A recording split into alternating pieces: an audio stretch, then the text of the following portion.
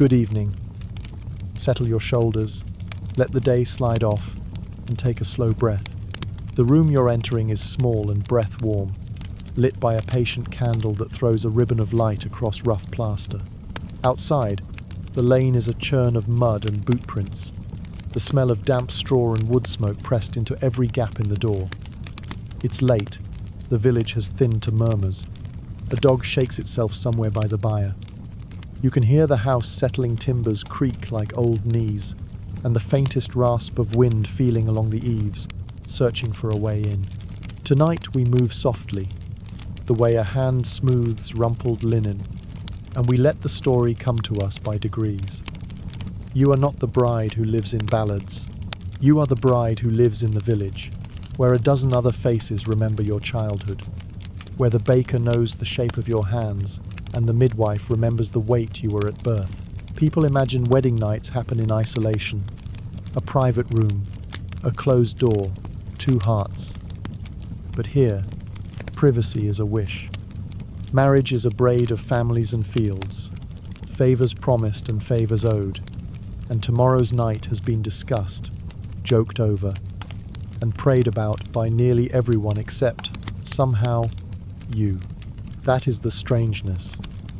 The whole village has an opinion about a moment you haven't reached yet. The candle sputters and rights itself. You sit on the edge of a bed that is simply a wooden frame and a sack of straw. When you shift, the straw answers with a dry whisper. The mattress smells faintly of last summer dusty hayfields, warm sun, and a little of smoke from the hearth. Your blanket is wool, its weave coarse enough to leave a faint grid on your cheek by morning. In a corner, a simple chest breathes resin and old cloth. A sprig of rosemary hangs above the door to sweeten the air and keep what should be out. Out. You think of the room as a living thing. It inhales with you, exhales with the fire, remembers the feet that have crossed it and the secrets it has held. You pull your shawl closer and listen to the distant pocket of laughter outside, the rough music of people making themselves brave with ale. The village tilts around you like a wheel, and at the wheel's hub sits the church.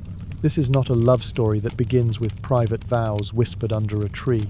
It begins with a priest's list of duties and a morning service where the sermon falls like iron nails. He speaks of order, debt, and obedience. He speaks of what is owed between spouses as if it were rent on a field, measured, due, enforced. Tomorrow you will stand under his gaze and answer questions that are meant to be yes, because everyone has shaped the world so that yes is the only safe word in it. You know all this the way you know the weight of a bucket at the well, not as a thought but as a rhythm learned in the body. When you try to imagine saying no, your ribs tighten, as if the room itself objects. You are told that marriage is a sacrament, and sacrament, to the village, is not a word but a wall. It makes the ordinary holy, and the holy ordinary. It brings the church into the bedroom without knocking, and it takes the bedroom back to the church in whispers and folded sheets and eyes that read the morning. People pretend that what happens after the door closes is private, but they also pretend that the sun sets in the west because the priest says so. It is a privacy that exists only because witnesses, having peered far enough, agree to look away. None of this has the shine of romance, and yet the night is not only fear. Fear is the loudest voice, but there are others. There is fatigue for one. The simple, animal desire to lie down after a day that has felt like standing in the town square while people count your breaths. There is a pinprick of curiosity, embarrassed but real, about the person you have been given to. Not the lively gossip about him, the jokes at the feast, the way the miller laughs when his name is mentioned, but the quiet fact of him, the shape of his hand when it lifts a cup, the way he shifts his weight when he thinks no one is looking. He is not a villain, not a beast, not a fairy tale prince. He is a village man with a future that now crosses yours.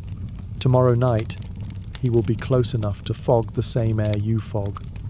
That closeness can terrify, It can also, like a small flame found in the dark, give off a light you didn't expect. The little room is a map of necessity. A shelf with 2 dented cups, a bit of cracked glaze shining like mica, a stool repaired twice, its wobble familiar, a pair of shoes by the hearth, stiff with dried mud, leather curling at the toes like leaves. Every object is an argument for survival. In a place where winter is not a season but a test, and food is not convenience but luck made with labor, a marriage is a fence you build together against cold and hunger. Everyone told you this. Everyone expects you to believe it down to the bones. So you sit in the candlelight and try to believe. You count the things you can count. Spoons, shirts, logs in the woodpile. You practice your future on small things, folding, setting, banking the fire so that the larger thing might feel a little less like a cliff. The house has its own chorus. Mice negotiate in the thatch. The dog thumps its tail once, twice, and sighs. Someone's baby, 3 cottages over, complains and is soothed. A girl whose hair you braided last spring passes the window, humming. Her steps scuff the dust and move on. In the doorway you imagine, for an instant, the shape of your mother. She spent years teaching you how to occupy a small space generously, how to slice bread so the heel goes farthest, how to keep grease from turning rancid, how to smooth an argument without giving away the point. She did not teach you what to do tomorrow night, because mothers cannot. Not really. They can only hand you a bundle of words and looks and say that duty is a coat worn in bad weather. It won't fit at first, and it's no one's favorite color, but it keeps out the wind. You touch the ribbon at your wrist, the only bright thing you have allowed yourself. It was cut from a length your aunt kept for feast days and births. She told you to wear it fastened, not knotted, so that it could be loosened if it began to bite. The advice was about cloth, but you took it for other things. Tonight you practice loosening. You unclench your jaw. You flex your toes inside wool stockings. You think of a place where the air is larger, perhaps the field by the willow where you used to lie with your sister and count rooks. There, the sky felt like a mercy. Here, the ceiling feels low. You draw a breath and remember the willow. You invite that sky into the little room and let it bell the walls outward by an inch. You have heard the songs people sing about the wedding night, and you have learned to smile at the right lines. They are rude on purpose, as if joking can turn fear into laughter by sleight of hand. But the older women do not sing. They exchange looks over their cups and fall silent when you approach. They treat the night as a storm you must cross, offering small charms in place of boats, a white thread tucked into your sleeve, red salt touched to your lip, an herb burned in the corner of the room so good spirits will sniff it and linger. You are not quite a believer, but in a world where cause and effect are sometimes too far apart to hold in the mind, a charm is an anchor. You accept each one like a hand briefly squeezing yours. There are futures that people will not say aloud, but that live under their tongues. The child who doesn't come, the child who comes and takes you with it, the man who turns cruel when the first harvest goes badly, the man who turns careful, even tender, at the sight of you in pain. The village knows all of these stories. It keeps them like seeds in a sack, and it plants the ones that suit the season. For now, to keep the peace of the house, you refuse to plant anything. You are a field resting. You are a field under a thin snow that keeps the mice from the seed. Somewhere deep in the house, the banked fire gives a last bright lick and then settles into its red patience. You stand and move to it and take up the poker, not because the embers need stirring, but because your hands need work. You lay a piece of wood just so, and the ember's breath crawls into it and begins that slow, satisfying change from black to ruddy. In this, there is a kind of power. It is not the power people write about. It is the kind that keeps soup from spoiling, and clothes from molding, and a roof from rotting from the inside. You arrange the fire, and by arranging the fire you arrange yourself, as if your thoughts were also a hearth that needed tending ash, moved aside, heat encouraged, draft adjusted. A soft knock. Not at your door, at a door down the lane. Laughter answers, then the sound of two bodies bumping furniture and apologizing in low voices. The thought makes you smile, small, involuntary, and then, uninvited, you picture your own doorway tomorrow night, open like a mouth. You push the image away and return to the fire, stubbornly domestic. The room is what you can touch, the rest can wait. When you go back to the bed, you do not lie down immediately. You sit with your feet tucked under you, and your shawl pulled over your head, as if the shawl could become a tent, and the tent could become a place with its own rules. You murmur a prayer that is half church familiar clauses, the old scaffolding, and half something else that belongs to your grandmother, and the hedgerow, and the place where the river tightens before the mill. You ask for a quiet night, for strength enough to do no harm, for the mercy of being seen as human and not as a role. Then, because it is late, and because tomorrow will be loud, you ask for sleep.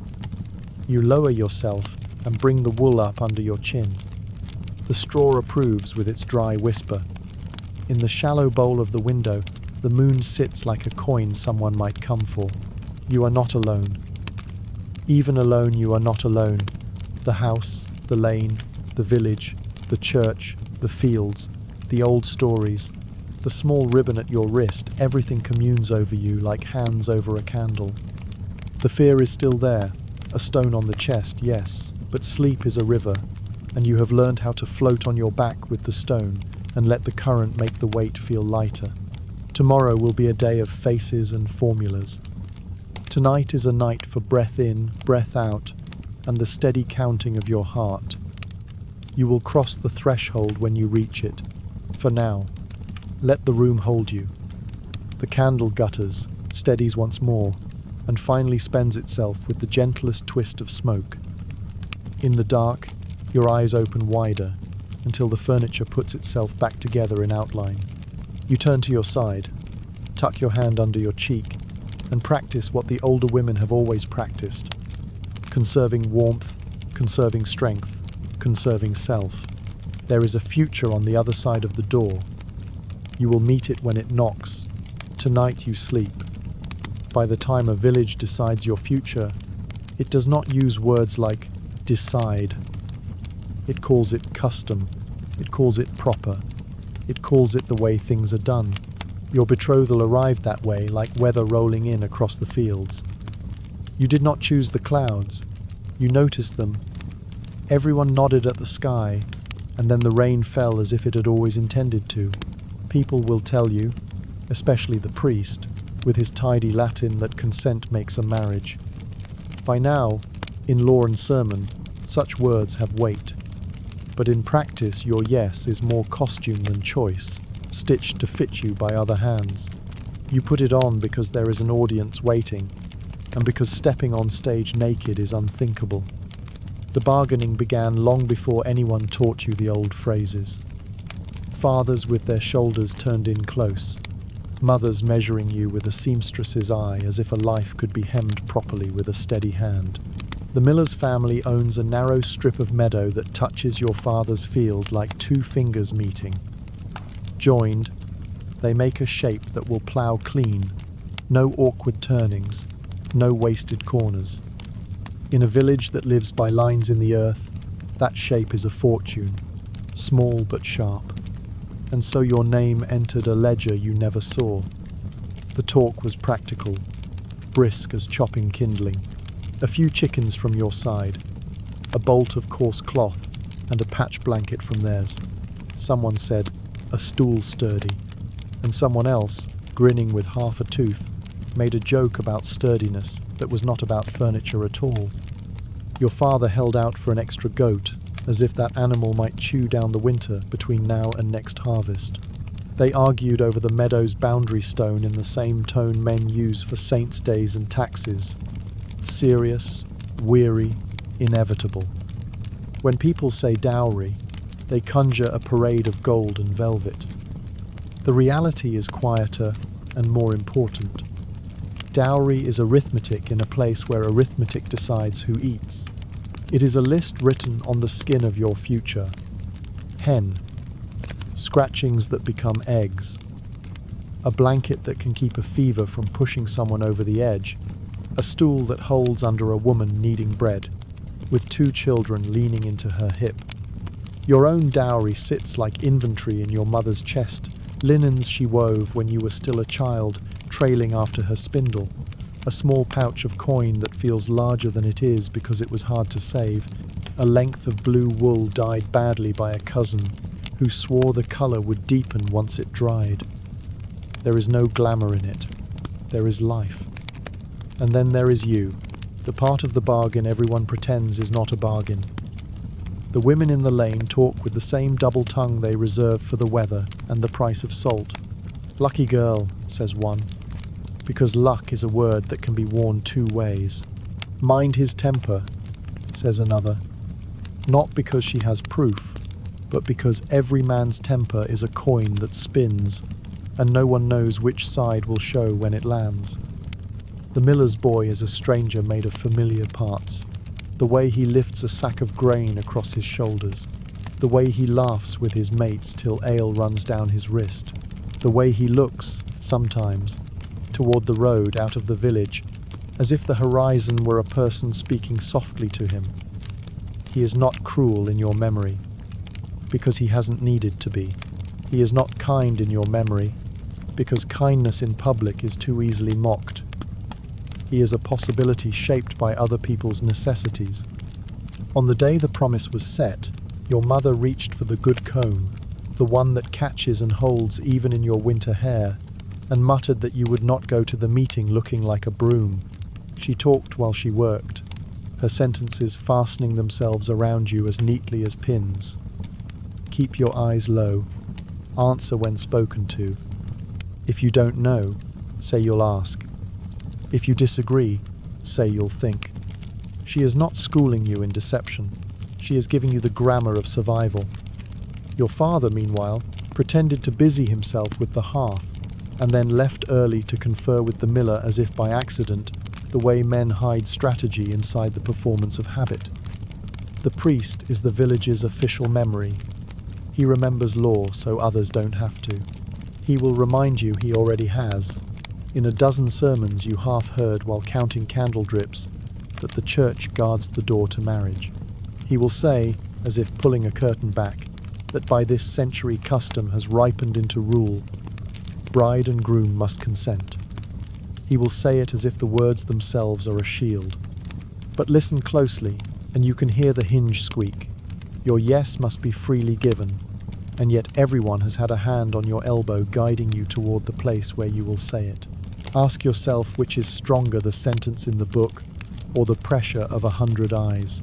Ask yourself whether refusal is a path or a story used to frighten children into obedience, like the one about the girl who spoke against her father and was carried off by wolves made of hunger and gossip. You are not a fool. You can love the idea of freedom and still understand that you live among fences. You can feel the fence and still learn how to move without cutting yourself every hour you are awake. This is not defeat, it is craft.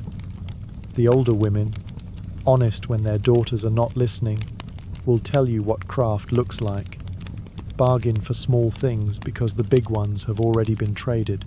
Keep a corner of your mind walled off where you decide in your own voice. Make friends with the women you are expected to compete with. Collect favors like dry twigs for the spring. There is a moment in the bargaining that will belong to you alone, though no one else will notice it. Your father and the miller will be turning the goat over with their words, counting its milk into jugs that do not exist yet. The men will be noisy.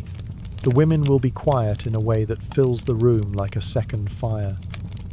And beneath all that you will feel a small, private click, the kind of sound a door makes when it touches the jamb before the latch engages. The click is the point at which wishing for a very different life becomes planning for the one ahead. It is not a surrender, it is a decision to be present inside your own fate. That night, you will lie awake and rehearse saying yes and try to hear it as your voice. You will imagine the priest's bramble of a beard and the iron circle of a ring sliding cold onto your hand. The words you will speak are not poetry, but they are binding, as chords are binding, as winter is binding. You will turn your pillow and put your hand on the rough wall, because touch calms when thought won't. You will let your mind go to the well at dawn, its green smell, the wet chill on your palms, the way a bucket rises heavy and obedient.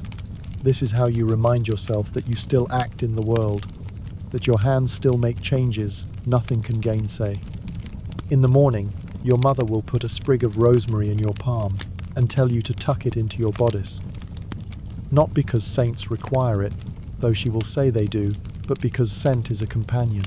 You will need one. On the way to the meeting, neighbors will greet you with a busy brightness that makes your stomach turn. A child will run up with a dog on a frayed cord.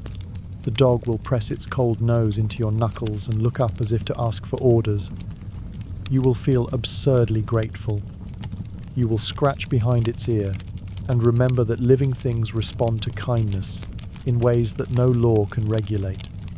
Inside, they will put a stool where you can sit and be seen. A woman will adjust your shawl so your hairline looks modest, not severe. The talk will go on as if it had never stopped. No one will ask you whether you slept.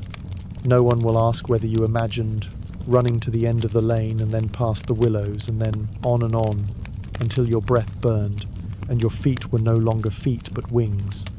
In this village, running is for children and thieves. Brides walk. So you walk, one more step, and then another, into the space made for you by other hands. You will say yes when the time comes. The yes will not be a lie. It will be an answer, baked by fire and pressure and the plain weight of bread. Later, perhaps much later, you will discover how much weather there is inside a word, and how far a person can travel beneath a roof no one expects to move. For now, you sit straight, listen, and count. Chickens, cloth, blanket, goat, meadowstone, hedge line, shared fence, your father's voice, the miller's laugh, your mother's breath, you can hear, because you have always been able to hear it in rooms like this. Consent, the priest says again. As if his mouth could bless the whole arrangement into purity, you touch the rosemary, cool and resinous under your fingers, and answer in a tone you hope will neither tremble nor brag. It is done. The promise has your name on it now. You will learn to write that name in your own script later. Today, you make the first stroke. If love stories are written in ink, dowries are written in numbers, quiet, stubborn numbers that don't care for poetry. In the village, arithmetic is another way of saying winter. You learn to count not by reciting, but by watching. How many loaves a sack of rye yields if the oven draft is good? How far a stump of tallow will burn if the wick is trimmed just so? How many days a goat can be coaxed to milk when the pasture has more frost than grass? A dowry is this kind of counting. Eggs into mornings, cloth into warmth, a stool into a safe place to sit and mend when your back aches. It is not a parade. It is a ledger that hopes to keep you from hunger. Your mother's chest becomes the storybook that no minstrel will sing. Inside, 3 shirts of homespun linen, the weave tight enough to hold up to washboard and winter hands. A length of blue wool, more honest than pretty, the dye bitten unevenly by cold river water. 2 pairs of stockings with patches, so neat they look like careful thought. A shawl that still smells faintly of smoke and rosemary. A knife whose handle has been carved with a small, unsteady bird by the cousin who wanted to prove he could make something that lasts. Folded into a corner, almost shy of its own worth, lies a wedding sheet your mother wove on nights when the house was quiet and the men had fallen into their ale-slowed breathing. She counted each pass of the shuttle the way some people count prayers. She is not sentimental. She is ensuring that when morning comes, you will have something to put between you and cold wood. People speak of dowry as if it were a single word that means the same thing in every mouth. In the house, it means what you bring that keeps a small disaster from becoming a large one. In the lane, it means what your father negotiated well or badly, depending on who is telling the tale. In the priest stories, it rubs shoulders with terms like dower, which is not what you bring but what is promised back to you, a widow's right, a little island of security if the man dies before the harvests have made 2 circles. You don't use the words precisely because life doesn't. A cousin married in another parish and received an arras, a show of coins counted into the bride's hands like a blessing you can spend. A woman you knew only as the herbalist's daughter whispered once about a mourning gift, a promise given after the wedding night, meant to affirm honour and bind futures, or perhaps to sweeten the bitter lesson. Language makes fine fences around fields that often blur into one another. In your house, the fence is simple. This is what we can spare. This is what you need. Your father runs a thumb over the knife's edge and calls it respectable. He tests the stool, gives it a wobble, and says he will shore up the joint before the feast. There is pride under his thrift. He wants to send you off with more than he ever saw in his sister's chests. But pride argues with the winter's arithmetic. You watch him choose. He will add a small pouch of coin, light enough to vanish in one bad week if that week includes a broken yoke and a spilled sack of barley, heavy enough to feel like a hand at your back when the wind is against you. He tilts the pouch once and the coins speak in their cheap music. He ties it tight.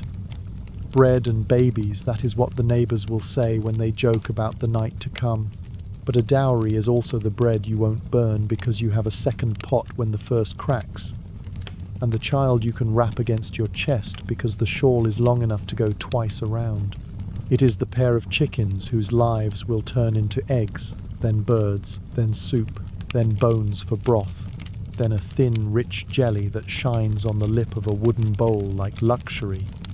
It is a small beaker with a crack so narrow you can pretend not to see it, a reminder that nearly everything that serves you is already halfway to breaking. You will learn to carry cracked things as if they weren't. The women handle the cloth the way men handle blades, with attention, with an instinctive read for strength. Fingers linger where seams might split under the strain of a wet winter. They stroke the selvage, nod, refold. Your mother explains herself in a language without apologies. The linen is tight because she beat the threads over a table until their roughness gave in. The blue is blotchy because the river ran too cold the day she dyed it. She dipped it again, and the second day's patience shows in a shade that looks better in firelight than in noon. If anyone sniffs that a cousin's cloth would have taken dye cleaner, your mother will agree. Then she will say quietly that your cousin's debt to the salt cellar is 2 seasons old. Cloth remembers hands and debts alike. Men count the goat, of course.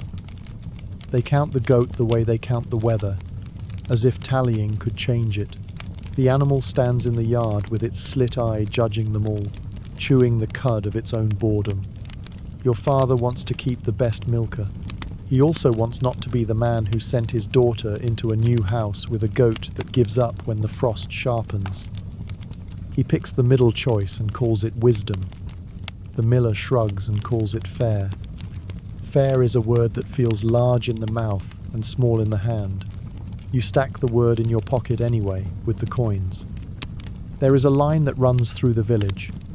Property under the roof is his by custom, they say, and you will live under that roof.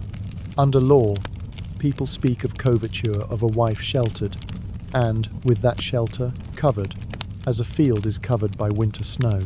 The image is meant to be soft and protective, but the older women tilt their heads when they hear it.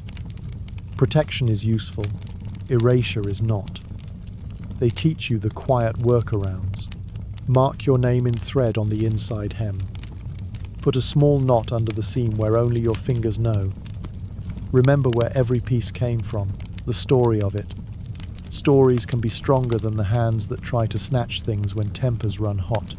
If anyone calls that sly, the women say, "No, it is memory with a spine." Not everything in the chest will be yours once it crosses the threshold. Everyone knows this without saying so.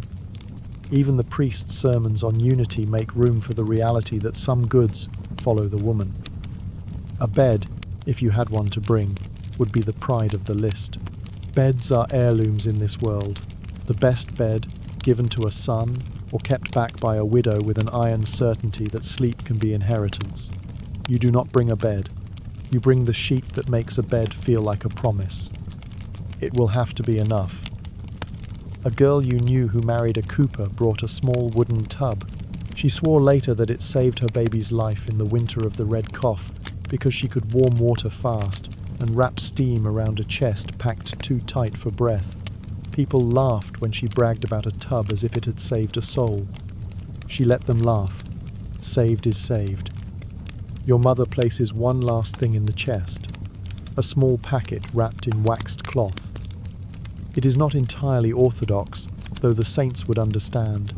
Inside are dried leaves meadowsweet, a little yarrow, a whisper of willow bark, comfort for pain that might come uninvited. She names them as if reading a psalm.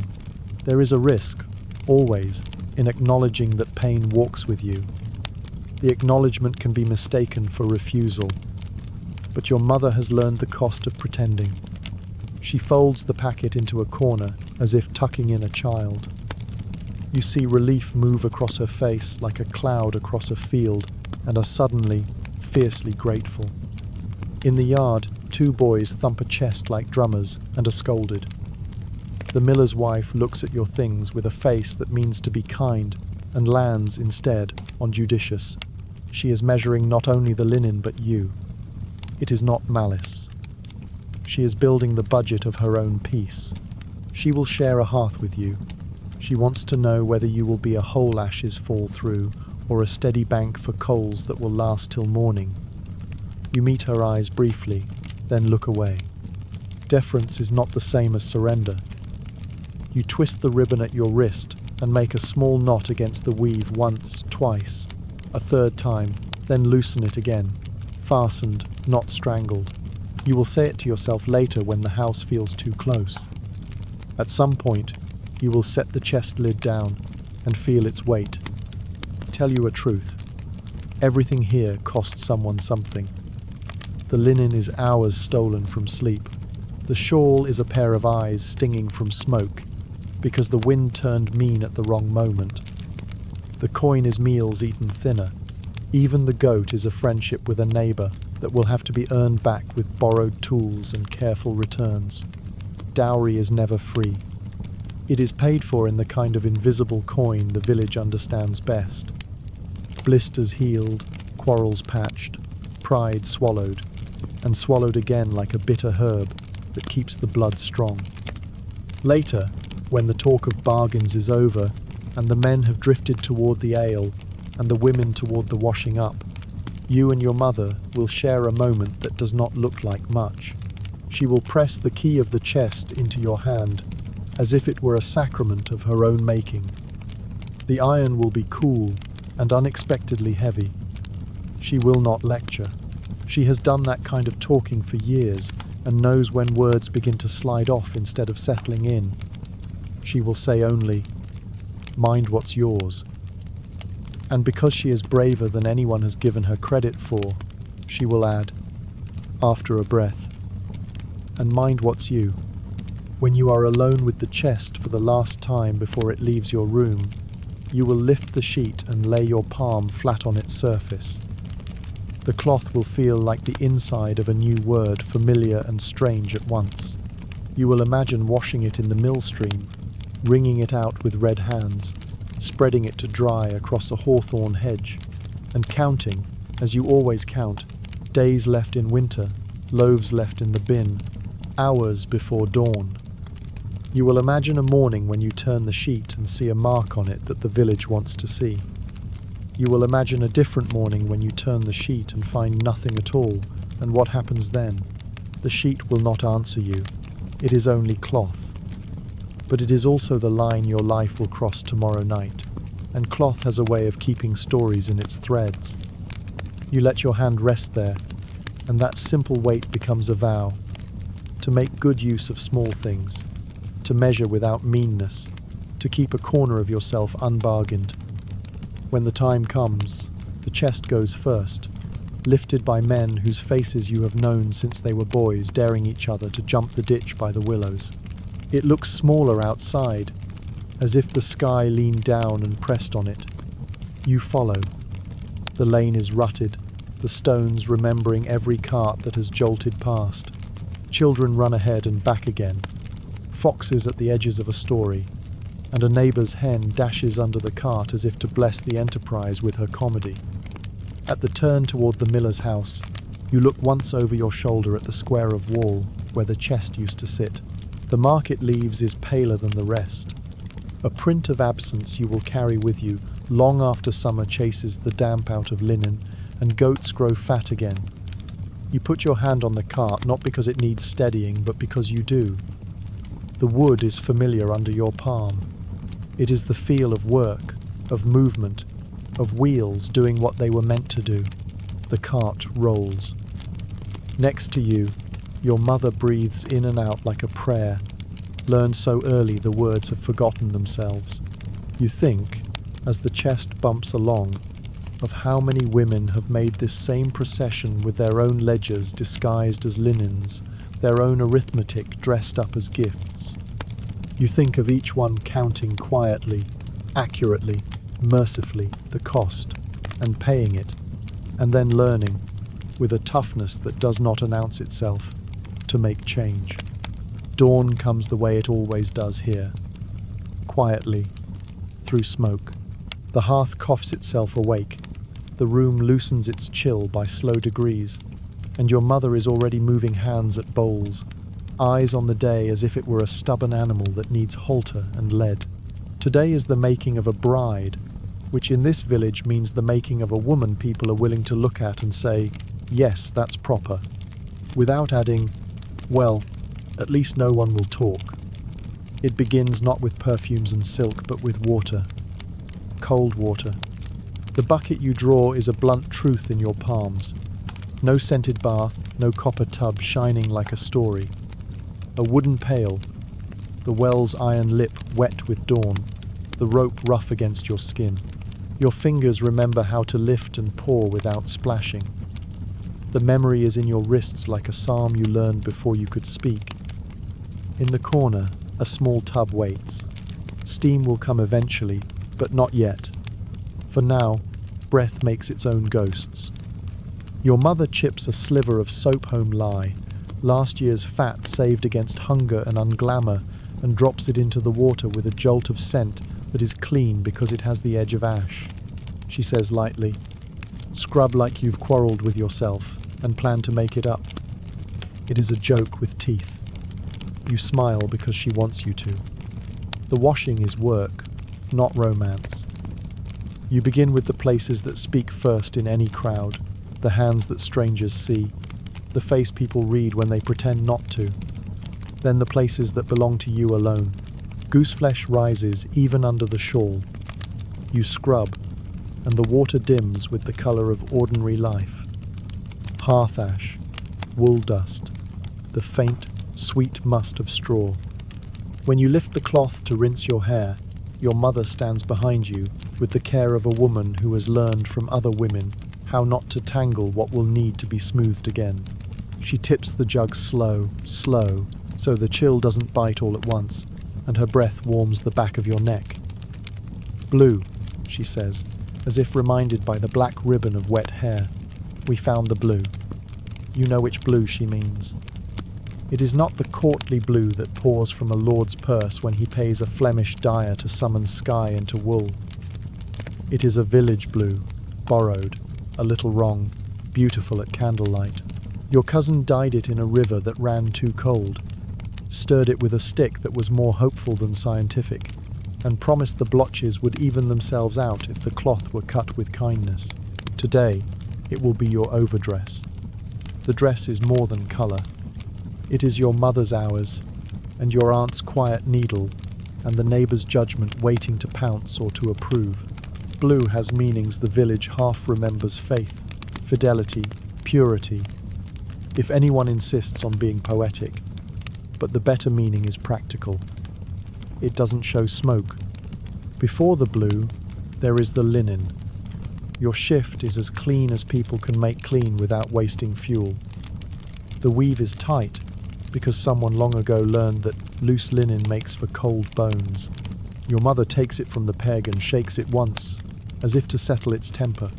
You step into it, while your aunt holds the door half shut with her hip, guarding your little square of privacy with a fierceness that makes you want to lick your thumb and draw a blessing on her brow like a child. The linen falls, a cool straightness against skin that has just met its own blood again under the scrubbing. There is a small patch at the hem your mother's careful square, laddered so fine it reads as resolve rather than repair. When you pull the shift over your head, the air under it smells of soap and a winter's worth of rosemary pinned to rafters. Hair next. Women have been arguing with hair since the first mother told her first daughter to sit still. Today the argument shrinks to duty. The braids that mark you modest, the pins that will keep a veil where the priest expects it, the strands that will try to make their own plans the first time you step into a gust on the way to church. Your aunt's fingers are smoke warm and sure. She separates and smooths, twists and binds, her breath a little whistle through a place where a tooth used to be. Tight enough that you won't catch in the miller's latch, she says, loose enough that your head remembers it belongs to you. The little joke is older than both of you. It lands like a friendly hand on the shoulder. When the plates are done, she tucks the ends up and pushes in 2 bone pins with the authority of a woman who knows where things go. The veil is a simple rectangle, not the flowing marvels you've heard about in ballads. Even simple. It changes your face in the room's reflection, softens it, pauses it, makes even your own eyes look back at you, as if from a still pool. A wimple would close the world tighter. Today you get cloth that frames rather than hides. The village will read it and understand the sentence you are wearing. Respectable, not proud. There is a wreath, because women keep small pockets of pretty even when money says no. Rosemary again. And a thread of ivy, if the cow doesn't get there first. Someone brings a sprig of myrtle, and everyone laughs $2,000 by half. Where did you find that? Who traded what for such a southern flourish? They tuck it in as a joke and a blessing. Another woman produces a ribbon from her apron thin, unrolling from her fingers like a secret, and ties it through the green, so a blue curl sits above your temple like a memory of summer you can carry into the church. For sweet breath, someone says of the rosemary. For keeping, someone else says of the ivy. For picking the right quarrels, your mother adds, and the room approves. Clothes, like prayers, have an order. Shift first, then the kirtle, the working dress, the one that knows your stride and your stoop laced with the patience of someone who has threaded these eyelets 100 times. Over that, the blue. You and your mother ease you into it together. The cloth is not guilty of trying to be more than it is, and you answer with the same honesty. There are laces again, and a belt to gather a waist you barely own today. The belt is plainer than you dreamed when you were a child playing lady with a length of twine and a handful of hedge berries, but it sits on you with the authority of a tool that means to be used. Shoes are last. Your best pair is a compromise. Good enough leather, soles you can trust to find church steps without slipping, uppers that have learned your feet and will not punish them for nerves. While you dress, the lane wakes. Neighbours pass and pretend they have errands near your door. Their voices come and go like gusts through barley. Children peep in and are shooed away with mock severity. One little boy leaves you a treasure on the step, a smooth stone with a pale stripe around its middle, because people give what they can. From the corner, your chest looks smaller, with its lid propped open, and the empty places showing where the day has already taken things. You feel a stitch of panic at the sight of absence. and then let it out with your breath. Rooms are always measuring you. You decide what to do with their arithmetic. Sumptuary rules have a way of arriving in conversation, like distant thunder. Not for our kind, someone says when a woman wonders aloud about a sliver of lace she saw on market day, and everyone nods as if they were agreeing with the weather. Lace is for wives of men who keep ledgers instead of goats. Fur is for saints' days and careful wrists. Nobody in this house, today, will put it where a priest's eye might catch it and decide he must bring his book into the matter. You know these lines the way you know where the yard mud will suck a shoe clean off if you step wrong. You are not interested in failing a test you did not write. Food appears because the body doesn't take vows on an empty stomach without writing its own protest inside your ribs. Bread yesterday's, crisped again at the fire, and a smear of soft cheese that tastes like clean straw and patient labour. A mug of something warm with a scrap of honey for courage. Honey does what it always does, makes a promise it keeps. As you eat, the old rules arrive in the room pretending to be new. No mirrors for too long. Vanity attracts the kind of attention you don't want. No needle left with thread in it. Omens get fussy if they find lines unfinished. Don't step over a threshold backward. Doors remember such disrespect and will trip you when you least expect it. You are too clear-headed to give these orders the authority of commandments, but today, hedging your bets feels like wisdom. You pick up the needle, finish the 2 careful stitches you started, and set it down with the tidy air of a woman who has closed a sentence. When the veil is pinned and the wreath settled, there comes the moment when the room must pass judgment. It is not formal. No one announces it, but you see it travel from face to face. Mother, aunt, neighbour, girl who watched you water the cow all summer and learned your patience without ever saying so. Their eyes walk over you and come back with a conclusion that will carry you through the lane with or without your consent. You hold very still under the softness of that inspection and remind yourself that stillness can be a kind of power too. If they choose to see modesty, let them. If they choose to see hope, let them carry it for a while so your arms are free for the heavier things.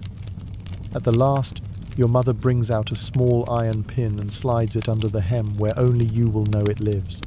For iron against mischief, she murmurs, half to herself.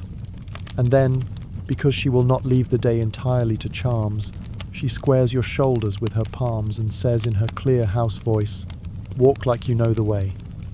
She ties the blue ribbon at your wrist, not tight, not loose, the way she tied it yesterday when she said, fastened, not strangled. You look down at the knot and surprise yourself by loving it. Outside, the lane has built its attention like a stack of kindling coaxed toward flame. Men arrange themselves into nonchalance. Women hold their baskets like shields. Children eat the moment with their eyes and ask for seconds. Someone has found a bundle of herbs to throw and is passing out sprigs with the solemnity of a bishop. You step into the doorway and the air takes your measure. It is cooler than the room and cleaner. The first footfall onto the threshold is the hardest. Thresholds always are. You do not trip. You do not pretend to float. You walk. The wreath does not wobble. The veil does not sting your eyes. You feel the hummed approval like warmth through cloth. If you could tell the truth you are living to the girls who will come after you, you would tell them this. There is no magic in preparation, only the stubborn grace of making yourself ready with what you have, a shift that is clean enough, a dress that admits the body inside it without lying, hair that is persuaded, not conquered, a wreath made of what grows at the edge of the path, water that is cold, and honesty that is warmer. You would tell them that people will read meaning into your blue, into your braid, into your steps. Let them. Meaning is a wind. You are a house. Stand. At the end of the lane, where the willow gives a thin kind of shade, you catch a glimpse of him waiting hat in hand, mouth set as if he's biting a question. The sight does not undo you. It places you. The day's edges sharpen. Church, vows, feast, the long evening that people will pretend to talk around and will talk about anyway. You touch the blue at your wrist, feel the pin under your hem like a secret backbone, and tilt your head to set the wreath's weight where it feels like it belongs. There will be a procession, a sermon heavy as a door, and a table crowded enough to make you forget your name for a while. There will be women pretending to fuss with your veil so they can stand close, their bodies saying what their mouths are not allowed to. There will be laughter that means well, and laughter that doesn't. All of that can wait. The room behind you sighs as the fire settles, and the smell of rosemary thins. You step forward, and the village swallows you the way rivers swallow pebbles completely, and with the sound of water that has never stopped moving. You walk as your mother told you to, like you know the way, which is to say, like a person who has learned to be at home even when the house is not hers yet. The blue catches a flare of sun and becomes almost noble for a heartbeat. Then the light passes, and you are what you have been all morning, ready enough, human enough, decent in the face of a day that prefers spectacle to truth. It is more than many have. It is what you will stand on. A feast is a public oath disguised as dinner. The village builds it with the same materials it uses for every promise: noise, food, and eyes. By the time you step into the yard that has been turned into a hall by nothing but benches and nerve, the air already feels thicker, as if broth were simmering all around you. Trenchers, the good ones cut from yesterday's loaves, wait in stacks. The longboard sags on trestles like a mule that trusts the road, but not the load. Men have argued all morning about where to put the fiddle player, not near the ale barrel, a lesson learned the hard way. And women have set out bowls with the brisk tenderness of people who know how hunger looks when it thinks no one sees. There are onions with burn scars, cheese that resists the knife and then yields, a pie that pretends to be meat and turns out to be cabbage coached into bravery with lard.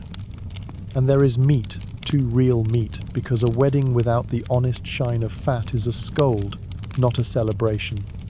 A pig has given up everything for your future. The carver treats it with the deference due a saint. You can tell how the day will go by the first ladle of ale. If it runs foamy and generous, the jokes will come quick and will mostly mean well. If it sulks and sputters, the lane will sharpen its teeth by sundown.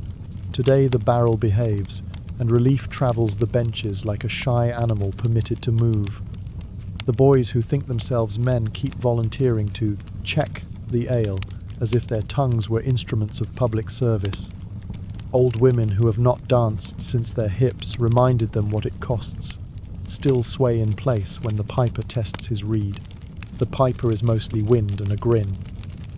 He peels sound off the afternoon and nails it to the rafters of sky. Feasts tell on people. Your father, who has been a wolf around negotiations, turns fox among neighbours watchful, making light of things so the jokes fall where he wants them to. He puts a hand on your shoulder and squeezes once, as if tallying you among the stores, salt, firewood, daughter, and finding the count good. He ends up, as he always does, in a gentle quarrel near the fence about the boundary stone by the meadow. The miller says it leans. Your father says so do most men when they're old, and no one tries to move them. They grin with their teeth and their eyes do the careful work beneath. Bits of that talk reach you with the breeze. If we set a new marker in spring, so the furrow runs clean. No, I won't be cheated of a turn's worth of plough. You want to grab the quarrel and tuck it into your apron like a misbehaving hen, to tell them to leave your day alone. But feasts are for showing that disputes can be fed in public and still not burn the table.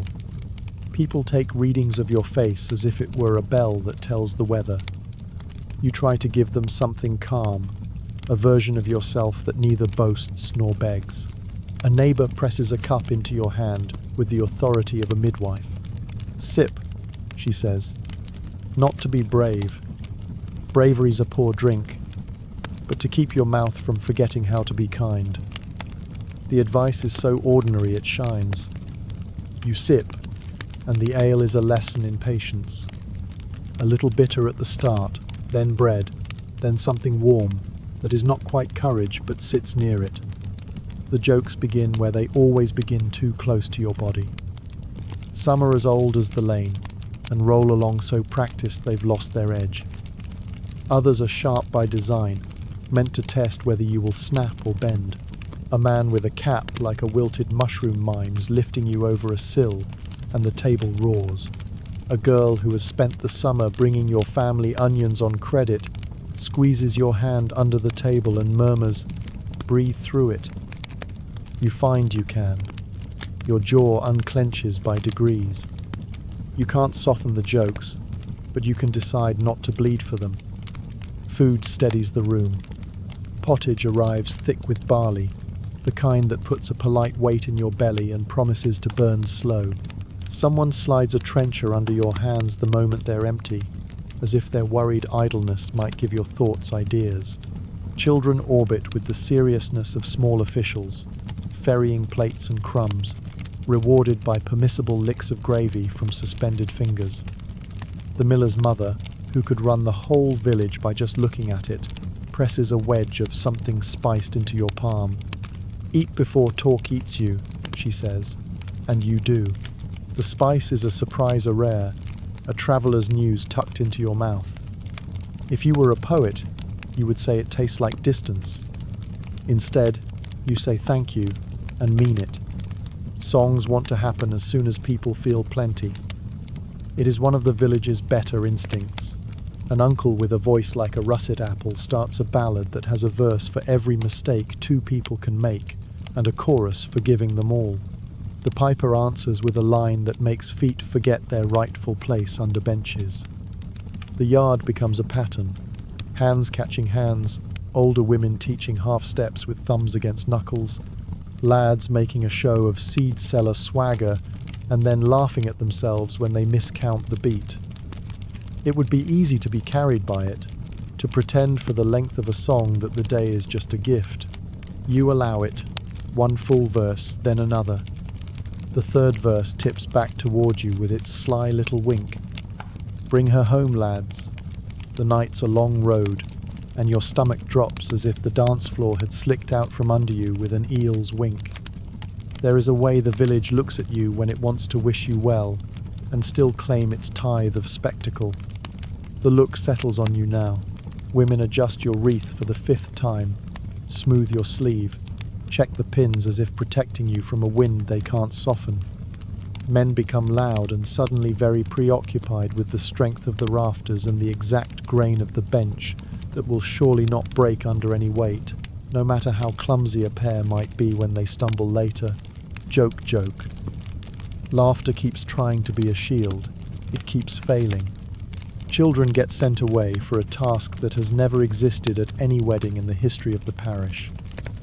Stand by the lane and tell us when the priest is coming, and they race off delighted to be important in a story. You are public property for as long as the light holds.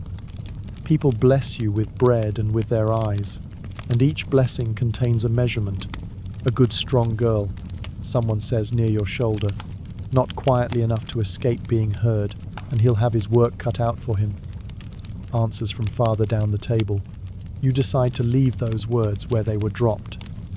Your hands find work, straightening a pile of trenchers, helping a child pick raisins from a generous slice without taking all the raisins for yourself, tying a ribbon tighter on a little cousin so it stops slipping into the soup. Small, honest things that belong to no one's gossip. The afternoon fattens. Sun slides down the thatch like a coin along a wall and disappears. With dusk's first touch, the feast tilts, as all feasts tilt, toward the night's hungrier story. The songs get shorter, and the toasts get longer. Someone has turned a simple bawdy lyric into a speech, and the speech into a dare. The village laughs because that is the rule. You notice that the older women stop laughing first.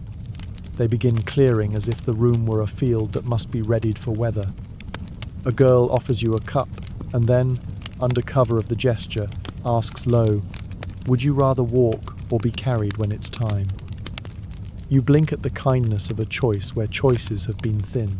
Walk, you say, and she nods, rearranging the evening's machinery with 3 other girls by the door as if they were moving a cartwheel. In some parishes there will be a formal bedding witnesses, jokes, a pretense of supervision that pretends to protect you from what it drags you toward. In others, the custom is more like a game played with the cruelty turned down, escorting, teasing, calling through the door as if words could make the threshold any less of a cliff. Your village stands somewhere between. It likes an audience, it likes the sound of its own advice, and it likes believing it has been necessary. The priest, slower now that ale has found his knees, repeats in a voice meant to be fatherly what he said this morning with iron. Be dutiful, be kind, be fruitful, as the Lord wills. A cousin adds, in a tone that would get him cuffed if the day were any other.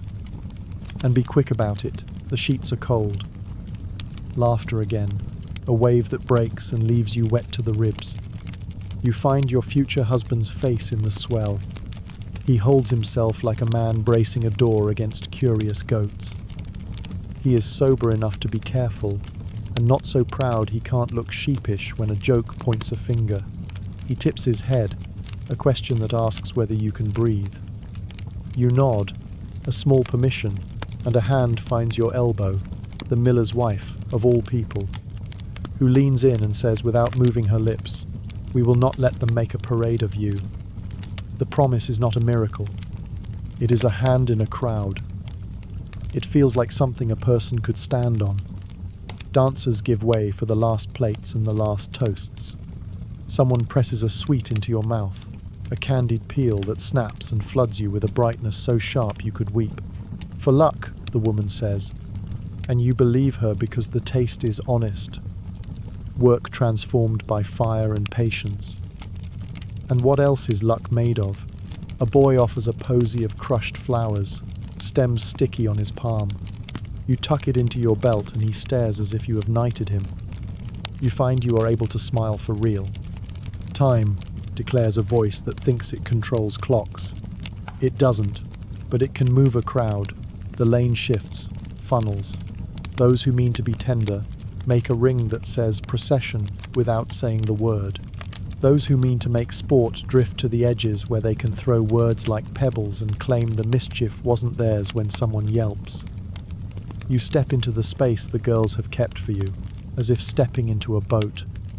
Your mother adjusts your veil one last time and then, instead of a blessing that would break you, she says in the same voice she uses at the oven, "Don't touch the pan without checking where the heat island."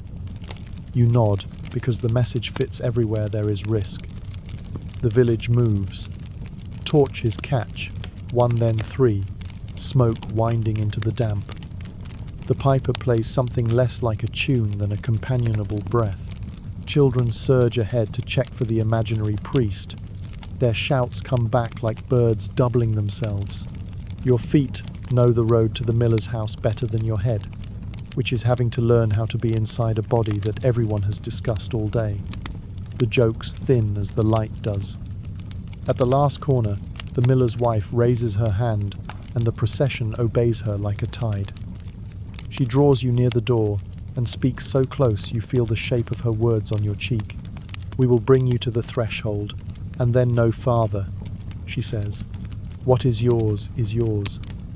Behind her, someone tries to begin a verse of the old bedding song and can't remember the next line. You let the failure stand.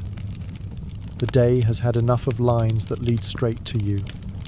At the door, the wood smells of rain from last week, of smoke from last winter, of hands. The latch has a language you'll soon learn. Tonight it speaks in a soft clack that sounds almost like courtesy. Your husband, yes, the word is in the room now, occupying the corner, politely lifts the latch, and then, with an awkwardness that is both careful and true, stands aside and gestures for you to enter first. No one taught him that, or if they did, the teaching took. You step over the sill without stumbling.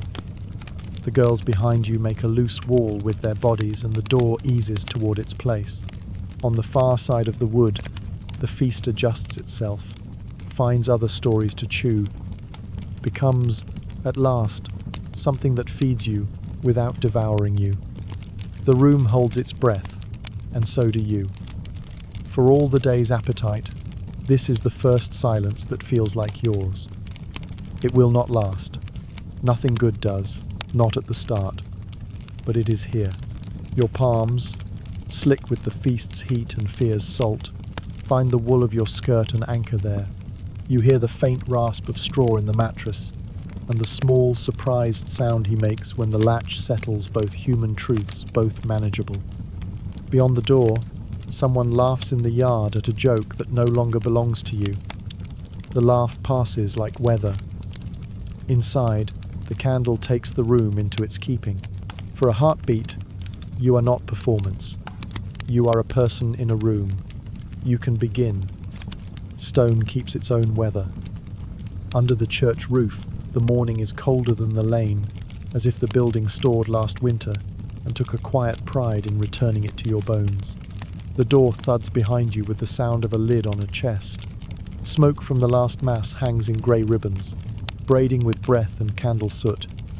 The smell is sweet in a stern way, like a schoolmaster who keeps honey in his pockets and never shares it until the lesson is perfect. Your shoes whisper on flagstones worn by years of feet, and the whisper tells you a simple truth. Thousands have stood here before you. Thousands will stand here after. The thought is a comfort until it isn't. We'll step back a little before the feast, before the torches to the hour when the village woke itself presentable and flowed toward this door as if drawn by a tide. The procession was quieter then, all the noise still folded in people's throats. Your blue sat modestly, your ribbon lay cool against your wrist. You counted steps to keep from counting stairs. At the threshold, the priest waited with his book and his patient frown. A man who has said the same words so often he hears them, even in his sleep. Beside him stood the clerk, a quill tucked behind his ear like a small white feather, ready to trap the morning on a page. Marriage belongs, the priest reminded everyone, to the church. Not to the lane, not to the alehouse, not to the private conspiracies of fathers in corners. It is a sacrament, he said, a mercy with rules. He spoke the words the church has hammered into shape over long, disputatious centuries. The man and the woman consent, and by that consent they make a marriage. His voice gave consent a polished shine, as if it were a key anyone could lift and carry. You held that word in your mind, and felt its coolness, like a well bucket's iron. Keys open, and they also lock. That too is part of their nature. Outside the porch, because in this parish most weddings begin in the open air, under the eye of God and neighbours alike, the banns were recalled, your names read aloud again, the village invited, one last time, to object, if it must. No one did. Objections are costly, they are spent rarely. The priest's gaze brushed faces like a broom checking corners for dust. Finding none that could halt the morning, he lifted his book, and the porch became a kind of stage where every motion had a meaning older than itself. Your hands touched, not sweetness but formality, palms dry with nerves and lye soap. "Wilt thou?" he asked, in words half Latin, half the parish's own tongue. The question washed across you like cold water, and then ran off, leaving only the weight of the answer. The yes you gave was steady enough to stand on. It was not the yes of a girl sprinting toward her own plans. It was the yes of a woman who has learned to plant her feet while a wind has its say. He answered too. You heard the small catch in his voice and pretended not to, the way courtesy pretends not to hear a body's betrayals. The priest nodded once, satisfied at the shape of 2 syllables, then made a note with his thumb on the page, as if pressing the morning flat so it could not blow away. Rings tell the truth of a house's ledgers. Yours is iron, clean and undecorated, blessed with a muttered formula and a pinch of salt. It sits in the priest's fingers like a small wheel that has forgotten its cart. With this ring, he prodded, guiding your husband's tongue into the groove worn by countless mouths. The cold of it, when he slid it onto your finger, surprised you into a breath that sounded like a doubt. You swallowed the sound and turned it into a cough. Iron warms quickly on skin. By the time you lowered your hand, the circle belonged to you as much as to him, a shared emblem of provisions kept and expected. Inside, the nave received you like a cave that had learned manners, dim, but with candles posted as if they were polite sentries. The priest's sermon waited there, heavy as a door. People call it advice. It has more iron in it than that. He spoke of households, of order, of the scales that must balance if a parish is to keep itself through winters and wars. A husband is the head, he said, because St. Paul said so, and because the world, being crooked, must be kept from toppling by a weight at its top. A wife is the heart and the hands, he added, which sounds generous until you remember that hearts and hands do the work and bleed when cut. He did not add that last part. The women in the pews did not need him to. As always, Eve was called in like a witness who has never been excused. Her name drifted through the incense, carrying fault the way smoke carries sparks. The priest did not pound the bench with it. This was not one of his angrier mornings. But the old shape of blame was there, outlined like a chalk circle around a place where something once fell and broke. To balance it, he offered the Virgin, a star held high, obedience made perfect, motherhood glorified, sorrow swallowed and called holy. The drawing is as old as the paintings on these damp walls. It leaves no space in its frame for a human-sized woman who is clever, sometimes tired, sometimes brave, often both at once. You looked at the saint in blue above the altar and thought, treasonously, that she would have understood your mother more than the priest knew. Then came what the priest, with a tact born of long practice, calls the debitum. The marriage debt is not coin, he said, but a duty owed in the bed as regular as bread owed to the mouth, each to the other, lawfully, in due time. He swaddled the sentences in gentleness, so the young would not blush too hard, and the old would not roll their eyes. He made it sound like a ledger that balances itself if properly kept. You stood very still as the words went by like a slow cart, and thought, debts, when ill paid, are collected with interest. Debts, when paid without kindness, sour the meal. He did not say that either. The church does not write its sermons in the language of bruises or mercy given quietly when no one is looking. But your mind, which has seen kitchens and sick beds and the back steps where women cry, writes such things fluently. He spoke, too, of consent again, not only to the marriage, but within it. Here, the church's law is better than the lane's jokes. He said, in his careful way, that the debt is mutual, and that cruelty is sin even when done in darkness. You saw two women in the second pew exchange the smallest nod, a signal passed like a coin. It is not a shield that will stop every blow, but the words exist, and words, even when fragile, can be picked up later and used like a tool. The blessing itself was a weaving, petitions sent upward like threads, your names knotted into sentences that have been knotted with other names until the whole cloth is thick with ghosts. He sprinkled water as if dousing embers that might flare in the wrong direction. He put your two hands together and covered them with his own old farmer's hands that smelled of smoke and oil. Beneath that weight, your fingers remembered washing beet greens and wringing linen. They remembered work and steadiness. You put those memories under the words and let them hold you up from the inside, the way a good lining holds a garment's shape. Some marriages in the parish happen entirely at the church door and go straight from words to feast. Yours was the kind where the couple steps inside, kneels, and receives the nuptial blessing at the altar rail. The rail's wood has been polished by generations of anxious wrists. When you knelt, your knees found the indentations worn by other bones. There is solidarity in that misery's cousin, but kinder. Beside you, he knelt with an earnestness that made him look for a heartbeat, like a lad again. The boy who once stared too long at the road out of the village and forgot to lift his sack. You felt a flicker of protectiveness you had not expected. It startled you into adjusting your veil as if it had been the source of the feeling. The clerk scratched your names into the book. Names on paper have a way of stiffening decisions into facts. The page glistened wet and final. He blew on the ink with a pursed mouth and then sanded it, the scattering grains tapping a small rain across your future. Witnesses signed or made their marks. It is odd how second hands become part of your story. A crooked cross made by a cousin, a careful letter by a neighbour who once taught letters to children in exchange for eggs. They looked pleased with themselves, as if having their ink in your marriage made them citizens of it. Perhaps it does. Villages are jurisdictions whether they have walls or not.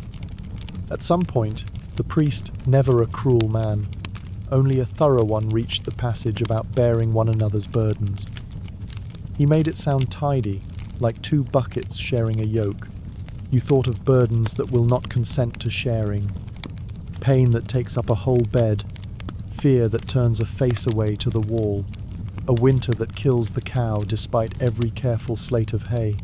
You also thought of burdens that lighten when a second pair of hands simply appears unasked to lift. He did not say that last part either, but you have seen it, and memory put its own gloss on the sermon where it needed to. When it ended all at once, the way a rain can stop as if a door had closed on the sky. The priest lowered his hands. The candles continued to insist on their small, unwavering work. Outside, the lane resumed its sound, rearranged slightly by the morning's authority. You rose and felt the ring's little weight again, a metal reminder that circles have no corners to catch. Your mother's eyes were wet and narrow, a combination that meant pride held hostage by worry. The miller's wife made a little motion with her chin that translated meant, eat, drink, smile when it costs little, save your coin for when it costs much. At the door, sunlight claimed you with a frankness stone never allows. Someone shouted your names in a cheer that would have embarrassed you on any other day. Grain was tossed dear stuff, thrown anyway because blessings must have bodies to be believed and pecked immediately by the bravest chickens, which is the parish's comedy and lesson both. You blinked at the brightness, breathed the ordinary air, and thought, with the kind of sober relief that never makes it into songs, the church has had its say. Now the kitchen and the yard will have theirs. The sacrament, which felt like a wall when you first heard the word, also feels, just a little, like a gate with hinges that might not squeal too loudly if kept oiled. Before you were claimed by the feast, the priest caught your elbow with something gentler than a grip. Peace between you, he said, low enough that only you and the man beside you heard. He looked not at your face but at your hands, twined and tentative. For once his voice lost its book and borrowed something from the fields. Sometimes, he added, surprising himself, mercy counts as obedience. You could have loved him for that sentence alone, had he not immediately coughed and turned to scold two boys for trying to baptize each other in the font with laughter. You stepped back into the day, a woman with a ring, a village with a new story to tell itself, a law in a book now folded shut, and took your place in the slow, practical river that leads from church to table. Stone had made you small. Sunlight made you visible.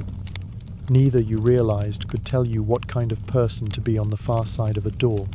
That would be your work, shared and not shared, counted out in spoons and seasons and words you would choose carefully and sometimes not at all. You adjusted the blue on your wrist until fastened once more felt like a promise and not a snare, and walked. By evening the light had thinned to the colour of old pewter, and the village decided it was time to turn a road into a theatre. This is how it always begins. Someone lights the first torch, then three more find flame from the first. and smoke lifts its skirts and goes walking ahead as if to announce you. Feet arrange themselves into a procession without anyone having to say the word. Mothers tuck shawls. Fathers make a show of being unconcerned, and boys who have waited all day to be important stretch themselves into the shape of outriders. It looks like a celebration if you squint. If you don't, it looks like a public examination in which the subject has been invited to participate by walking under her own power. You have done a day's work already, church air. In your lungs, vows hammered into your ears. A meal endured instead of tasted. And still the village wants one more thing. Your footsteps, counted from altar to bed.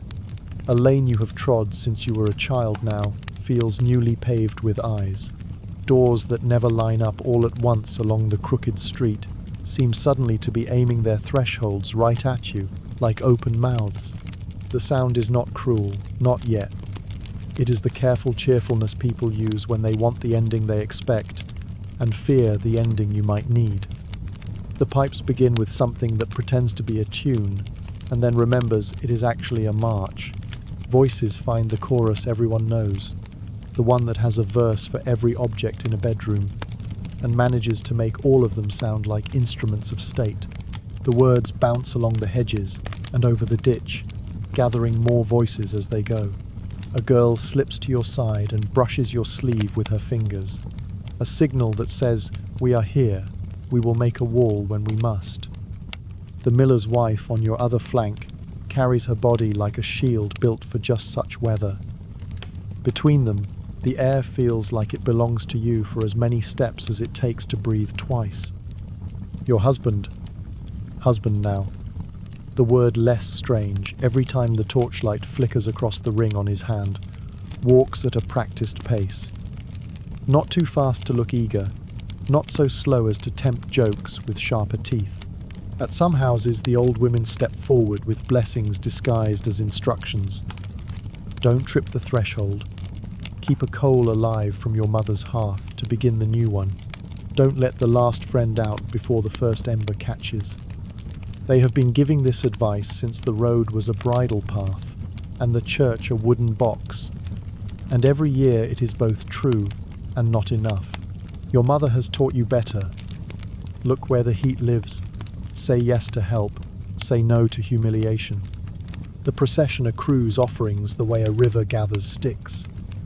A boy runs up and thrusts a sprig of rue at you, breathing hard as if he had just pulled it from the king's garden. An auntly figure you know from the midwife's yard presses a pinch of salt into the miller's wife's hand with a nod that says here, "For preserving," which could mean anything. Peace, promises, the dignity of a door closing. Someone has the poor taste to wave a pair of shoes and call out a rhyme you have heard at every bedding since you learned to walk. It makes a laugh that does not land, and a silence that does. The miller's wife turns her head slightly toward the offender and smiles without warmth. The shoes vanish, as shoes must when they mean to behave. Once, when you were small and the winter was long, the village kept itself warm with a charivaria rough music outside a house where a widow had married quicker than was seemly. Pots clanged, cowbells jarred the dark, boys whistled and made faces, and adults pretended it was about justice when it was really about hunger for spectacle. Tonight is not that, but there is an echo of it in the pleasure some faces take in making noise with you as its song. You are not a widow, and this is not censure, yet your body is still the village's drum. The thought makes something cold. Travel from your scalp to your heel. You hold your head anyway. Give the piper his beat by walking to your own time. Torches paint the ditches in bronze and set the puddles to boiling with light. The road curves by the willows, where daylight used to fold itself around you and your sister like a shawl in summer. For a heartbeat, you see that place overlay the present. Two girls counting rooks on a branch, a future still loose as unspun wool. Then the song swings the procession back into the village's shape, and the dream lifts off like a bird you chose not to catch. Ahead, the miller's house waits with its dark window like a watching eye. Smoke threads from the chimney. modest as a thought not yet spoken. There are places where the bedding is a play with acts and costuming. Friends burst into the room laughing, while the women pull at the bride's laces with hands that know the difference between help and harm. Men pretend to make the groom brave while robbing him of his belt as if it were a trophy. A bed curtain is drawn back with a flourish and then shut with ceremony, and the last joke thrown through the crack is meant to be kindly and lands like a stone dropped into a pail. People swear those rituals protect the pair from devils or bad luck. In truth, they protect the village from the discomfort of a door closing. Your parish, tonight, lives between theatre and sense. The yard receives the procession and trims it down. The piper eases his tune into a low, companionable thread. The younger cousins, chosen for speed and discretion, peel away to the kitchen where someone will put a pot back on the coals for tomorrow and find comfort in washing a plate or two that do not strictly need it. The priest does not come. His book has had its say. A neighbour woman, one you have watched coax spread from flour that sulked with damp every spring, murmurs something practical about where to place the candle so it will not smoke the ceiling, and there is more mercy in that than in a room full of songs. The miller's wife organizes the final steps, like a general coaxing a weary army through a city gate without giving the enemy a reason to fight. She takes your arm in public the way sisters do in private. We walk you to the sill, she says softly, and then the night is yours. And yet, even an orderly bedding keeps a space open for the village's favorite story, proof. Your body, converted by custom into a ledger, is expected to produce an entry by morning, blood marked onto linen like a seal. You have known this since you were old enough to notice women scrubbing quietly at sheets with winter's fingers, faces turned toward the wall and away from questions. You know too what the older women know, that bodies do not always oblige, that proof can be theatre, that the penalty for an inconvenient truth is often paid in a single currency silence. The weight of that knowledge makes the door at the end of the walk look larger than it did an hour ago. You breathe as if climbing. People cannot leave you alone, but they can leave you dignity. This tonight, they attempt. The girls who swore to be your wall become a soft herd. They swell in at the flank when a joke tries to tuck itself too close and gently push back with a chorus of "mind your mouth." Someone starts the old bedding song and the yard forgets the second verse on purpose. Torches tilt away so the doorway can be shadow, not stage. A boy climbs onto the fence to see better and climbs down again under the steady look of a woman who has taught him to read and can teach him this too. The kindness is not exquisite. It is work. It holds. Your husband reaches for the latch and then hesitates. This is the part no ritual ever quite teaches, the pause that offers a person back to herself. He finds it. "Shall we?" he asks. And the words are so small and correct in the throat of a day that has been large and bossy that you could weep. "We shall," you say, because you will not waste mercy when it appears. The girls step in, and with the neat choreography of laundry day, make a loose row of shoulders, backs and shawls between you and the ring of watchers. They are not a wall with spears. They are a hedge with flowers. The difference saves you. The door, which has accepted 1,000 hands and will accept 1,000 more, opens on the ordinary smell of straw, tallow, and a loaf cooling on its side. You step over the threshold, careful of the iron pins sewn under your hem, not for luck now, but because remembering your own small cunning steadies you. The miller's wife comes just to the sill, no farther, sets the candle where the neighbour told her, and thinks to leave a cup of water within reach. "Sleep if you can," she says, as if bestowing a rare herb. "Answer no one through the wood," she adds, almost to herself. "What's yours is yours," and closes the door with the toughness of a woman who has learned to hold lines. The yard does not vanish the way a snuffed candle does. Outside sounds go on like a tide, heard through a cliff talk slurring into song, laughter curving toward other stories now that the main one has gone out of view. A cousin cannot resist a last quip and is shushed. Someone stumbles in a rut and makes a joke of his ankle. The procession unwinds and returns to being a village. The pressure does not evaporate. It relocates, finding you inside the wood and waiting for you in the bed's narrow geography. But pressure without witnesses is a different animal. You can look it in the face without also looking at 20 other faces pretending not to watch you looking. In the room, the candle's shallow flame tames the corners, painting the cracked plaster the color of bread. The bed, which earlier sat like a problem to be solved, looks merely like furniture again.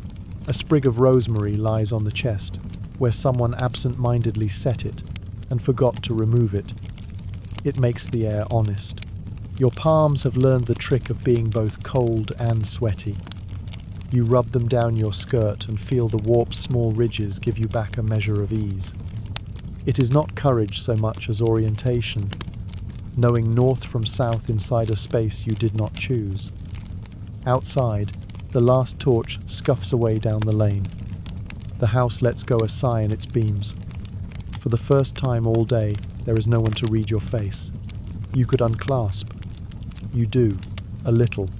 He lets his shoulders fall, too, like a man laying down a sack he's carried farther than his back had promised.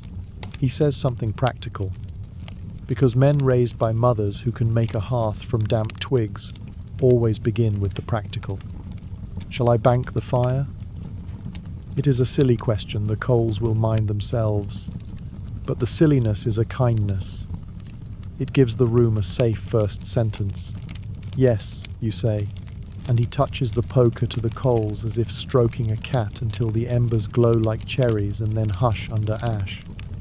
In some houses, the witnesses would have followed you in, laughing, tugging ribbons, peering like amateur inspectors until someone with a spine told them to quit. Your house is better built tonight. The village gave itself the pleasure of escorting and then disciplined itself at the door. That boundary will matter in the morning, when stories begin to grow like mildew anywhere the air goes still. The lane will ask questions with its eyebrows. The women will inventory faces and draw conclusions. They will guess about proofs and sheets, and the priest's lecture, which no doubt was given again by a man who wasn't the priest. Let them. The threshold has had its say. The bed can speak softly, or not at all. You do not owe a translation. When you sit on the mattress, it groans like an old joke and then settles. The ribbon at your wrist holds like a small oath. You think of the road behind you, a day long and loud, a procession that never quite turned you into a parade, and the road ahead, which has no pipers, only the steady drum of days. You have been the village's evidence for a mile of dusk. In here, you are allowed to be a person again, assembled from linen, breath, and a name on a page just dry. The walk is finished. The trial, such as it was, declares itself adjourned by the shutting of a door. In the quiet afterward, you find something that feels like ground. You decide, privately and without any witness to make it official, that you will stand on it. The door has a voice of its own when it settles 2 soft knocks as the latch finds its bed, then a small, satisfied sigh. The room receives you with its plain honesty. Smoke thinned to a veil along the rafters, beams low enough that a tall man must bow without ceremony. A straw mattress warming to the idea of being a human place. Someone with sense, with love-scattered herbs earlier. Rosemary, mostly, and a pinch of salt in the far corner on the chest where spoons live. Not because salt has magic teeth, though old women would argue it does, but because it keeps the air truthful. The candle is set where it will not blacken the ceiling. The window is latched against the fox's curiosity, and the hearth holds a low red patience under its ash. The room smells of bread that has been cooling for hours, tallow, wool, clean linen, a little damp from the wall that faces weather. It smells like a life that means to go on. You stand without moving while your eyes make a map. Door, chest, stool, bed, hearth, the peg, where someone has already hung your shawl, as if the room expected you. In a village where every object is a decision, this room shows decisions made by people who know how to keep a night from turning mean. The cup of water at the bed's foot is not accident. The stool pulled close, so you won't have to reach and pretend you are not clumsy, is thought. The blanket folded back to the same place on both sides is a vote for fairness. It is a small parliament of kindnesses meeting in wood and cloth. You feel your body at last, not as a display but as the old tool you have carried since you were given one. Your shoulders ache with the remembered weight of eyes. Your jaw tastes of clench. Your hands have learned a new shine from being held too often today. You place your palms on the cool rim of the water cup and let the temperature walk up your arms, calming as it goes. Your ribbon lies against your wrist like a remembered word. Iron circles your finger. Its small weight keeps a sentence from rolling off the table. When you breathe, the candle lifts and gives it back. There is work to do, ordinary work that belongs to no song. You must loosen what was tied to hold you for the day and unfold what will let you lie down like a person, not an emblem. It is a mercy that the village stopped at the sill. In other houses, in other parishes, this part would be theatre staged for laughs and reassurance. The bride being helped to undress by hands that do not know the difference between kindness and proof. Tonight, because a few women were stubborn and had the authority of competence in their bones, you can decide the order of your own undoing. The decision is not a kingdom. It is a lamp. You use it. Pins first. Your aunt's bone pins have done their duty. They do not complain. You find them by feel where the braids tuck under themselves and ease them out one by one, dropping each into your palm like little white fish. Your hair sighs in relief and becomes heavier when loosed. It is a private pleasure, the warm weight falling down your back, the scalp remembering it belongs to you. You do not shake it out with a flourish. There is no audience. You simply let the strands find their level, and in doing so your neck learns it can turn without clatter. Lace is next. The blue overdress never promised to be courtly. It promised to work. You slide your fingers under the cross threads at your side and give them the attention you give to knots in twine that hold a useful bundle. A patience that is part art, part arithmetic. The wool lifts. The linen shift underneath cools the skin it reveals. You fold the blue carefully over the stool because your mother's hours live in it and you will not let them fall untidily to the floor. The kirtle releases with more stubbornness. It has learned your shape and is reluctant to change its habits. You coax it to, murmuring nonsense as if a garment could be reasoned with. When it is free, you realize you can breathe from the bottom of your ribs down to your belly, and you do. The breath travels like water finding a long dry channel. The shift remains because decency is not a costume you take off to prove anything. You smooth it at the hips and feel the seam where your mother's neat ladder of repair crosses the cloth. That square of effort feels like a palm between your skin and the world. You will sleep in this most nights, because people who rise to bank a fire at dawn do not have wardrobes of options. Tonight you keep it on because you are a person, not a page in a book that needs ink. The bed's sheet, your sheet, waits. The linen gleams the way river stones gleam when turned by hand. It is the best thing you own because it is the thing that will be asked to bear meanings it did not weave for itself. You sit and unlace your shoes. Leather that has learned your feet releases with a gratitude you feel in your arches. You set them side by side under the stool because order is a soothing story you can tell without words. Your stockings come away, and your soles meet the plank floor with a little shock that writes your compass. Cold is a truth that doesn't lie. You stand again to shake your hair once, lightly, and the air moves around you as if it too has decided to behave. He has been moving in the room the way men do when they are careful not to trample a hedge.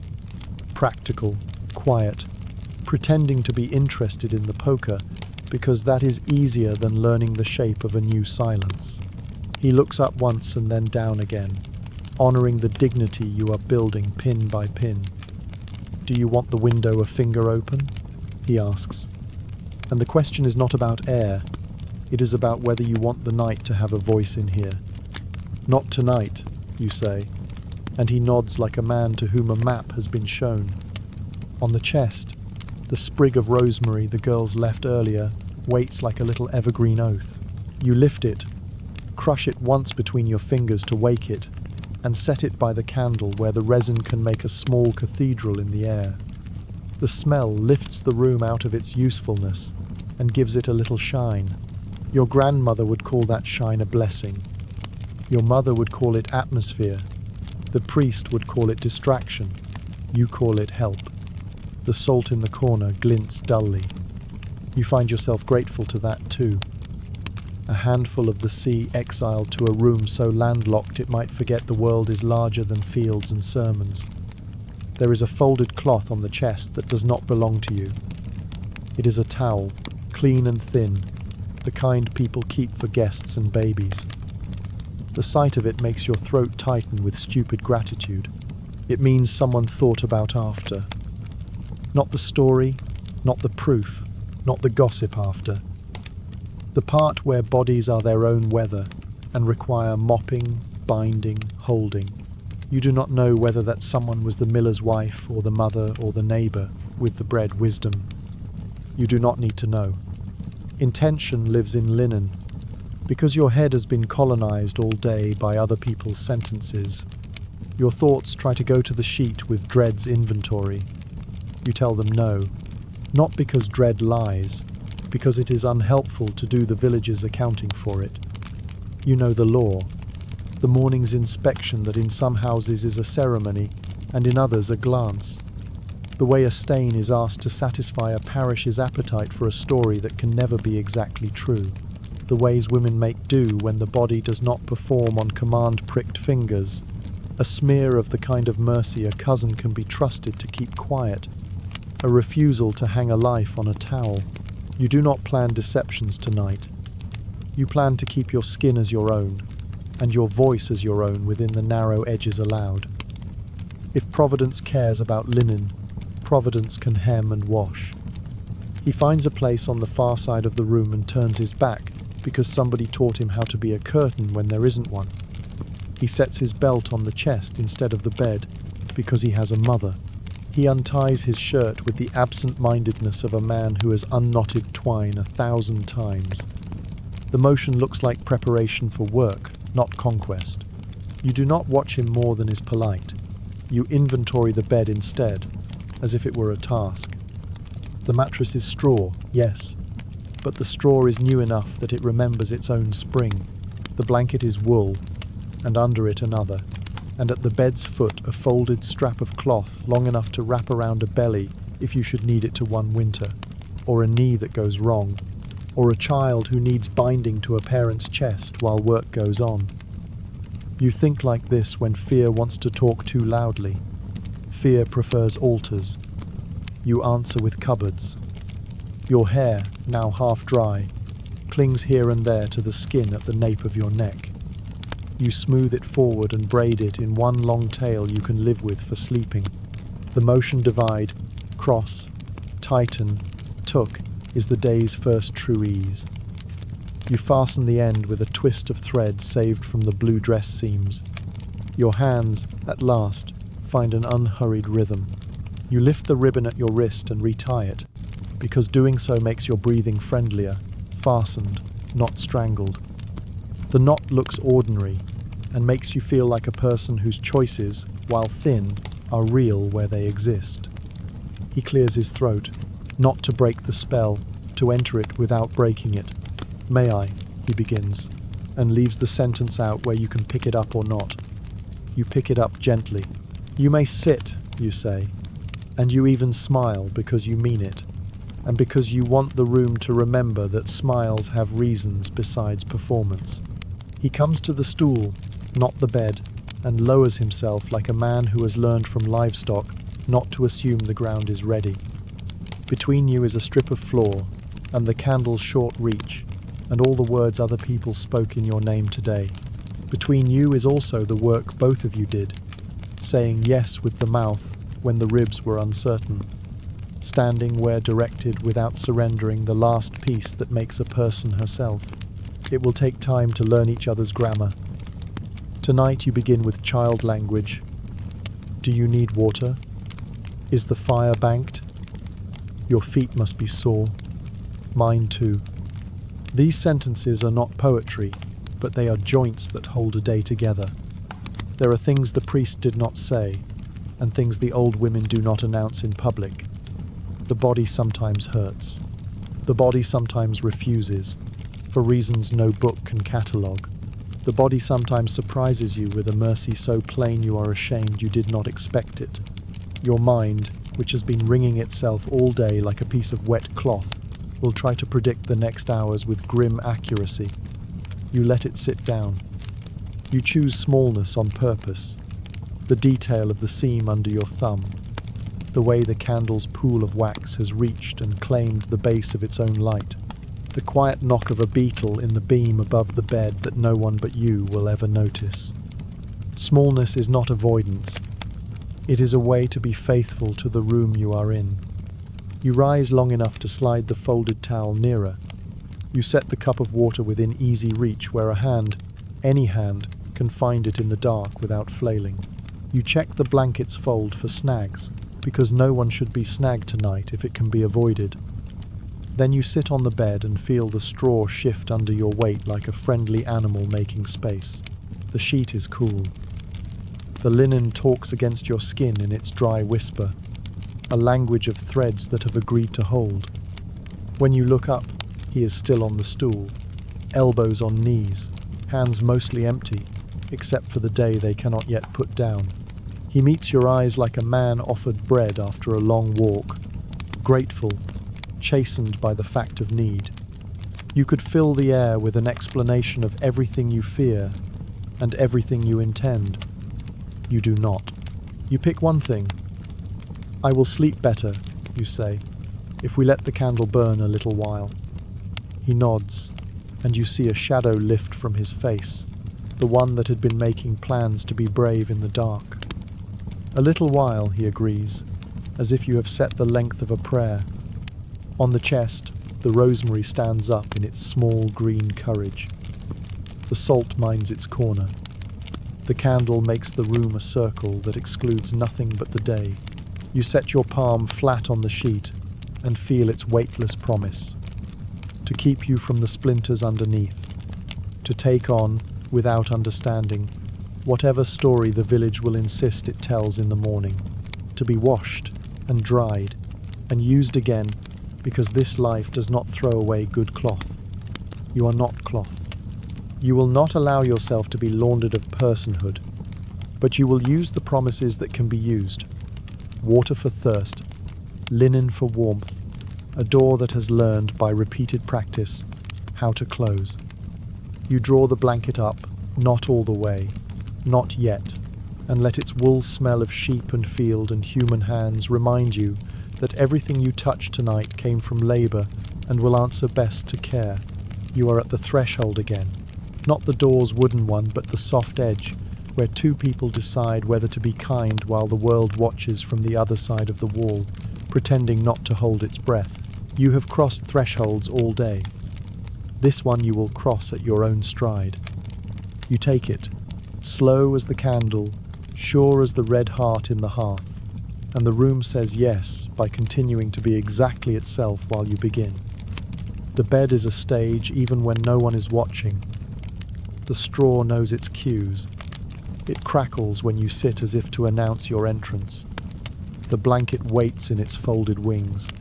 The candle takes the spotlight without asking. There is no curtain, only linen, and linen does not hide it, reveals by framing.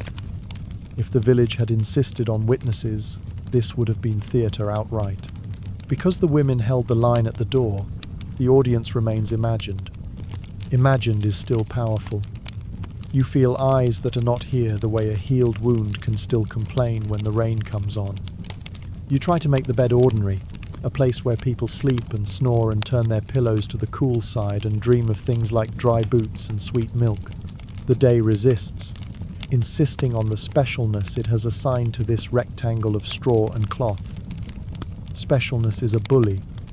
You refuse to feed it more than necessary. The sheet your mother's patience made visible receives your weight without judgment. That you can work with. You lay the ribboned wrist where the weave is smoothest, and let the cloth find your pulse. Outside, a late laugh snags on the fence and tears. A torch hisses out somewhere, making that sudden silence that feels like a held breath. Then the lane's noise relocates to other stories. The last slice of pie someone managed to corner, a boy who won a dare, a cousin who will be scolded in the morning for sleeping in the pig byre. Sound drains away like ale from the last cup.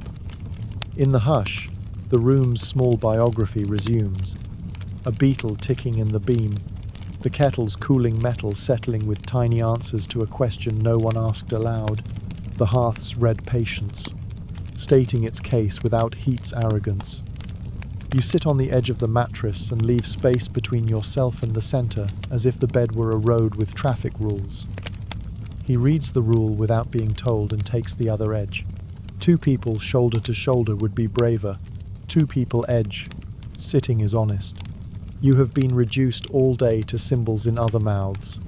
Bride, wife, proof, mercy, if we are lucky, and not tested too hard. And this is the first time you can add back a pronoun. I. Not loud. Enough to keep your ribs from forgetting their shapes. He speaks first, something practical, because men raised by sensible women always test the floorboards of a new room with practical sentences. Your feet, he says, not looking at them. Did they blister? The question is Mercy wearing sturdy shoes. You answer in the same tone. Not badly, he nods, relieved by the kind of information a person can use. He offers the cup. You drink from it because you need to, and also because accepting a true offer is a ceremony better than any the priest owns. The water tastes faintly of the wooden cup and of rosemary in the air. It tastes like not being parched anymore. In some houses, this is the part where the crowd would have arranged you. Veil here, belt there, shift up, proof later. You arrange yourself instead with the logic learned in kitchens and fields. You braid your loosened hair to keep it from sticking to your neck in the night. You keep your shift because you are not a blank page meant to be written on by committee. You draw the blanket up to your waist like a person who knows drafts. Each small decision is a stitch. The stitches do not make a banner. They make, quietly, a garment you can wear inside your own skin. The idea that the bed is a ledger presses in again, debit, credit, a balance sheet that refuses to be human. You untie that idea and set it on the chest next to the salt. It can glare at the rosemary if it likes. Here, you will not translate the body into arithmetic. That has been done to you all day. You can decide not to be a sum. You can decide to be a sentence. He takes off his belt and sets it deliberately on the chest, far from the bed, the way one puts away a tool that is not needed. He removes his shoes and lines them up under the stool, exactly as you did yours, as if tidiness were a dialect you both happen to speak. His hands hesitate at his shirt lacing. He glances at you. You nod once. He finishes the task with a craftsman's attention rather than a conqueror's haste. The sight does you a ridiculous amount of good. It suggests someone who has learned that force is a poor substitute for skill. Because the village packed your head with other people's expectations, your thoughts try to volunteer for humiliation before anyone asks for them. You do not let them. You choose, instead, a handful of particulars that belong only to this room and this hour. The seam under your thumb where your mother's ladder stitch closes a weakness into strength. The way the candle's small lake of wax trembles when you breathe and steadies when you do. The minuscule rasp of wool against linen when you shift your knee a finger's width. Particulars are strong medicine. They lower the voice of dread to a mutter you can ignore. He speaks again, this time risking a smaller question. Would you like the light left a while? You almost laugh at the relief. A while, you say, and your smile is not strategy. The candle nods in agreement and throws a gold coin of calm onto the sheet between you. You both look at it like a shared treasure, modest, spendable, enough for the next 10 minutes. There is a kind of bravery that men sing, about the kind that runs at danger with a shout. There is another kind you have seen in women who must live in rooms where shouting would empty the cupboards. It looks like choosing the pace. It looks like naming the next small thing you will do. You practice that bravery now. I am cold from the floor, you say, which is both true and not the whole truth. Lie under the blanket, he answers, obedient to the sentence's surface meaning and perhaps to the current underneath. He does not pull the blanket higher than you have set it. Obedience can be courtesy when chosen, not extracted. Everything in you is listening, the body's old animal, the mind's schoolmaster, the part that spent the afternoon with iron in its ears. You discover that listening can be a way to live a moment without being devoured by it. The room helps by being stubbornly itself. The hearth does not flare for drama. The draft under the door goes about its quiet burglary of heat. The straw complains only when weight is moved, not at the thought of weight.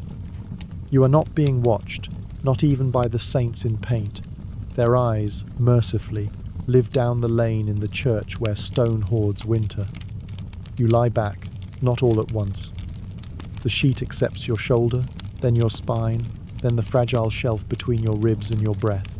He lies back too, leaving the respectful geography that says, I am here, and I am not a wave meant to knock you from your feet. You turn your head and see the side of his face at the candle's edge. Without the day's noise, he looks younger, not because his features change, but because the strain has let go a notch. You think, ridiculously and correctly, that he has also been paraded, also turned into a symbol he did not choose, also stood where he was put, and said yes, with a voice that had to be trained to behave. Tell me if I misstep, he says into the ceiling, as if the beams could take the responsibility for hearing it first. I will, you answer, not as threat, not as warning, but as a promise that the room can hold two human beings instead of a story and a witness. The promise rearranges the air. You notice your jaw unclench in increments. The candle steadies again. There is a script you could follow, the one the lane would recognize.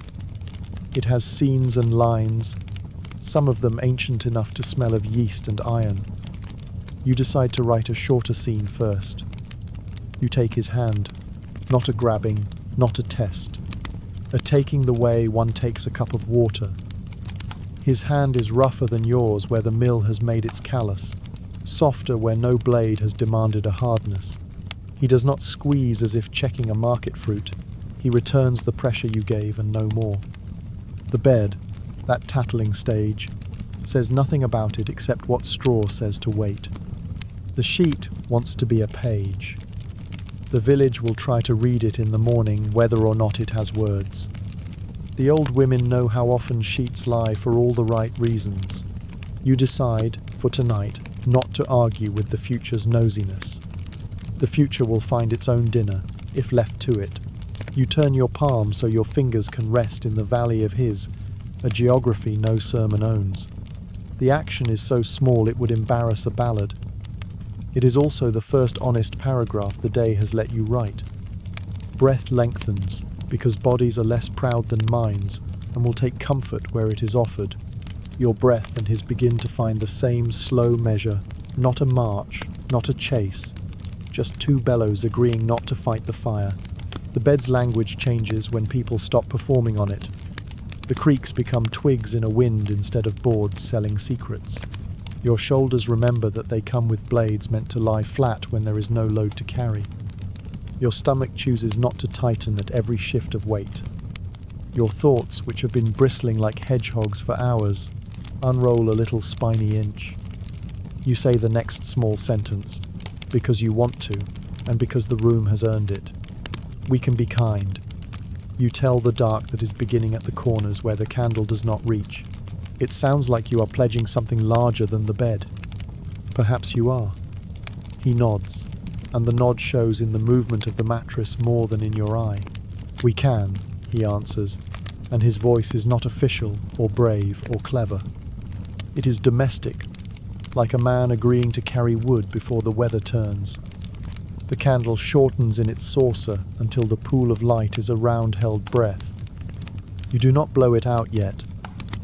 Let it take that last inch of wax at its own speed. Let the day spend itself on the same terms, not snuffed, not prolonged by will, just allowed to turn into what comes next. You shift so your shoulder is less on bone and more on muscle. He shifts so his knee finds a position that does not require gritting. The bed, which a few hours ago felt like a witness chair, becomes a piece of furniture again. The stage keeps its boards. The play pauses. The players live. There will be mornings when proof is demanded, and answers are messy, and the lane's appetite seems endless. There will be other nights when bodies surprise themselves with gentleness that needs no audience. There will be arguments, and there will be coal to fetch, and there will be the particular sorrow of seasons that take more than they give. The sheet will know parts of those stories. It will not know all of them. The bed will carry weight. It will not carry judgment unless you load it there. You cannot choose what the village reads. You can choose what you mean. The candle, as if embarrassed to be the last voice in the room, gives a final civil cough and folds in on itself. Darkness is not hostile. It is the color of closed eyes. In it, hands can tell the truth with less interference. You keep your hand where it is and feel, through skin and bone and straw and wood and earth, the simple miracle of two pulses, arguing and then forgetting what the quarrel was about. Somewhere outside, a fox barks like a drunk saint. Somewhere much closer, the small muscles at the hinge of your jaw unlearn a prayer they were never meant to say. The bed holds. The night begins properly, at last, as a night and not a tribunal. Not everyone leaves when the door says so. A village has a hard time trusting a closed space, as if dignity were a trick and proof a duty. The first minutes after the latch settles are quiet, good quiet, you thought, and then the night begins to press its face to the wood. It starts with kindnesses that arrive like errands. A cousin's voice at the sill, "Forgot my shawl," though you know every shawl in the yard by heart, and none of them is inside. A neighbour, in tones of concern, offering a last cup of bridal ale to steady the nerves, the cup chinking against the latch for emphasis. A girl's whisper through the seam, "Do you need more candles?" And that would be gentler if the question did not carry the village behind it like a shadow. Your husband moves toward the door, and you catch his sleeve. Not a grip, only a touch that says, "Let the night be the wall it promised." He nods and leaves the cup unclaimed. The whisper wilts. The shawl remembers itself elsewhere. Outside, the singers rediscover the second verse they forgot earlier. The tune is older than anyone's prudence, buttered with jokes that let fear pass through without stopping. A chorus swells at the sill. Be sweet, be quick, be fruitful, and then breaks into laughter like plates rattling in a cupboard. Someone knocks twice, friendly as a neighbour at Martinmas. The sound moves into your chest like a cold spoon. You sit very still and let the room keep its shape around you. The salt minds its corner. The rosemary refuses to wither for an audience. In some parishes, the crowd would claim a right. Witnesses, just to be sure, a door opened by ritual, the kind of supervision that pretends to defend and really devours. Here, tonight, defiance has been done in advance by competent women who know the cost of letting a party into a room that must also be a life. Even so, custom tries the latch as a dog tries a gate, not because it truly needs to come in, but because it wants to prove it could. The miller's wife, who promised the sill would be the end, keeps her promise with her back. Through the wood, Voices tilt, stall, resume. You can hear her saying nothing louder than anyone else, and somehow everyone else finds their jokes misplaced. Still, the crowd lingers the way smoke lingers in rafters, after a fire goes sensible. It settles in your ribs. It waits to be invited into your breath. This is the part no priest writes homilies for. How to hold your ground against an audience that you have learned to carry inside. You decide to ration what the village cannot see: air, attention, the muscle that tightens without orders. Breathe in 4 counts, breathe out 6. Borrow the kettle's cool settling, borrow the hearth's patience. You owe no one your pulse. He hears it too, the weight beyond the wood, the lesson in the thumps. Performance unfinished, the village trying to collect the last coin of the day. He finds work that sounds like refusal without playing at war. He adjusts the banked coals so the grate sighs, a housekeeping noise that reminds eavesdroppers there is nothing to see except domestic competence. He moves the stool with a scrape you would scold any other night. Tonight it speaks a sentence. Occupied. The straw takes your weight and tells the floor in its language of tick and hush. The room is doing what rooms are for. Not all intrusions knock. Some arrive disguised as care. A matronly voice offers help with the veil, as if a woman who has survived a day of pins cannot manage one more. Another suggests a blessing at the threshold, a last wave of the sign that appropriates your air. You take the towel from the chest and lay it beside the water as if preparing for a baby's bath. It is a private ritual set against public hunger, and it arms you with ordinary things. A towel is more of a blessing than a gesture that steals heat from a room. The customs that make a village feel safe do not always make a woman safe. In houses that love ceremony, the bedding is an entertainment with roles. Girls whisk off ribbons, boys sneak the man's belt and hoist it aloft. Somebody leans too far over linens for the sake of a laugh. In places that love proof more than kindness, someone will return at dawn to interrogate a sheet. You know the stories, the tricks women teach each other when the body refuses, the ways men of goodwill cooperate to shield what should belong to two.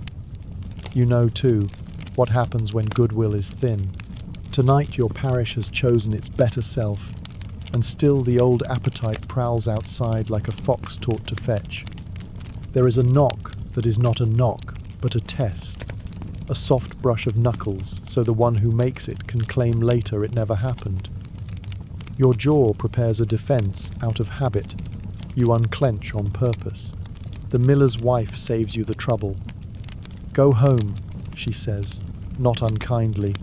Her voice the stable rope horses lean into because it holds. They will manage, will, not must, a better verb. Inside, the candle trims its own wick by slow failure. You let it, willing the light to make decisions you don't have to. He sits and ties his shoes with unhurried care, as if preparing for an entirely different task, and the sight of ordinary knots tethering leather makes something untangle behind your breastbone. He is not leaving. He is making noise that tells a hallway to lose interest. The house listens. So does the lane. Curiosity is a poor runner. It tires. You wait it out, counting the beats between the thrum of feet outside and the return of crickets to the windowsill. The cup on the sill is still full, going cold under the drift of the night through the chink. He does not bring it in. He does not drink it ostentatiously either. He lets it be a prop without a play. Somewhere a cousin, thwarted in his last duty of making mirth with other people's nerves, decides to be merry elsewhere. His laughter recedes like a wagon that found a better road. A boy yelps as someone grabs him by the collar of mischief and aims him toward his mother. The song frays down to hums, and hums unravel into speech, and speech forgets its point and becomes yawning. You are allowed a thought then, small and honest. The night may return to you after all. Relief is not triumphant. It is practical. It loosens the place where your neck meets your skull. It makes your palms stop asking the blanket for news It lets you choose a next act without a committee at the door. What you choose is simple: water, hair, blanket, breath. Not because the village is listening, more because it has finally, sullenly stopped. There is one more inevitable voice. An aunt, yours, his, or the parish's. For every village produces aunts leans into the wood near the latch and murmurs through it with a tone that has soothed babies and scolded boys into men. Do you need anything? A decent question, ruined by audience. Your husband answers in the lowest voice he has. We have what we need. The sentence is true beyond its contents. On the other side of the wood, the aunt waits, measuring the grammar for hidden meanings. Finding none she can argue with, she pats the door as if it were a shoulder and walks away. The wood remembers how to be wood. The house remembers how to be a house. Noise thins until the bed can hear its own creak again. You let your hands fall open. They smell of rosemary and wool and the flat, good smell of water. The crowd has not vanished. It has relocated to imagination, where it always lived. But imaginations, given no fresh input, tire quickly. Outside, the last torch scuffs down the lane. A fox takes back its route. A neighbour coughs into a sleeve and stops performing the cough for effect. The night becomes stranger to itself in the best way, unremarkable. Now you can speak to what lingers that is not outside. You turn and say, plain as bread, we do this our way. It is not a declaration the lane would recognize. It is enough for this room, for this hour. He nods, not eager, not resigned, just present like a man who has learned the art of standing in the right place when a beam is lifted. And because you both have given the door enough of a performance to let the audience go home, there is nothing left to do but let the room do its work. Hold, warm, forgive the weight that shifts upon it, refuse to be a court. The candle finds its last brightness, and then behaves. Darkness makes a circle around the bed, but does not press. The hearth's red heart lowers its voice. Your eyes adjust until the world turns into edges and breath, and the white of linen made grey by a night that has stopped pretending to be a judge. If someone pauses by the sill now, they will hear nothing but two bodies learning how to be quiet together. If someone tries the latch, it will answer as it did before, in its small wooden language, occupied, kindly. If someone gossips in the morning, the gossip will have to grow without seeds planted tonight. That, in itself, is a victory the village will not count, and that you will. You find your place on the mattress through the old method trial, correction, patience. He does the same. In the small, charitable distances you keep and close, you locate the difference between privacy and secrecy. Privacy is not a lie, it is a shelter. Secrecy is a poison in a pretty jar. Tonight you claim the first and refuse the second. The bed does not argue. It knows the difference. It has held both. When sleep begins to edge into the room like a cat allowed back after the guests are gone, you let yourself notice something you could not afford earlier. You are tired. Not heroically, not tragically usefully. People who must live tomorrow cannot feed the village's appetite today. You close your eyes and allow the last scraps of the crowd to evaporate in the heat of your breath. The sill cools. The cup on it collects dew. The shawl that was never missing finds its way to the right shoulders by other hands. You become a paragraph with a period at the end instead of a sentence that must be read out loud to the lane. If there is a prayer in you, it is not the priest's tonight. It is a domestic one, for hinges that hold, for friends who know when not to help, for doors that keep their promises, for a morning that requires bread more than stories. You tip the prayer into the dark the way one tips grey water out the back step quietly, not needing to be seen. Then you roll your shoulder into the hollow the mattress has learned, and the room at last is yours enough that you can fall asleep in it without asking permission. Outside, the village goes on being a village. settling accounts, stacking plates, misplacing shoes, claiming, as it always will, that it meant no harm. Inside, harm has been kept out by labour that does not look like labour. A woman's back at a door, a man's silence where a boast could have been, your hand on a sleeve at the right time, a towel placed within reach. The night, deprived of its audience, remembers it was designed for rest. You take it up like a tool. Sleep comes on, not as surrender but as a right, and takes you. Sometime after the night remembers it used to be quiet, you wake, not from fear, fear has tired itself out, but because the hearth gives a soft, deciding sigh, and the room changes temperature by the little that a sleeping body notices. The candle is finished. The saucer holds a coin of wax that will have to be pried up in the morning with a thumbnail. The rafters keep their beetle. The window has cooled to the shine of a pond under a cloud. Beside you, he breathes the way men breathe when they are not being observed. For the first time all day, you are almost alone. You lie very still and inventory the night, as if counting stock after the market has closed. Linen, holding, straw, agreeable, joints, muttering but not striking, heart, willing to be persuaded. Outside, the lane has turned back into a road that belongs to foxes and men who must rise early to steal an hour from dawn. There is a noise from the byre that is either a cow shifting or someone learning the art of standing up after ale. Neither needs you. The relief is a warm stone in your hand.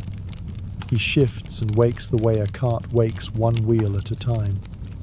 You feel the moment when his body remembers where it is, and then the moment when his mind catches up and does not panic. He doesn't speak right away. Silence counts as courtesy when the day has been made of orders. You could both pretend to be asleep and slide back under. The thought tempts you until it doesn't. Sleep is not the only kindness. Are you warm enough? You ask, because practical questions fit the dark. Aye, he says, and then, after a breath, are you? He sounds younger in the night, not because his voice changes, but because the words are not carrying anyone else's weight. Enough, you answer, which is not bravado. You are not fearless. You are sufficiently held. There is a long pause during which both of you withdraw from the day's garrison and look at each other from a civilian distance. Then he does a small brave thing. He tells the truth that costs dignity. I've never been expected to be large, he says, stumbling politely around any noun that might recruit the parish. At anything but sacks. The whisper turns a smile in you into warmth rather than amusement. Sacks are stubborn, you offer, because you refuse to let the night be cruel. You've had good practice at patience. That I have, he says, relieved to be good at something. You hear him settle against the pillow. I am not. He stops himself before he becomes a speech. I am not here to win. To whom would you prove it? You ask. The question is not sharp. It is a rope tossed across a gap. The boys, he says after a moment, and you can hear his shrug in the straw, and their mouths. Then softly, not you. You decide to take that seriously. There are plenty willing to win, you say. Fewer who mean to keep. A page turns in the dark.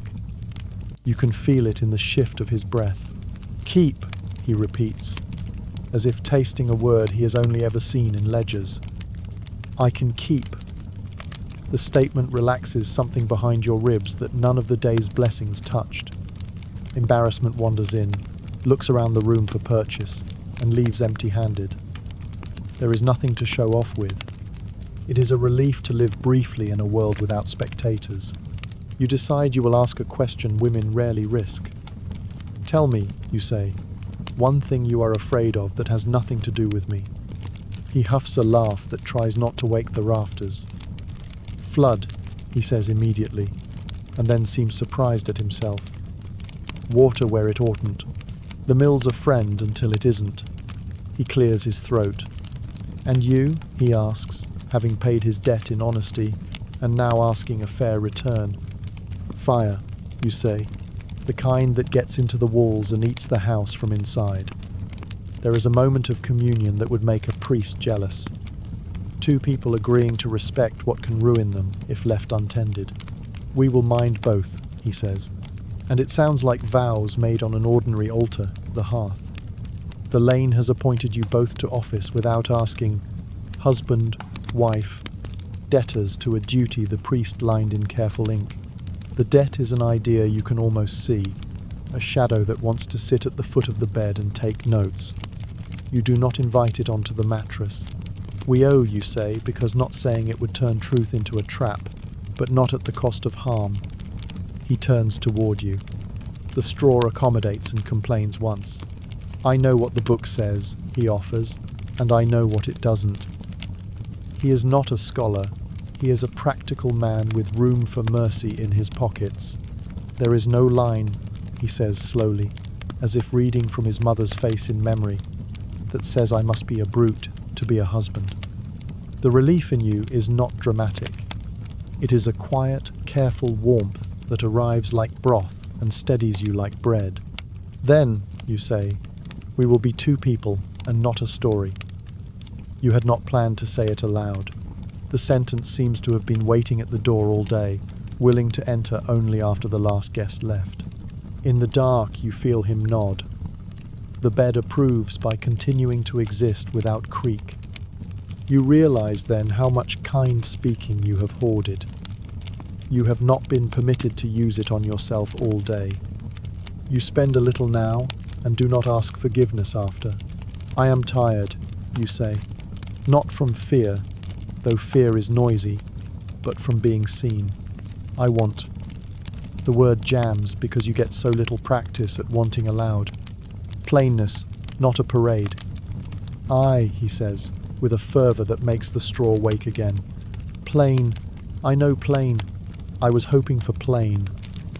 The longing in the sentence makes you feel protective of him. A new feeling, not unpleasing.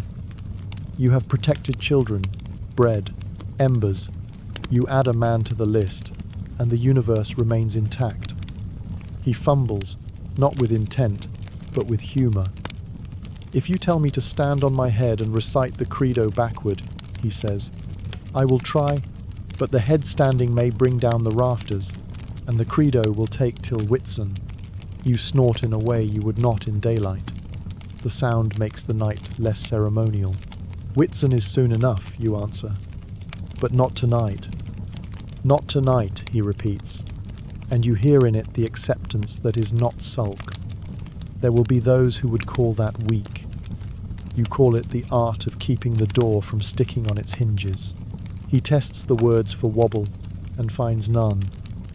In the dark, a mutual map starts to sketch itself.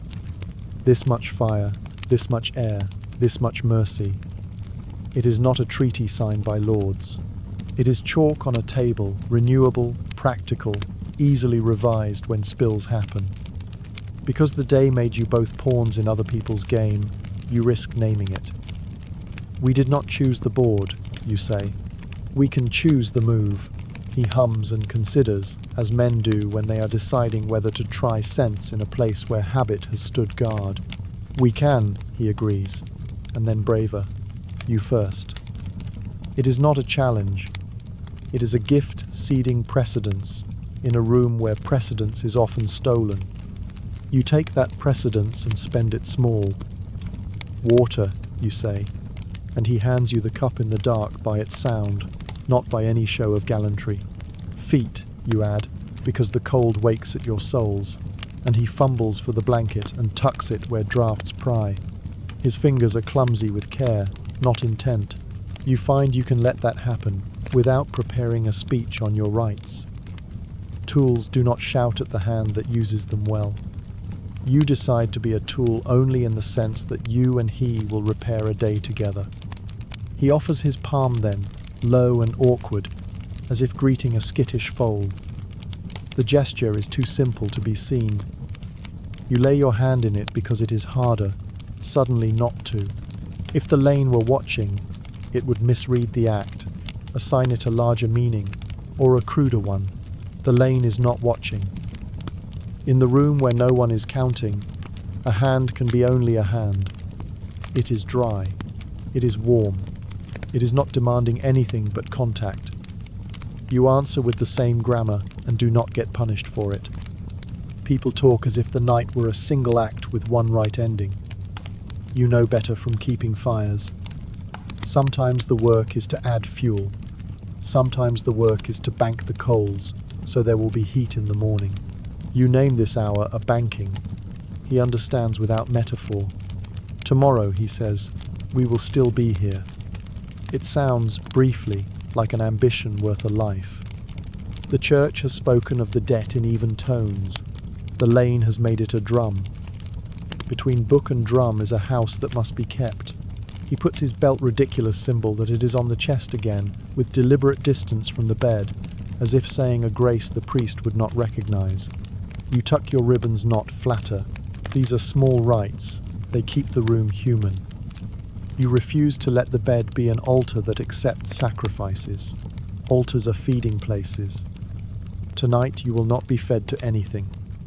The dark has ripened now into that generous hour when the night stops showing off its blackness and becomes merely the absence of complication.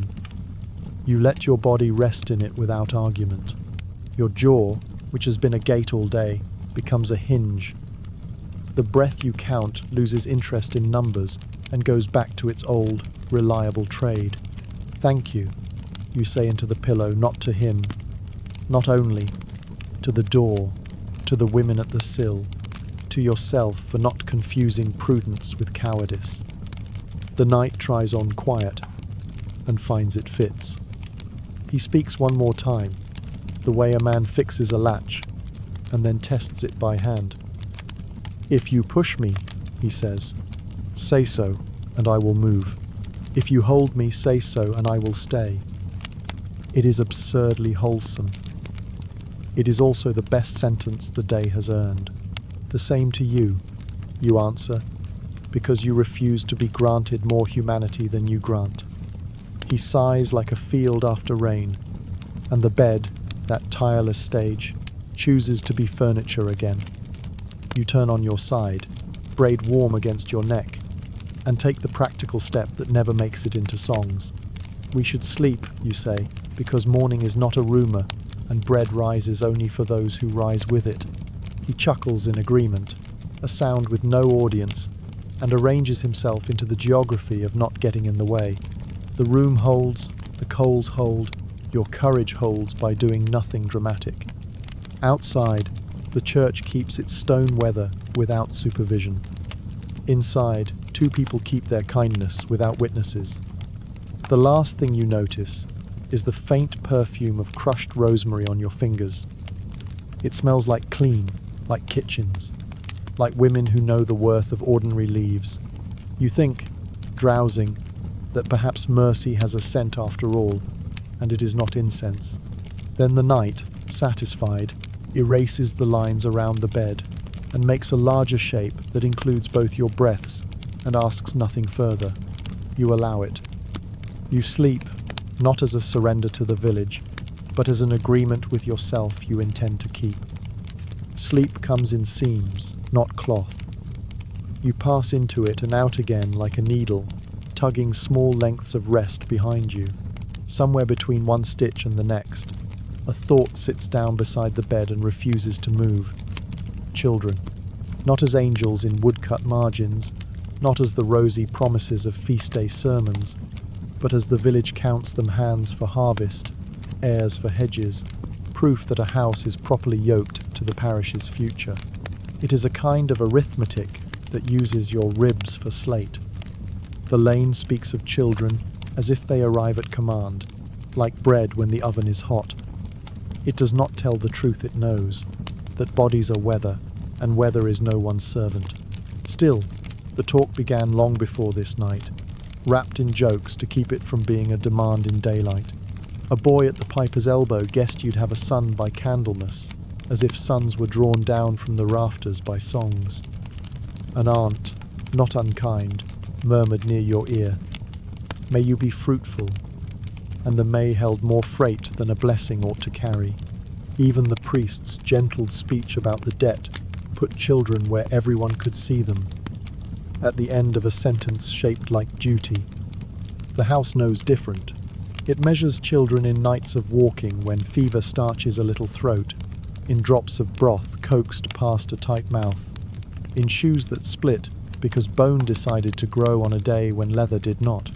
Your own mother's hands, remember. You can see it in the way she cups air when a baby cries in another room she is catching what falls, even when there is nothing in her palms.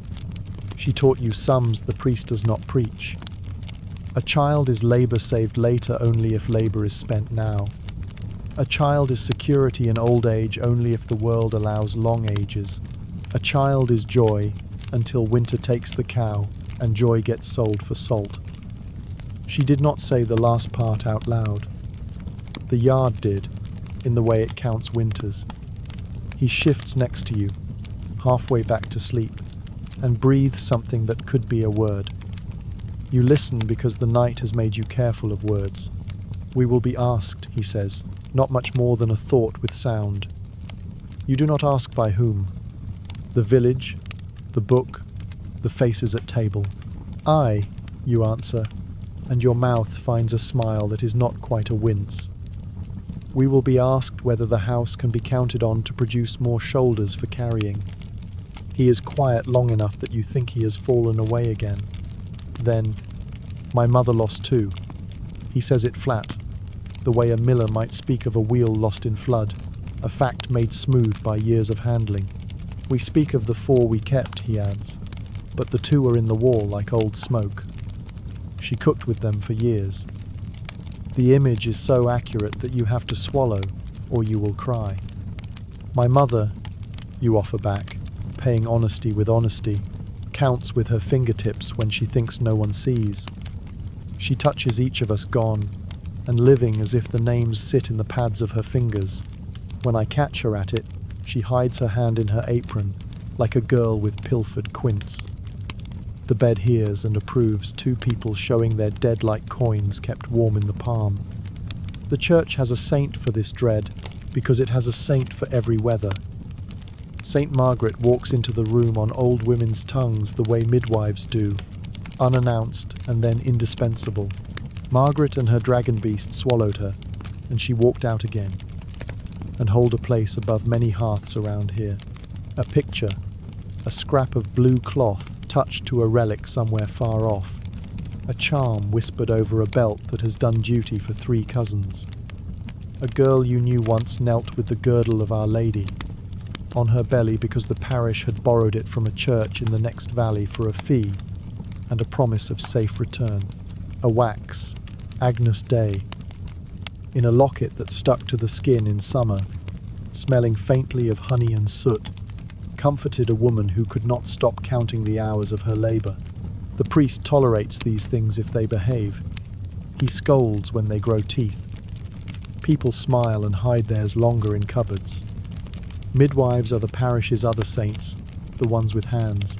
They carry their authority like baskets, full, practical, and too necessary to be questioned in daylight, even by men who prefer their rules straight from books.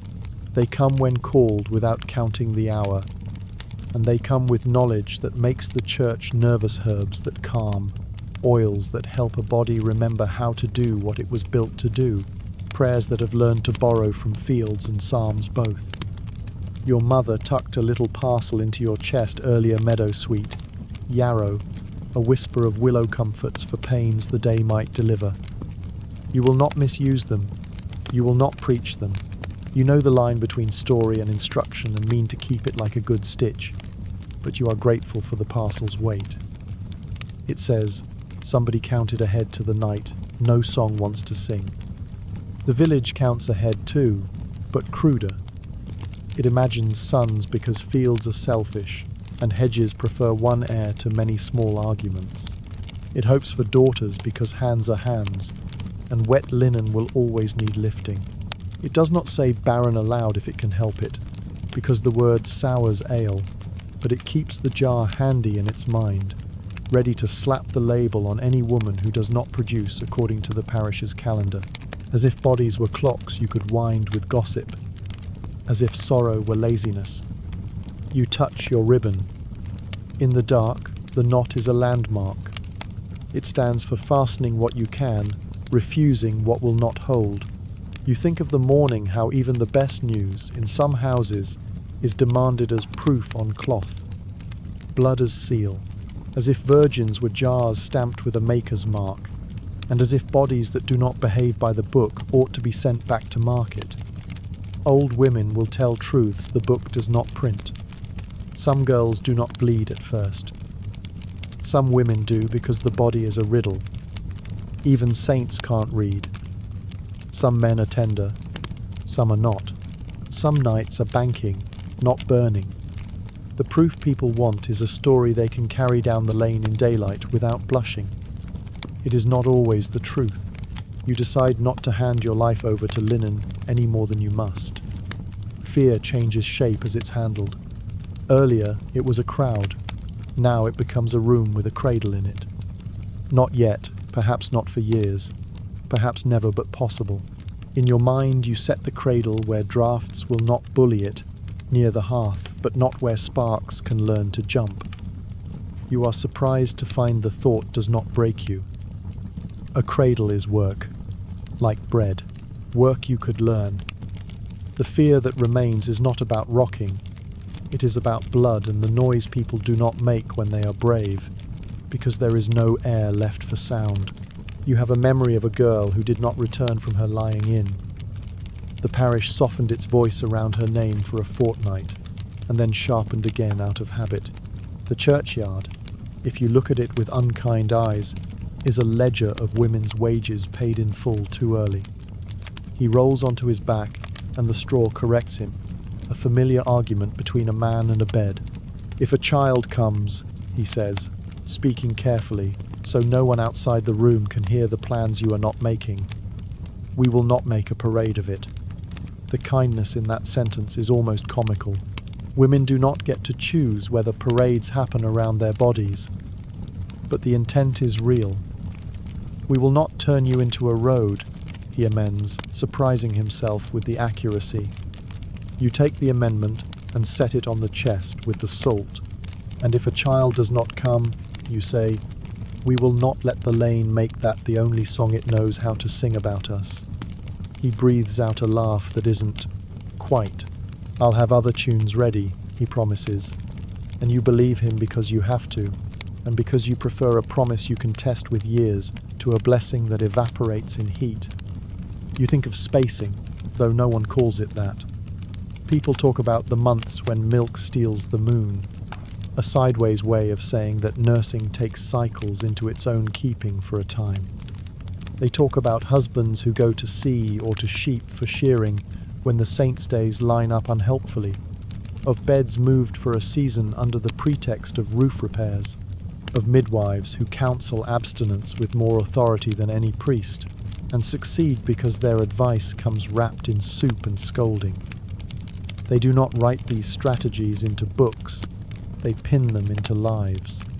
You understand already that you will have to learn the village's unwritten part if you mean to keep breath and bread in balance. If children come, godparents come with them, gossips, good sibs, women and men who will stand sponsor and stand witness, who will bring sugared drink after, and hold the child at the font if your body is still a battlefield. They are not decorations. They are a promise written in people instead of ink. You think of who would be chosen and who would not. A neighbor who keeps confidence the way other people keep bees. Your sister, if distance were kinder. The miller's wife, though asking, would feel like asking a hill to lean. It soothes you to make a list, even if the list changes with weather. You do not pretend away the price. Childbed is not a hush of white linen and a smiling saint with tidy hair. It is sweat and heat and fear, and sometimes men at the door who have to be told they cannot help, because this is a women's storm to ride. It is a midwife's hands steady as a priest's at the altar, and twice as bloody. It is a basin and a cord, and a blanket warmed near the fire, and a cup of caudle that smells of nutmeg, if a coin can be spared, and something else if not. It is a woman saying the creed into a newborn mouth, because someone taught her how to baptize quietly if the breath stutters. It is churching after. A blessing that lets you carry bread to the altar again, welcomed back as if holiness were a room you were temporarily made to wait outside. It is grief sometimes, and mourning pinned under aprons so work can go on, and small graves that instruct people about silence better than any sermon. You would rather a different arithmetic. You would like to tally tenderness where others count proofs, to weigh mornings without fevers heavier than afternoons full of gossip, to spend the coin of your body without being audited by a lane that loves a reckoning more than it loves mercy. The night listens as if it has heard this prayer before, and knows that it is older than any married pair who ever lay in straw. He turns toward you a little, careful not to rattle a joint into complaint. If we are given a child, he says, I would like to teach it to stand windward of the kiln and leeward of the talk. The sentence is lopsided and true. I would like, you add, to teach it that bread can be stretched without stealing, that a door can be shut without cruelty, that a body is not a map other people draw. We can attempt all that, he says, as if measuring a sack, and you feel comfort in the word attempt, the honesty of it, the way it makes room for weather. Sleep folds its cloth again and invites you back into the scene. You reach for it, but not before you choose. Privately, a small vow you can keep in any weather. You will not let the parish's hunger for stories devour the fact that mercy, in a house, is work like any other. It is the work of changing water, of setting the towel where a hand can find it in the dark, of counting the hearth's breaths and banking accordingly. Children may come into such mercy or not. You will hold your share of it either way. You lay your palm where the sheet is coolest and feel the faint drum of your own life, enough music to carry you to morning. The fear is not gone. It has changed jobs. It will watch for fire with you. It will mark the height of water. It will learn when to be quiet. You close your eyes. Outside, a cock tries the dawn too early and thinks better of it. Inside, your lungs keep their ordinary promises. Your hand finds the ribbon knot and rests. If there is a saint in the room now, she has taken off her crown to help stir porridge. You let her. You let the world be as domestic as it can be, because tonight that is holiness enough. You sleep between fear and hope, as if between two women who have both held you upright in crowds, and the bed, which has been asked to be too many things for one day, finally, graciously, agrees to be a place where a body can be safe. Toward morning you surface once, not quite waking so much as floating near the top of sleep. The room is a dark bowl that has learned your breath. The coals, stubborn little suns, keep house under ash. You feel the familiar weight at your wrist, the ribbon, the knot you tied and retied yesterday until it said the right thing, and you think, without moving, this room is stitched with more than thread. People call them charms. The priest calls them superstition when his patience is thin, and tolerable when it isn't. The older women call them sense with manners. The difference is not always in the object salt in a corner, a sprig of rosemary, an iron pin, a blue ribbon, but in what the hands that place them mean by the gesture. A charm can be an excuse for helplessness. It can also be a way to organize courage so it doesn't fray. You inventory what lives quietly here. The iron pin your mother slid into your hem sits where it sat last night, not as a spear against devils, but as a reminder to lift before stepping so you do not trip on your own cloth. Iron against mischief, she said, against clumsiness too, which makes mischief no saint needs to scold. In the corner, salt. You were told as a child that salt keeps bad things from turning a room. It also keeps meat from turning. Your tongue knows that portion of the truth. On the chest, rosemary memory's leaf, callers say, though old women also say it sweetens air that would otherwise smell only of people and their labour. Sweet air makes people gentle. Gentle people are safer to live with. There are other small talismans, the lane trusts. Hazel twigs tucked behind rafters, because hazel is a wood that says no to lightning and quarrels alike. Rowan, if the next valley were closer. Vervain, if anyone remembers where it grows. A scrap of blue cloth in a bodice, because blue belongs to holy women in the pictures, and because colour itself can be an argument you win with your own eyes. A pilgrim badge pinned inside a cap, Canterbury's little bell. A scallop from a cousin who swears he saw the sea and came back crumbling with salt. A charm, worn so the metal presses a steady shape against the scalp, can turn fear into a thing held in place. Beds get their own rules. Enter from the right side so the day will follow you in with its proper foot. Turn the pillow once to confuse nightmares, twice to make them dizzy. Not 3 times that invites them back like mischief given a count. Lay the shoes toe out so wandering spirits do not mistake a pair of leather mouths for the way into your dreams. These orders survive because they look ridiculous, but they work for one night, one house, by making people behave. Shoes toe out mean no stumbling at dawn. Pillow turned once means cool linen against a hot face, and cool is a better guard than hoping angels will stand watch all hour. If angels come, and the priest says they do, they prefer houses where people have already done the right chores. Your mind wants to separate sense from spell like lice from hair, and there is justice in that. Yet in this parish, charms are often lists disguised. The 3 knots in a wedding ribbon are custom, yes, but they also keep a sleeve or veil from trailing into fire. The handful of grain thrown at the door is blessing and broom. The chickens who peck it up at once teach people to sweep before the house sleeps. The candle left burning a finger's time after the bed is warmed for angels keeps fools from stumbling to darkness in a hurry and kicking over the stool.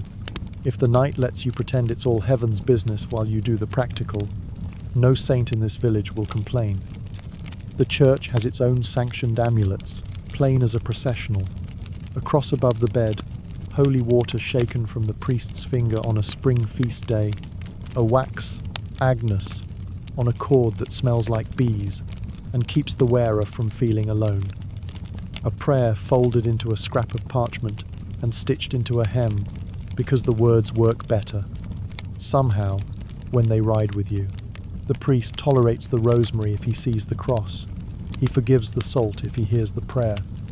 You have watched him pocket a blue thread with a sigh, not to scold later, but to keep in a drawer with found buttons. He does not approve. He has, over years, learned to respect the arithmetic by which women keep rooms from breaking. There is a hedgewoman 2 lanes over the kind you do not name too loudly, lest someone's cousin get religious about it. She knows what grows where and when to pick it, and which saints to invite into a sentence if a frightened mother needs more than soup.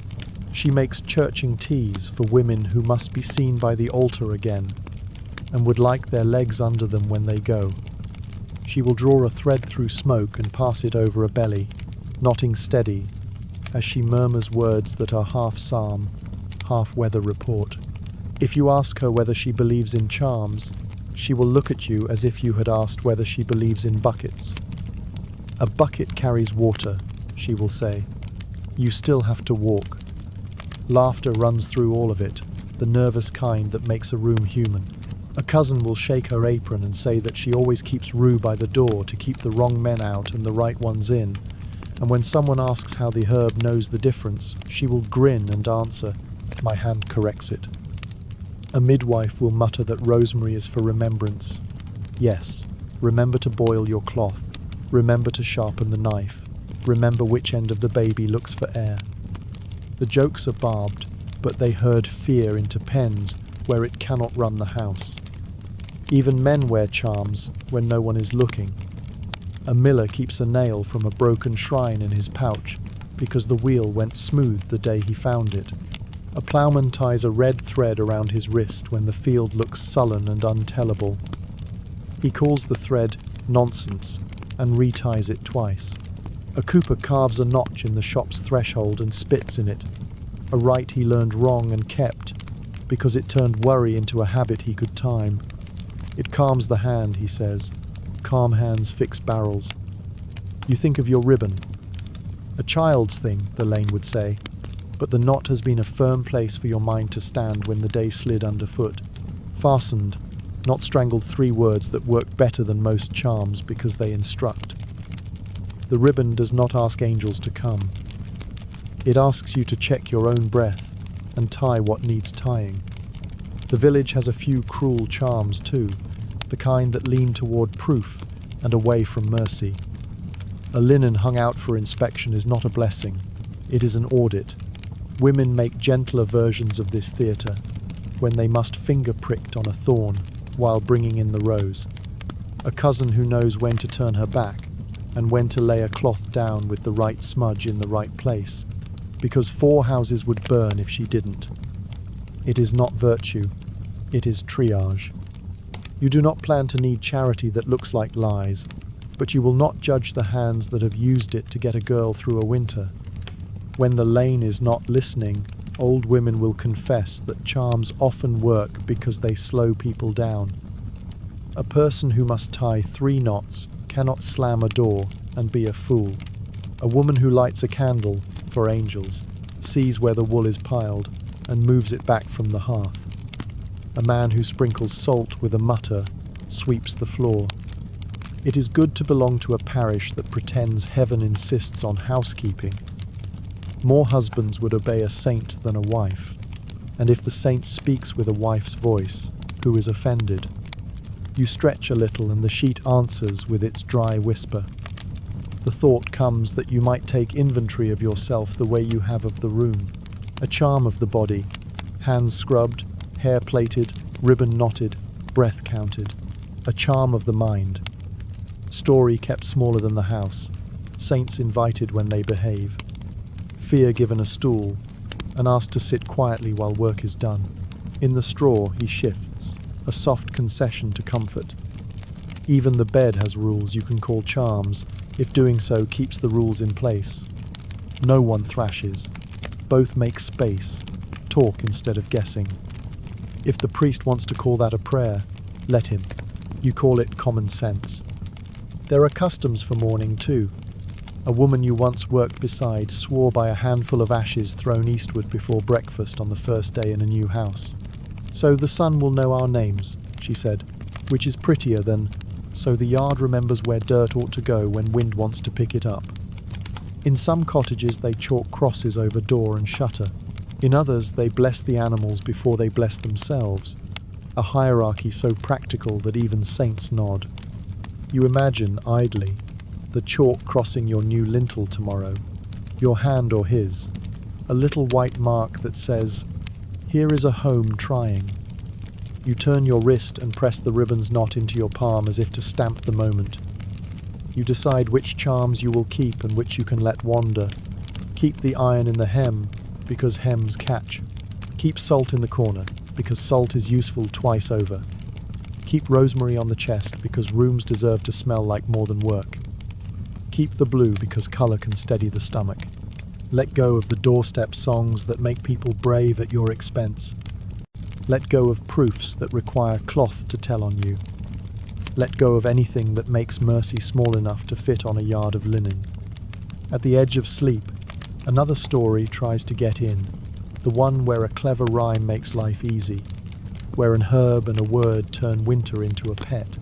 You have no quarrel with rhymes, they help children remember when to come home, but you have lived with seasons long enough to know that weather answers only to work and chance, and, sometimes, the right word at the right time from the right mouth.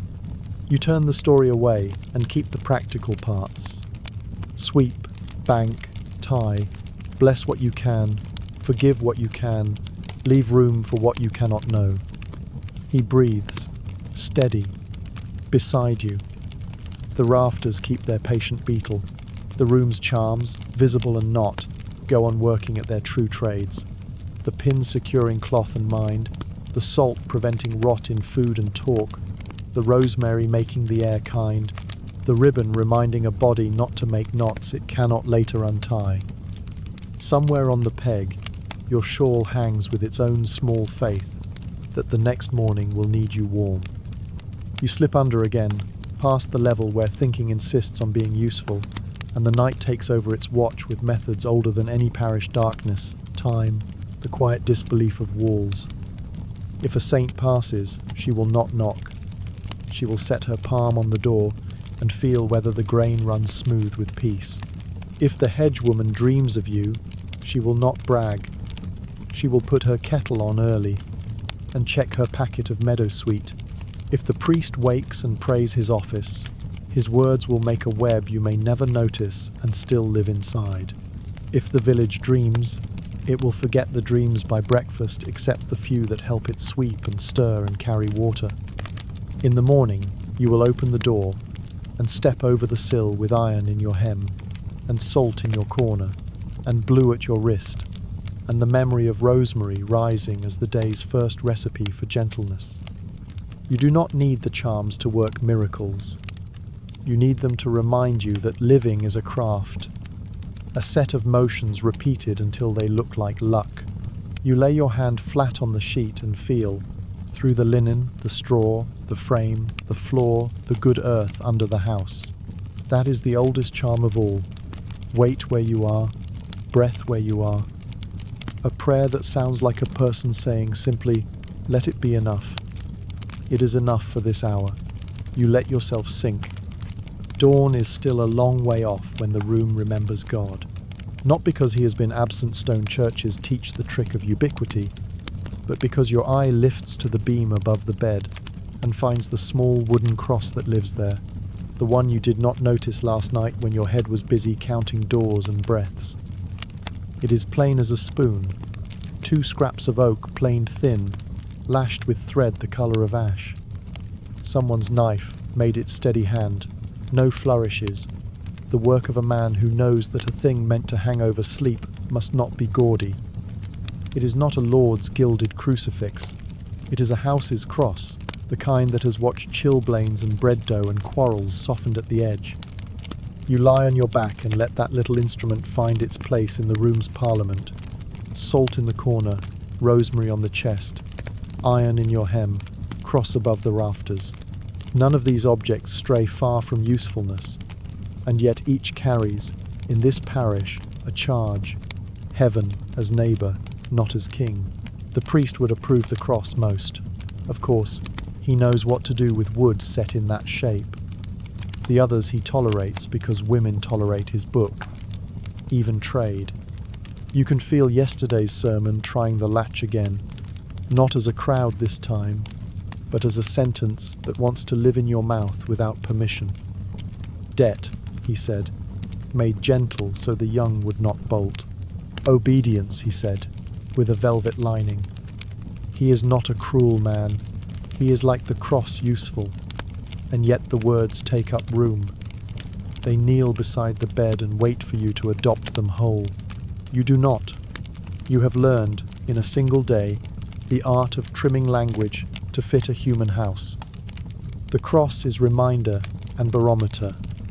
When men in this village are frightened, they straighten it, as if God, like a tired schoolmaster, will mark the effort and grade less harshly. When women are angry, they dust it with a ferocity that makes the beam cough.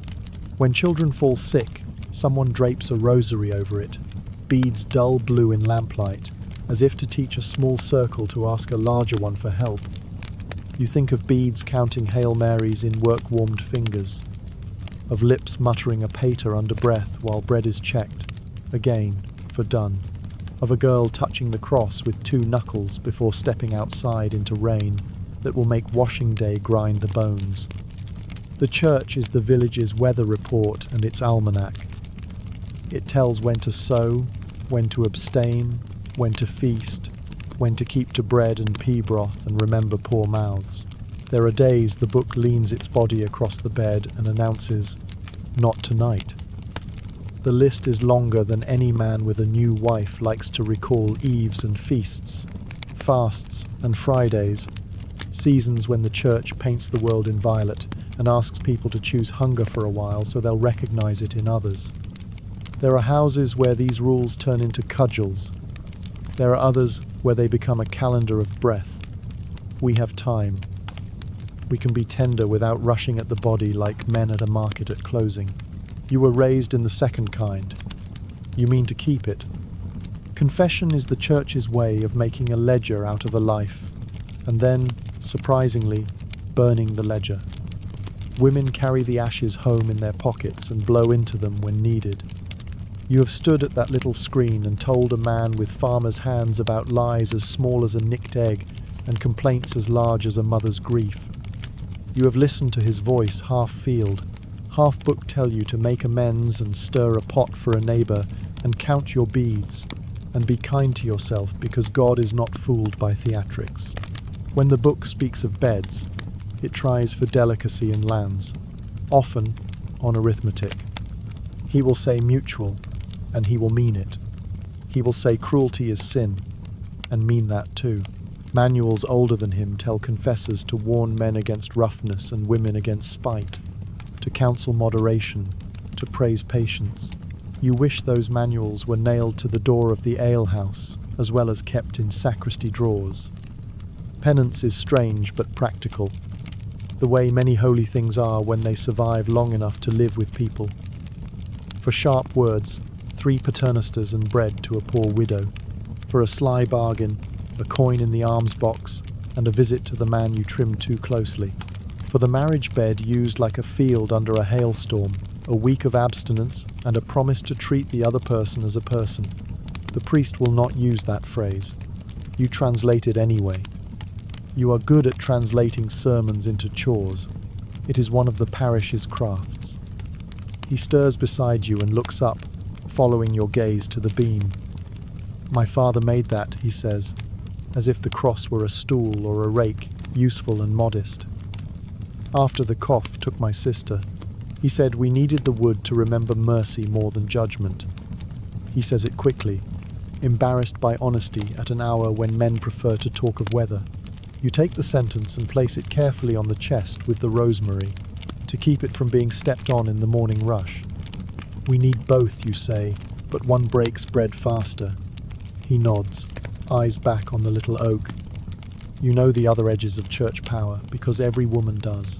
The world of rules narrows after childbed, until the churching, the blessing that means you may stand at the altar rail again, without looks that ask whether your body is still storm.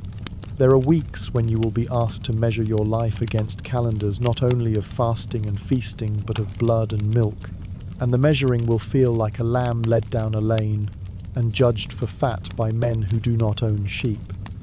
There are years when the priest will scold from the pulpit because women came to market without veils, or because men rolled dice on a Sunday, and the scolding will turn to your house whether you did either or not.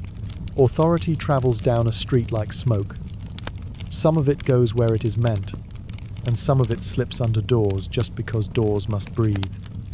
But there is another part of the church, the one women keep for themselves, the part that lives in a palm full of holy water, splashed on a child's brow at bedtime, borrowed at Candlemas, and stretched to last till haying, the part that watches you tack a prayer on paper and stitch it into a hem, not because you think God is deaf, but because your day will go better if a promise rides with you at your hip. The part that teaches the Angelus by the rhythm of the bell and the soup spoon. The part that sits in the back pew and closes its eyes and smells wax and listens not to the sermon but to the sound of neighbours breathing in one place. If the priest's book is a wall, this quiet church is a door left on the latch. The cross above you is not a spy. It is a witness that refuses to testify in courts with cruel laws. It has watched women take their husbands' hands, and has watched them slap those same hands away when the men came home mean. It has seen fury, tenderness, boredom, mischief, loneliness, and hunger, and it holds all of it in wood that does not rot easily when smoke learns to live in grain. When someone dies, the cross comes down and lays on the sheet by the face, and then goes back up again. because houses cannot live long without being reminded of mercy. You try on a defiance you would not wear in daylight. What if we let duty be a room and not a trap? The thought sits nicely on the mind's shoulders. Duties can be beautiful when chosen. They are cords braided by consent. The priest, if you said that to him, would lecture you about order and the difficulty of wild hearts. He is not wrong. He also lives alone. You do not. You share straw and bread and the arithmetic of winter. You will make your defiance domestic, not in refusing the church outright, but in choosing which of its words to hang over your bed and which to send back to the porch to wait until they learn their manners. In the half-dark, you rehearse a conversation you may one day have at the screen. Father, we are keeping the fast as we can't. We are also keeping the peace. If we must leave the bed cold to make Lent honest, we will. If we must not leave it cold to keep the house honest, we will not brag about our piety while we break our promises to each other. You can hear the silence on the other side, then the long breath of a man who has listened to too much boasting pass for virtue. Be merciful, he will say, perhaps, and do not let shame be your theologian. You grin at the ceiling, cheeky with the bravery that is only possible in blankets. The cross, if it can grin, does so without showing teeth. There are seasons when the church is a shelter under which you can tuck your worry. On feast days, the whole village smooths itself. Grievances are put in drawers like knives at night. On funerals, you walk behind someone you loved and listen to words that have carried 1,000 other bodies and will carry yours one day. On baptisms, light puddles on a wet brow, and the room cheers the way fields cheer in spring when a plough makes the first honest line. These mercies speak with the church's accent. You answer in that language with your best voice. You will not let the same structure make you smaller than you must be. It is a scaffolding for growing up into a set of rungs, not a lid. He shifts again and sighs, the kind of sound men make when they have had a long conversation with their own fathers in their sleep. If he asks, he murmurs, meaning the priest, I will tell him we are learning the measure. You like the word measure. It belongs to mills and cloth and music, to fields and feasts and ladders. It makes holiness sound like something a person can do with their hands. Aye, you say, we will keep measure. And when we miss the beat, we will not break the instrument to hide the error. The candle is gone. The cross is a darker cross against a dark beam. The room tastes of cool and of the last sweetness of rosemary at the edge of waking. You reach up one hand, not to straighten the wood, the house is not crooked, but to measure the distance between your palm and a symbol that has been both cudgel and comfort in other rooms. Your fingers stop short, not out of superstition but out of etiquette. You do not touch the dead without permission, and that wood has held more breath than yours. Stay, you tell it, with a housewife's authority. Watch if you must, bless if you can, but do not get between us and our mercy. The cross does what wood does best. It keeps its shape. It remembers, quietly, in grain laid down in seasons when it belonged to a living tree, that growing is slow, and bending without breaking is a holy art, and rings carry storms forward as strength. You close your eyes and ask not for absolution but for the sort of courage that looks like bread rising, plain, useful, enough to feed the next hour. If grace comes through bead, through beam, through a man's steadiness or a woman's stubborn kindness, you will take it and call it by its name. If rules come without mercy, you will set them at the edge of the bed with the shoes and meet them in the morning, fed and standing. Somewhere far down the lane, a bell tries the first note of Lauds and thinks better of it. The coals, sensible, hold. The cross waits without impatience for daylight, and the clutter of a workday rushing under it. You turn onto your side, the ribbon, a cool stripe under your cheek, and let the church be what it is best at when it behaves. A roof that does not leak, a story that gives permission to forgive, a hand steadying a ladder while a woman climbs with bread in one arm and a prayer in her teeth. You sleep then not piously, not rebelliously, simply as someone who has decided that holiness begins with not breaking what can be mended. The cross above you looks like a plus sign in the dark, and that too feels right. Not a subtraction, not a lesson in less, but an and. God and bread, rule and mercy, promise and sleep. You take the and carry it with you into the last pocket of night. Morning is not a trumpet. It is a hand under your elbow, lifting. The room has cooled, and so have you. The hearth breathes its last red into grey. Somewhere a cock finds courage and then doubts it. You stir, ribbon print faint against your skin where the knot pressed in sleep. For a moment there is only linen and breath, and then the house remembers its hierarchy and calls you by your new name. Not the one in the priest's book, the other one, keeper. The first keeping is fire. You lever yourself up and kneel where ash holds its little moons of warmth. A twist of straw, a patient coaxing with the poker, a stick placed with the confidence of someone who has watched her mother bargain with embers in worse weather. This is what makes a day possible. When the smallest tongue of flame licks and holds, you feel a steadiness that no sermon gives. He mumbles, thanks the way a man thanks a road for existing, pulls on his shirt and goes out to see to the mill's temper. A wheel sulks in damp like a child. It needs persuasion, not force. He leaves with the quiet of a man who has learned that sound steals strength. The house is not empty. It is full of work that does not shout its name. The miller's wife steps in the door, as if she were weather inevitable, practical. She carries a bunch of keys on a leather thong at her waist. They do not jingle, they announce. She looks at you long enough to read how much of the night you wore and how much you kept folded like linen for later. Then she does a thing you will remember when your hair is the colour of ash. She unknots the leather, separates 2 keys with her thumb, and lays them in your palm. Grain chest, she says, and larder. Not a ceremony exactly, a transfer of weather. Keys are power, in a village that owns little metal. They are also chain. Everyone sees the first truth. Only women count the second. Your palm learns their weight, and your shoulder learns the ledger that goes with them. Barley in, loaves out, salt in, soup stretched. Good bacon kept for saints' days, unless a fever demands it spend itself earlier. The rest stays with me, she adds, not unkindly. Not because I mistrust you, because a house trusts one hand at a time. You nod. The sense lands like bread. She glances at the banked fire, at the towel folded where you left it, at the salt in its corner, and a small thing loosens in her mouth that might be approval.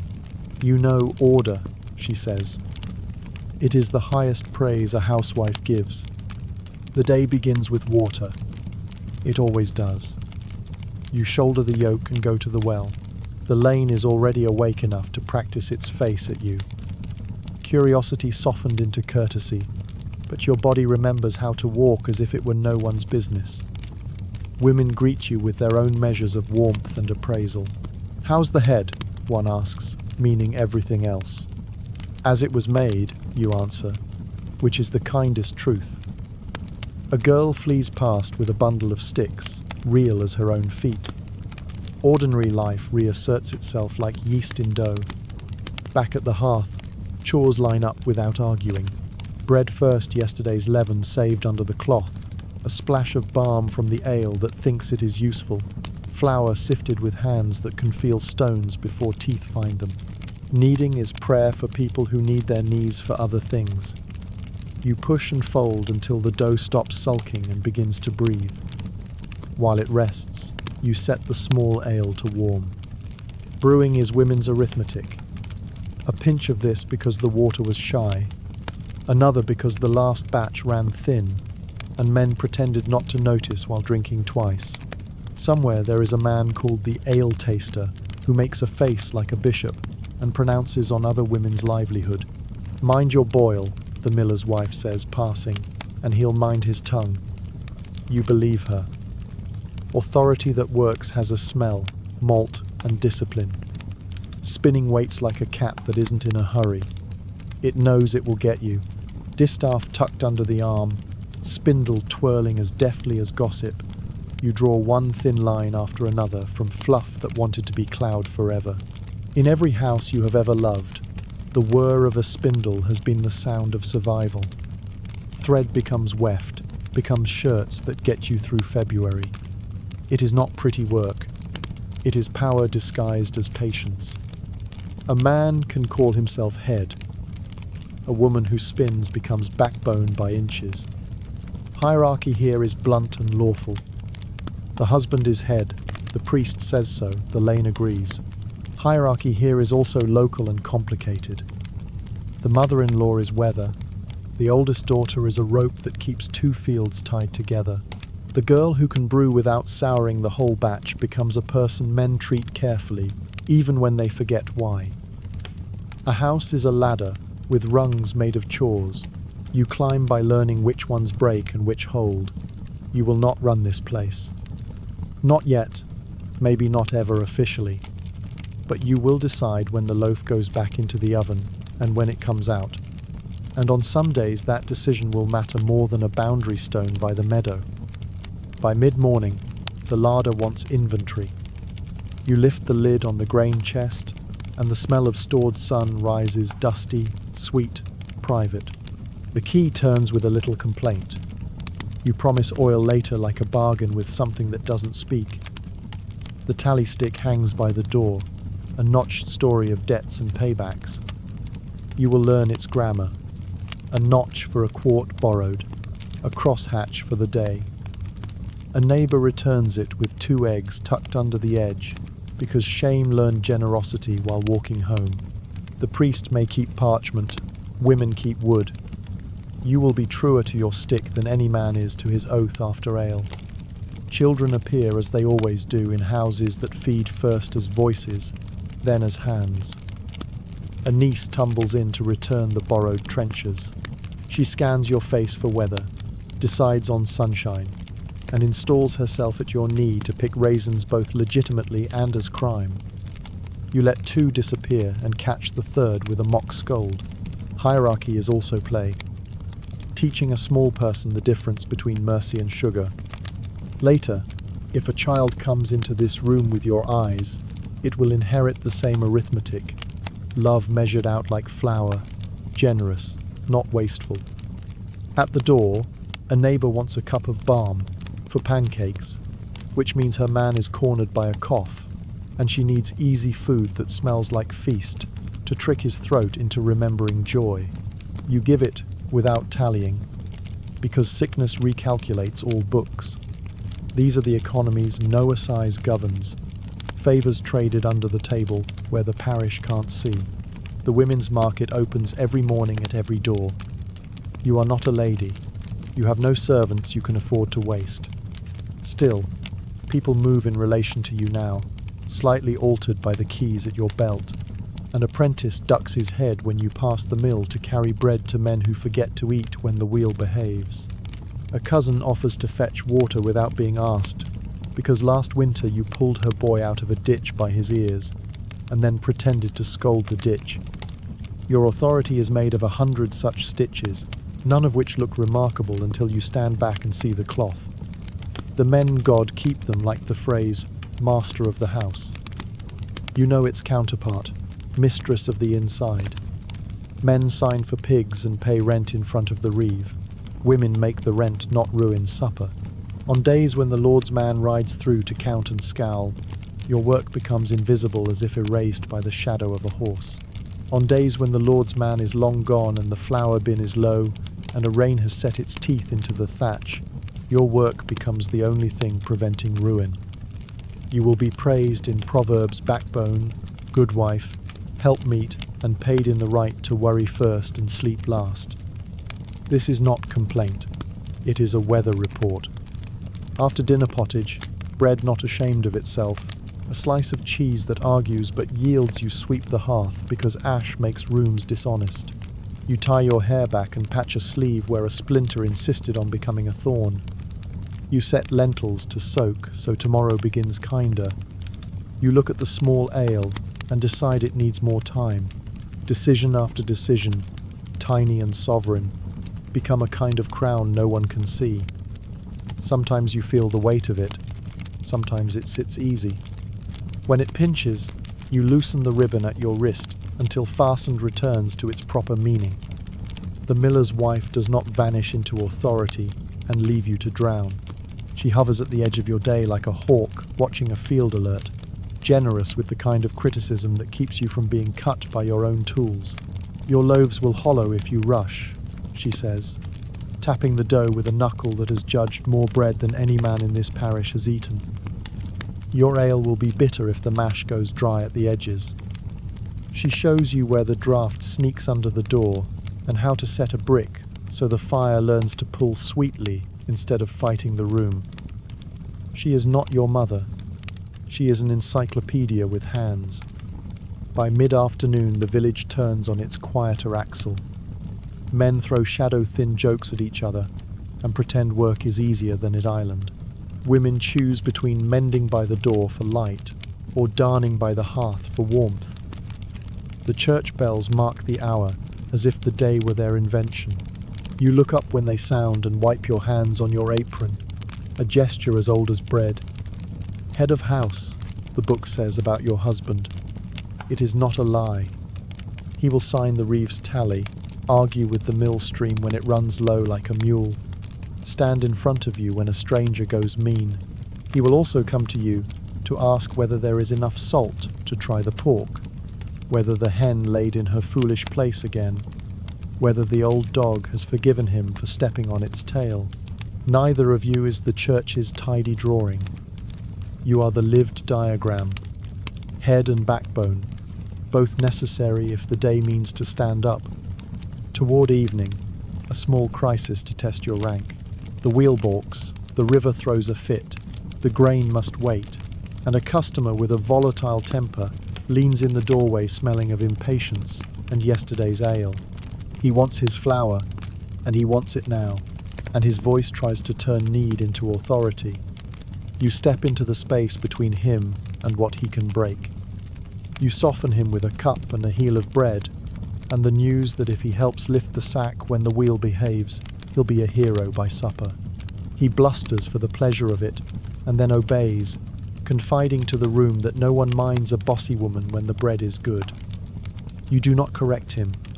The bread will do that work when his mouth is full. At dusk, you lock the larder because you are not a fool. You hang the keys back at your belt, neither proud nor ashamed.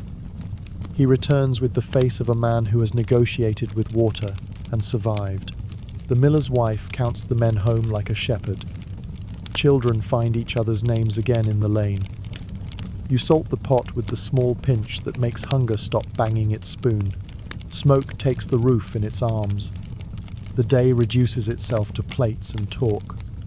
He tells you a story about a wheel that squealed like a pig. You tell him your bread did not hollow. This is how a house announces it intends to go on. Later, when the hearth has settled to red thoughtfulness, you sit with your spindle because the day will not dress itself tomorrow. He mends a strap because men who rely on leather do not laugh at needles. Your hands move, so do his. Between you there is no spectacle, only craft. It would be easy, on a day like this, to claim victory, to call the keys proof of power instead of the permission to work harder at better work. You don't.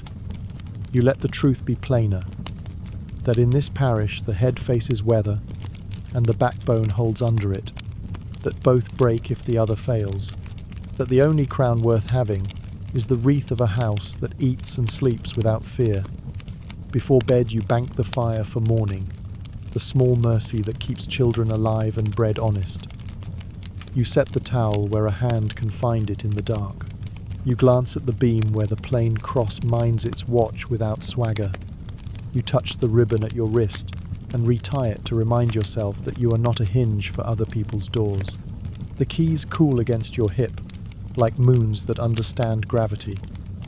Authority here is real, and it is heavy, and it is not what ballads promise.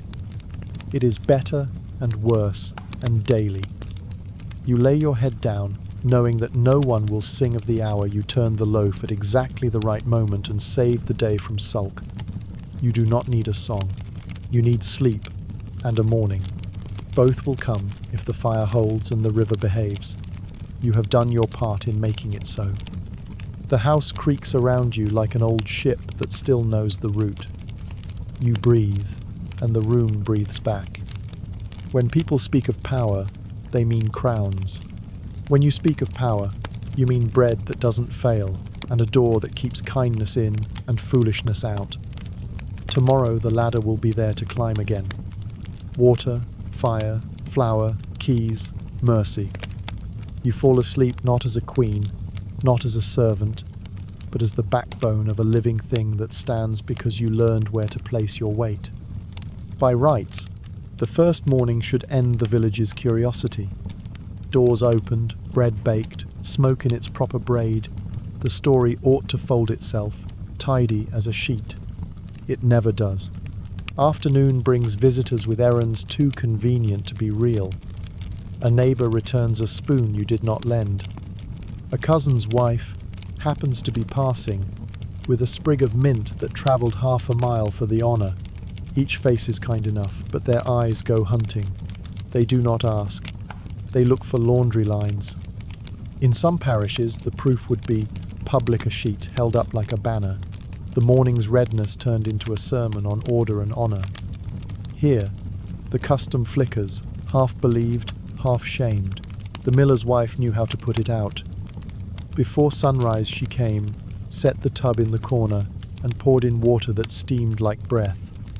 "Wash early," she said, in a voice that brooked no debate.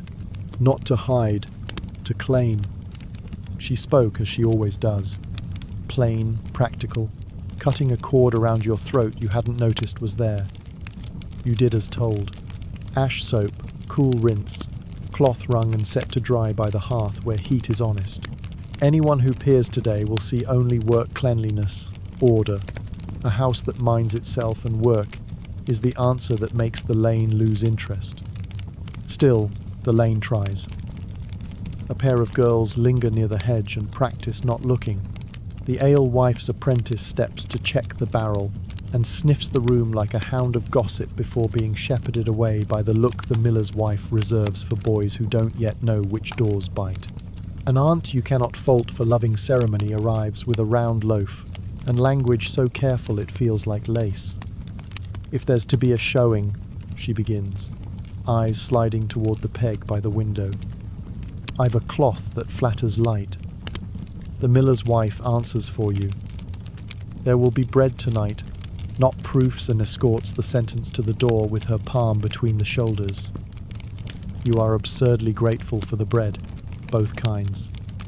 Your mother comes in the late morning, as if she had to argue with herself first about whether presents would feel like intrusion. She pretends to fuss with your apron strings, fingers finding a small smear of ash no one else would have seen. "You did right," she says at last, not specifying which right. The tub was her idea once, years ago, when she helped a cousin carry a day through a village more ravenous than this one. "A sheep tells stories it wasn't born to tell," she says, quieter. "Better to give it its proper trade warmth." She sets a small covered bowl on the table, broth, thick with barley, and a little marrow comfort disguised as food. When the body has been turned into a conversation, she adds, feed it something that doesn't talk back.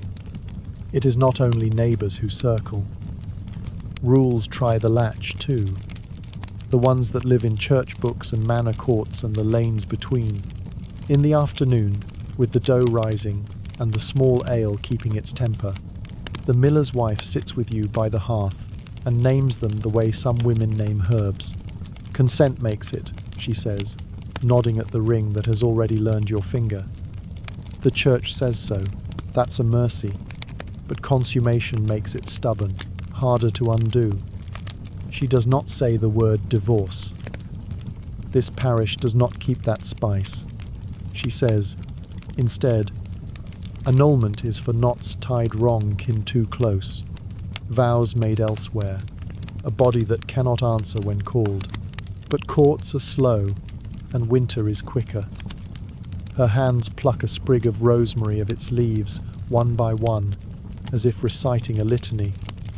Some men God keep them sensible, admit fear and wait. Some don't. The book frowns on cruelty, so do we. But the lane likes to pretend it never met a bruise. She drops the bare twig on the hearthstone where it smokes and snaps. So we keep our own court, quietly. Her court has its rules, as clear as any charter. If a woman needs time, the midwife becomes a wall. If a man thinks himself owed a story a body cannot give, the older wives arrive and rearrange him with tea and truth. If a neighbour begins to brandish jokes like weapons, 3 women lean on his mother's threshold until the joke retires to the back of his throat. This is not rebellion. It is maintenance. The parish will call it fussing. You, warming your fingers over a flame that owes you nothing and gives anyway, call it civilization. You stitch while she speaks, because talk sits better when hands are busy. The sleeve that snagged yesterday becomes your excuse for pinning and hemming. Your thread runs smoother today. Sleep, and the absence of spectators does that. The spindle whirs and the afternoon becomes a cloth you can spread over the morning's noise.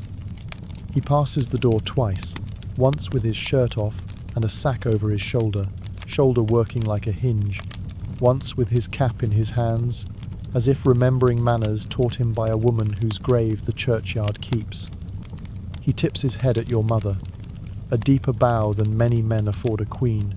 Your mother considers him with the eye she uses for bread and weather.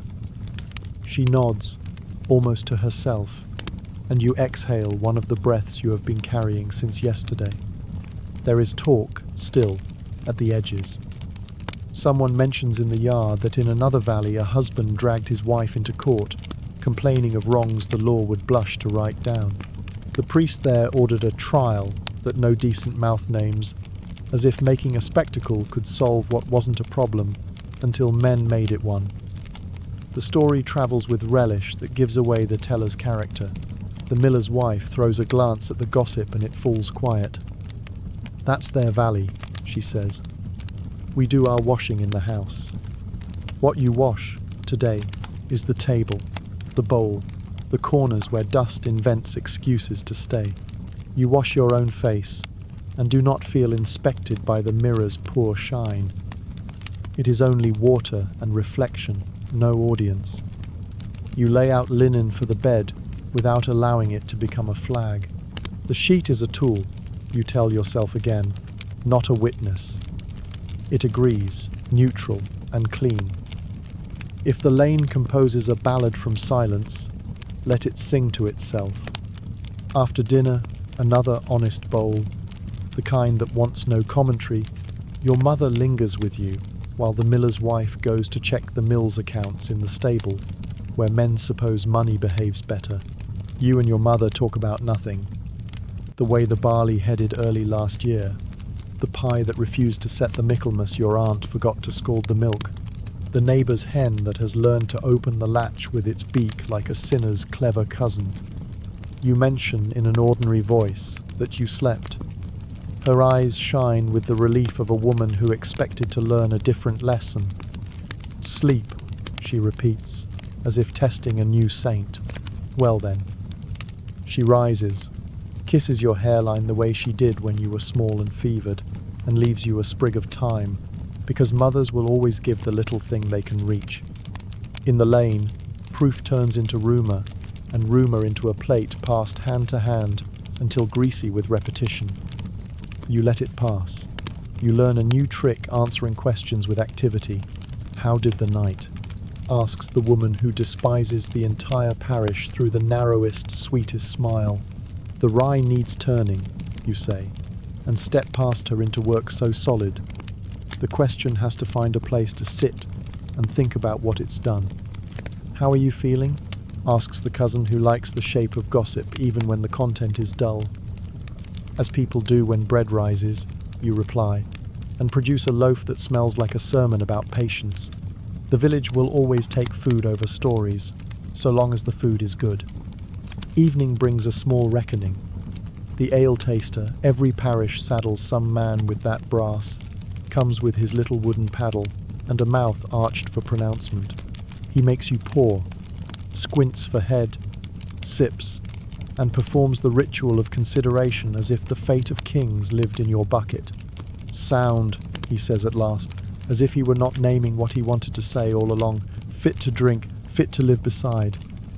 He scratches a mark on a scrap with a flourish that will find its way into a drawer and never be read again. The point is not the mark, it is the room's decision to move on. Twilight softens the hedges and recolours the day.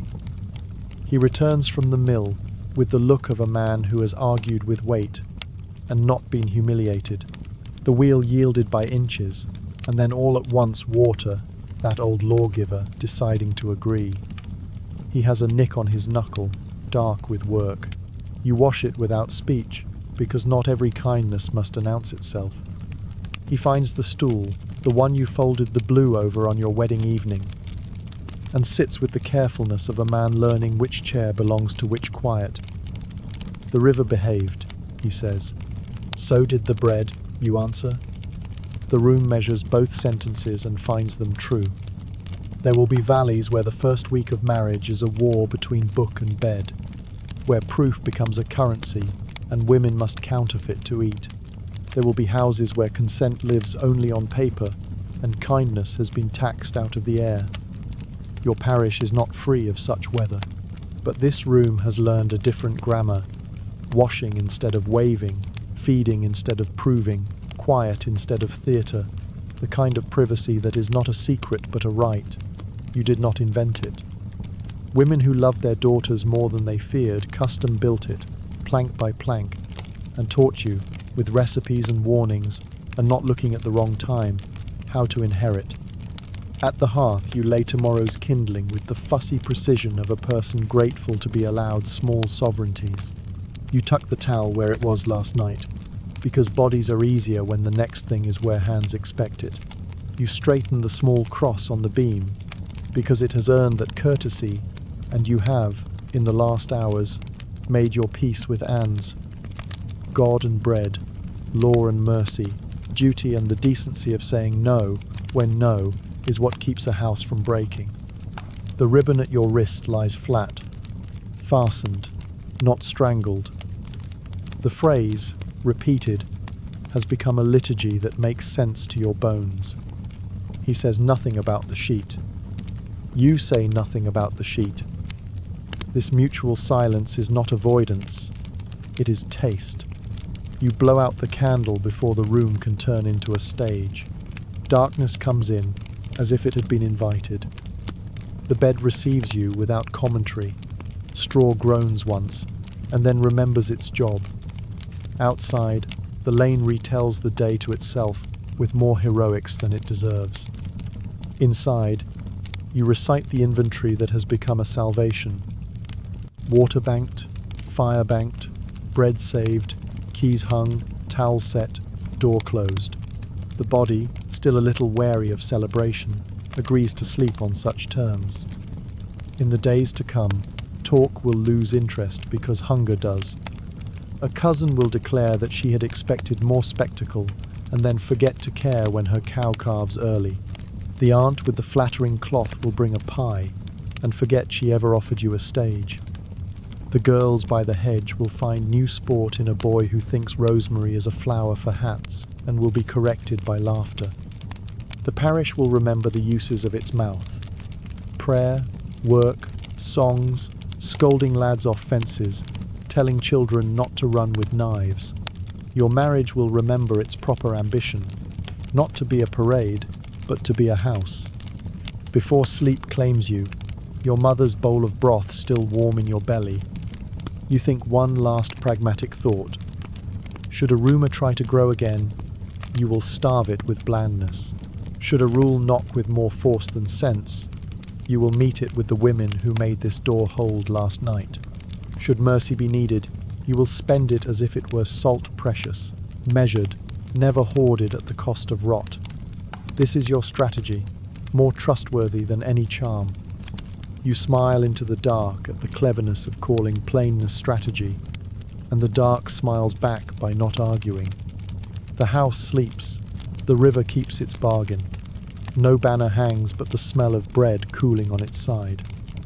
In the absence of theatre, life makes good use of its stage. You slide under and let the bed be furniture again, the night be night, and your body be yours. The lane will manage without you until morning. It always does when fed. There is a first quarrel. Not a grand one, the lane would have been grateful for trumpets, but the kind that begins in a teaspoon and somehow breaks a cup. It comes 3 days after the village loses interest, and you begin to think the house is purely yours. He leaves the mill door unbarred because the river begged a last check, and darkness was already crawling up the bank. You find it in the morning. Your jaw learns again the stiff music it promised to forget.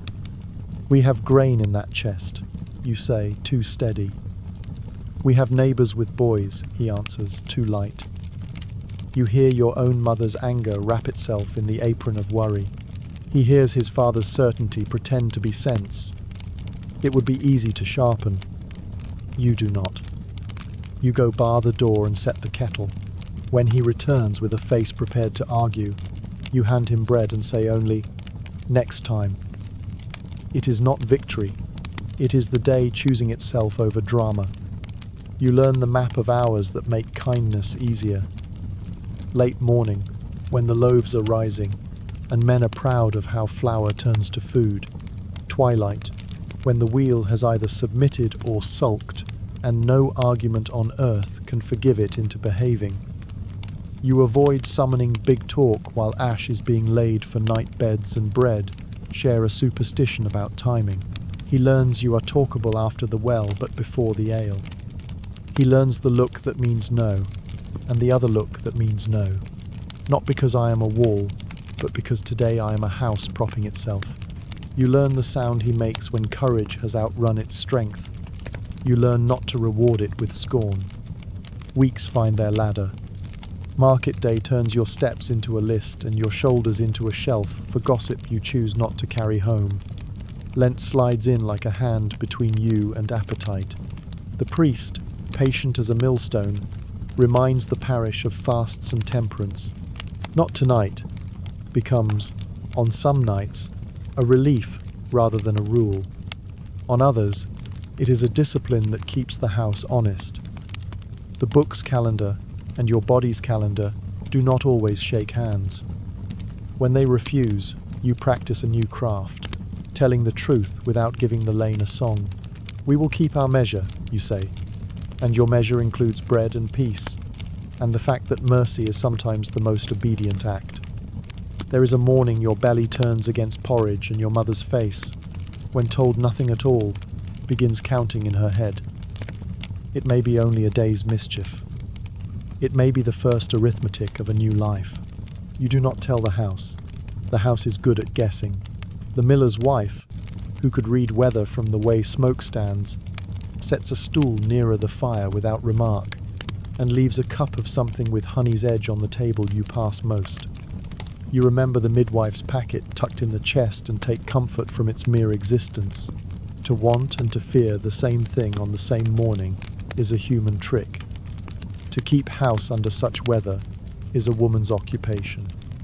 Then there is a different house, the tailor's, at the far end of the lane where proofs run ahead of mercy the way a cart runs ahead of a nervous horse down a hill. Someone saw a sheet in a yard. Someone else saw faces. Someone tried to add up what they were owed in stories and left the sum on the tailor's threshold like a dead fish. By noon, the lane has decided the woman inside that house is a liar by omission because her linen did not agree to a part it did not read. The aunt with the flattering cloth appears at your door, flustered, righteous by habit and frightened by discovery. There must be order, she says, and the sentence is a broom wielded poorly. You go with the miller's wife. She does not gather a crowd. She gathers a towel and the kind of voice that pins chickens to their perches. Inside the tailor's doorway is a woman with her chin held as if it were carrying a jug too full. Behind her, a man making a show of being wronged, which is a performance the lane sells cheaply. The miller's wife crosses the room and draws the window latch hard enough to be heard by anyone pretending not to listen. "There will be no show," she says to the air. "There will be washing, there will be broth, there will be the midwife if she is wanted." She turns to the tailor with the same look she uses on a wheel that thinks it can scrape its way into obedience. "And there will be your mouth learning to be a guest in your own house." You carry water, thankful for the permission to be literal when the lane wants metaphor. The midwife arrives with her hands already washed in her mind and reads the room faster than any man could read a contract. She sees fear and pride and the wild dog of rumour sniffing at the door jamb. She speaks of the ways a body behaves and refuses to behave. She tells the tailor, in a tone that would bring a plough horse to heel, the history women carry: there is not one sheet for all houses. There is not one first night for all bodies. There is not one kindness that serves every bed. She tells him, too, a law the priest might lend his book to if asked correctly: cruelty earns you neither a debt paid nor a wife. It is not pretty. It is better than charivari. You stay long enough to see broth outweigh curiosity, long enough to see a man's mouth lose interest in being a blade, and remember that it can be a cup. The lane revises its song by evening misunderstanding. Nerves, who among us, and the tailor's wife, learns to stand with her back to a door when advice tries the latch. You go home with hands that smell of soap and rosemary, and the iron satisfaction of having kept a stage from being built. Your own bed does not ask for a report. That night you leave the candle burning a finger longer, not for angels now, but in gratitude to the living, practical ones who wear aprons and sleeves rolled to the elbow. He puts his belt on the chest without looking at you, which is its own useful courtesy. You braid your hair slower than the first night, because hurry has learned not to live here. If joy comes quiet, earned, willing it is not the lane's business. If only sleep comes, that too is good work. Summer finds you in lighter shoes and with a rhythm that would look like contentment to anyone who keeps distance. There are still arguments about salt when there is less than you'd like, about the time he loaned the cart without asking, and the axle learned mischief, but you find the length of them shortening, as if the house has trained them to heel. He learns the trick of leaving his pride at the door with his shoes when he has brought home the kind of temper that spoils soup. You learn the trick of saying the hard sentence before it sharpens, no, or now, or not like that, and then setting the pot to simmer anyway, because dinner does not wait on philosophy. The priest comes one Tuesday to ask after the wheel, and to eat more pottage than a holy man admits to. He lingers at the door and offers a threadbare homily about patience in marriages, as in mills. You answer him with the coin he prefers. "We confess when we must," you say. "We keep the fast as we can." He nods, relieved to have his categories honoured, and then, almost as an afterthought, surprises himself by saying, "And you keep mercy, I hear." You set a bowl in his hands because a man who risks compliment is a guest. He tells you that in the next parish, a judge has forbidden trials of the cruel kind, and that our priest wrote a letter on the matter that smelled of smoke and righteous teenage years. You raise an eyebrow at the image of him younger. "We all have them," he says, embarrassed, and you allow him the pleasure of being that boy again while he chews. There are days when fear comes back by habit and sits on the chest like a cat waiting for your breath to trip. You learn to greet it with tasks. Lavender cut and hung, a floor scrubbed, a key polished until it recognizes its maker. There are days when desire arrives without an announcement, and you are glad you did not teach the bed to speak only the language of debt. There are nights called glum is back sore, your head loyal to a pain that keeps its own calendar and nothing is owed except patience. You begin to understand what your mother meant by the long mercy, not the feeling, but the habit that keeps a door from slamming when there is wind. A girl you used to plait hair with marries poorly and writes to you from 2 valleys away. Her husband mistakes fear for order and thinks music is to be beaten out of people like rugs. She asks what the law owes her. You answer in the grammar of practice and the priest's book. The church can separate bed and board, you write, if cruelty or danger can be proved. You may live apart and keep your life. It will not unmake what it made easily, but there is a door that opens and a saint that stands by it. You add the second law, the women's written in rosemary and bread. Find the midwife. Find the miller's wife of your lane, whatever her trade. Sleep near women until your fear stops turning its face to the wall. Eat. Work that feeds. Keep the tub in the corner and the towel by the bed. It sounds like housekeeping because it is. It is also a wall. You seal the letter with a thread, not wax you trust the thread more. Autumn returns with a draft that demands doors be reminded of their hinges. He shows you where to stuff moss. You show him where the mouse has invented a path behind the chest. The first hard frost swaps your breath with the air's in a fair trade. If your stomach settles and then does not, if your breasts talk to your shift when no one asked them to, you do not announce it. You move the stool without comment. You sleep on your left without superstition. You put by more broth, because broth is a spell you can prove. The midwife passes your door once and does not look in. The hedgewoman sends a bundle of mint with a child who pretends he found it under a willow. Your mother's mouth forgets how to scold and rests in the shape of hope's bow. If nothing comes of it, you will still have drunk the honeyed water and learned a softness that feeds other days. If something comes, the house will stretch. The cross will watch and keep its counsel.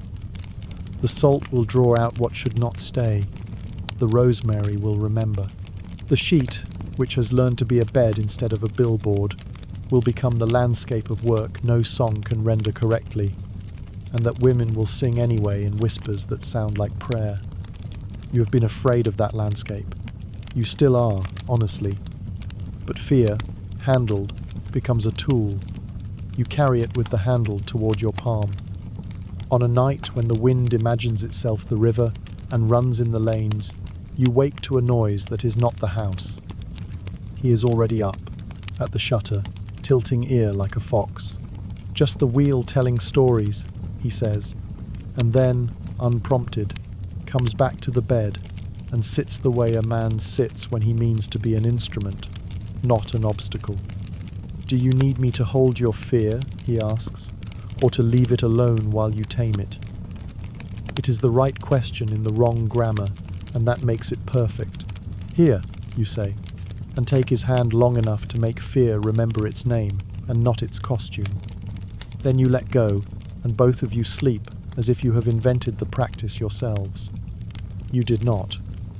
You inherited it from mothers who washed early to claim the day, from wives who learned to say no without waking the whole parish, from midwives who opened windows and closed mouths, from priests who occasionally remembered mercy before accuracy, from millers' wives who could embarrass a rumour into behaving.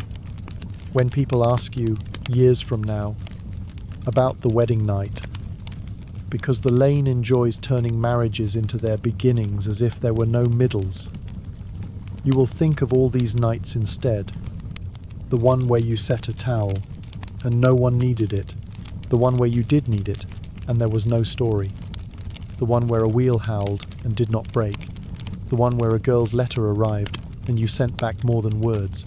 The one where your belly told the truth with courage or did not, and you loved it anyway. What no one will sing about, and what you will count as the secret worth, is this. Dread, asked to work, finally put down its tools, and slept at the foot of the bed like a dog that at last has a home. It still wakes and barks, because dogs do. You point it at the door when there is reason. The rest of the time, you let it warm your feet. This is not romance. It is the craft of living inside promises without being devoured by them. It is bread and law and women's plain magic. It is the sheet being a sheet. It is a ribbon tied to say fastened, not strangled, and meaning it across seasons, not just across one night that men pretend to understand. Outside, the first leaves fall with the candor of coins that never pretended to be more than metal. Inside, you bank the fire and lay your hand on the bed's cool linen and thank it for being furniture and not a witness. The keys are heavy and right on your hip. The house breathes the way houses do when people inside have told the truth they can afford and left the lies to fend for themselves.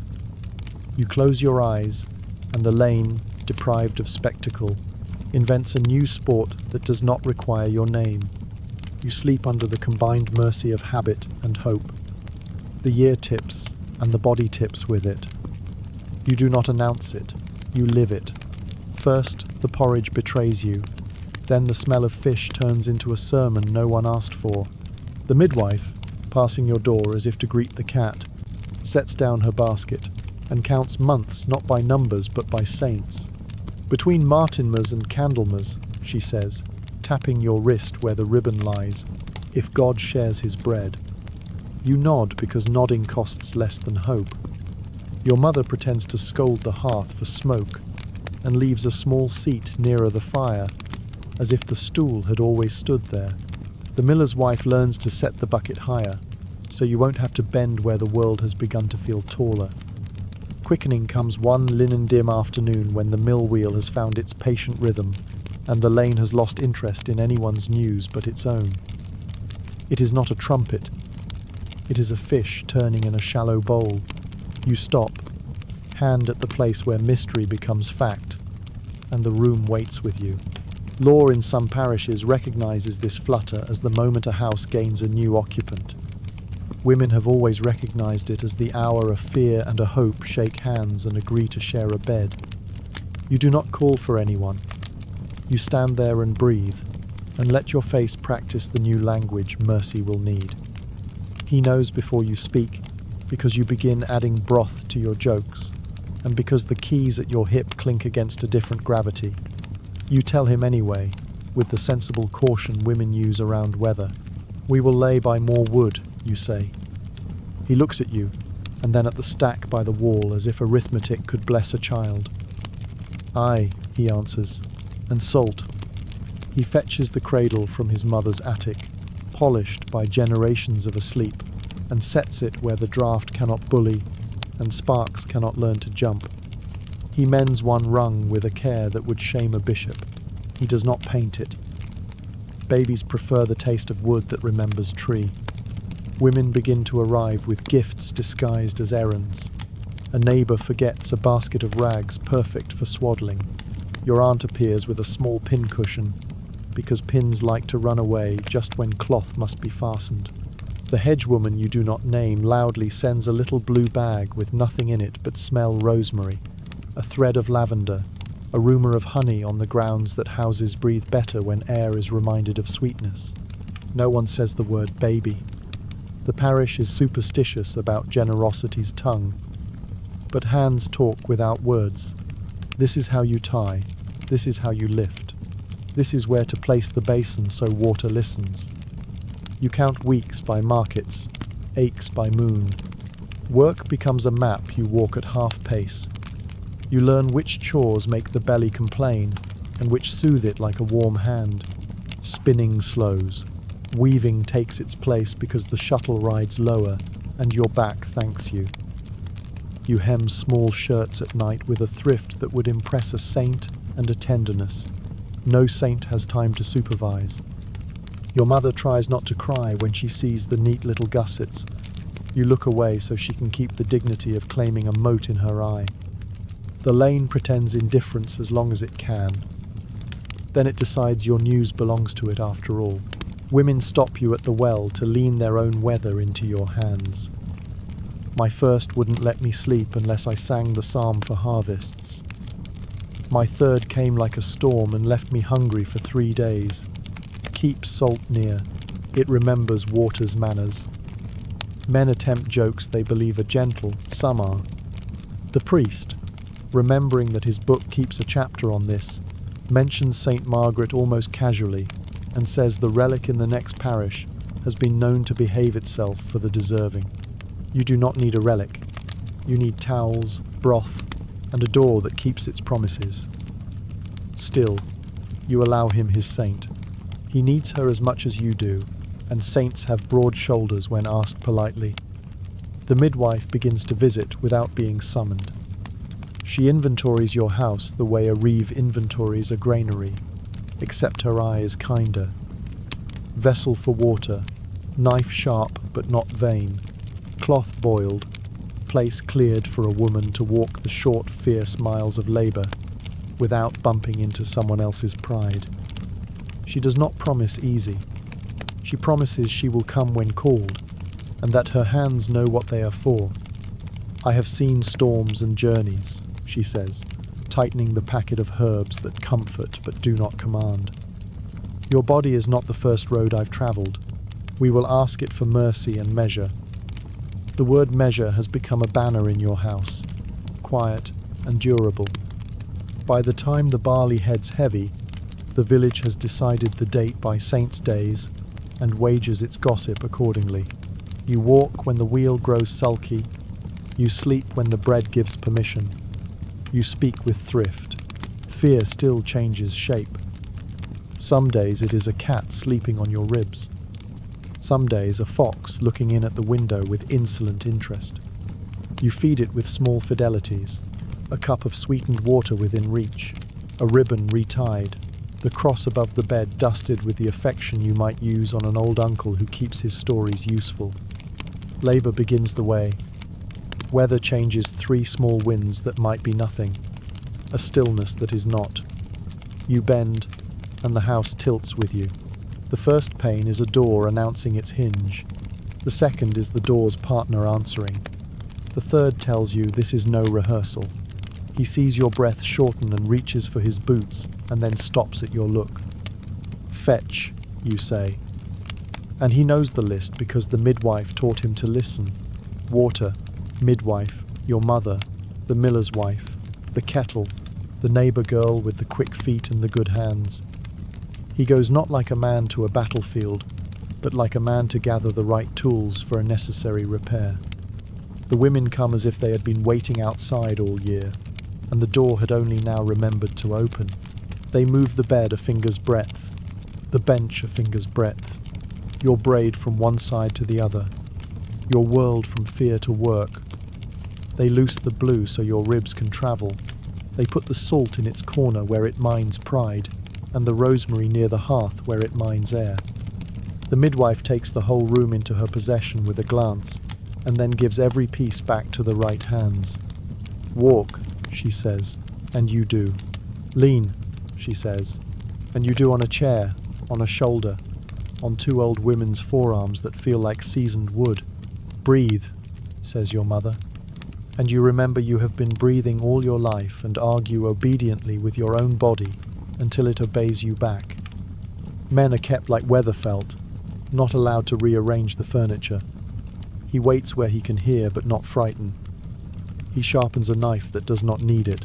He considers prayer and decides to sort kindling by length instead, which is the masculine form of a litany in this parish. When the midwife shouts for water, he arrives with 2 buckets and leaves again without taking inventory of your face. You will love him for that courtesy when you are not busy building a person with your spine. Pain is a language you learn in one crowded day. It is not simple. It argues, it bargains, it insists. You answer with a chorus.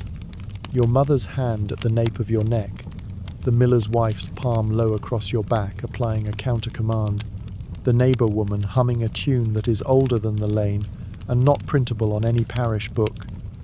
The midwife's voice steers you like a river learned in childhood. Now, and not yet. It is work.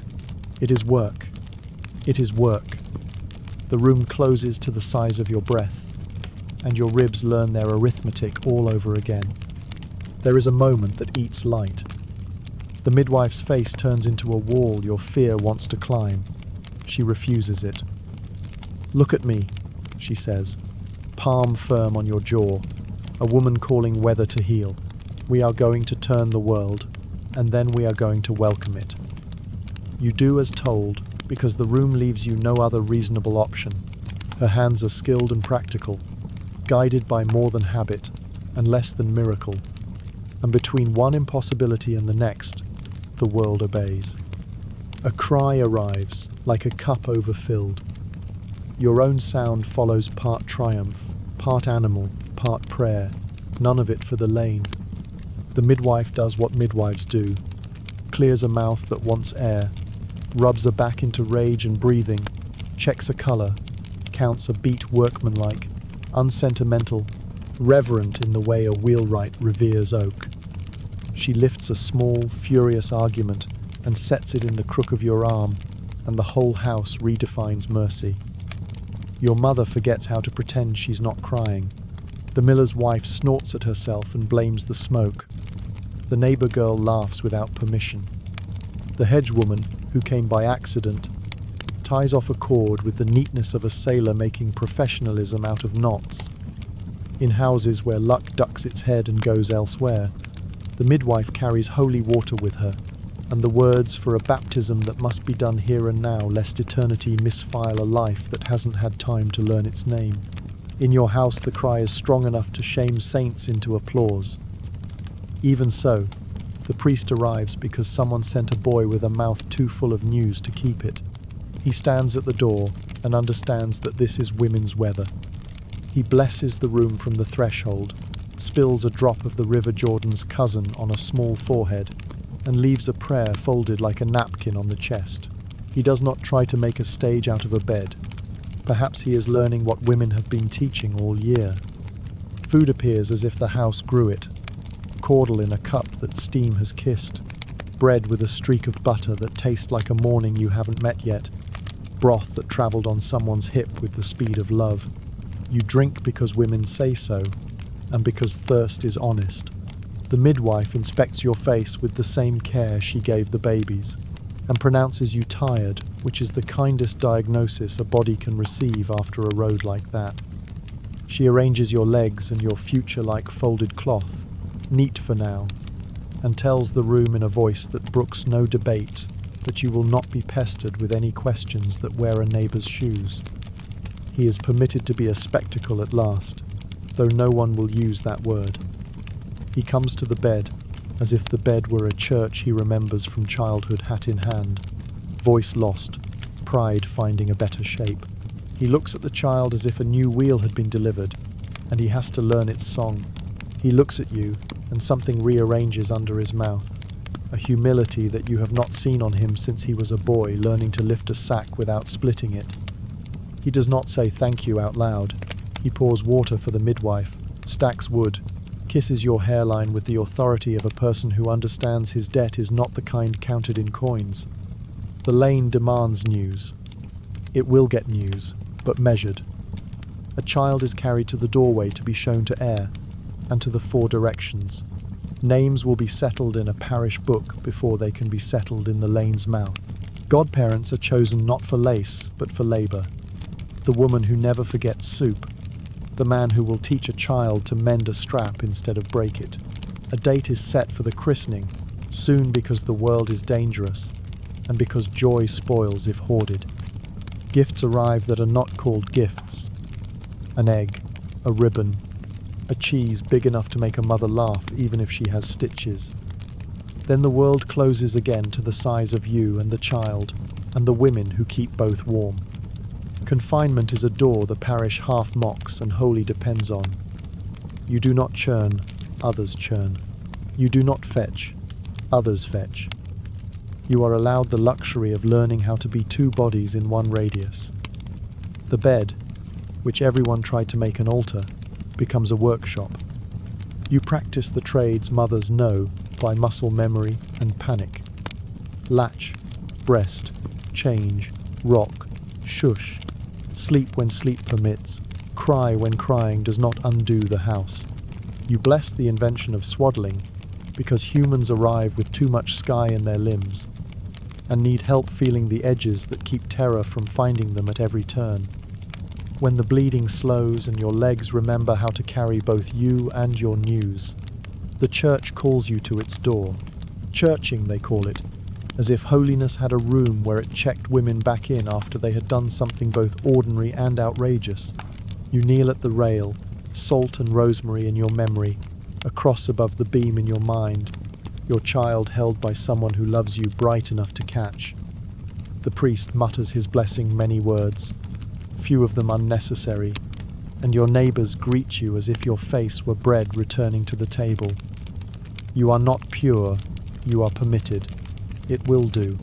Permission is a tool. You will use it to the last inch. On the way home, the lane becomes merciful for an hour. It does not ask for proofs.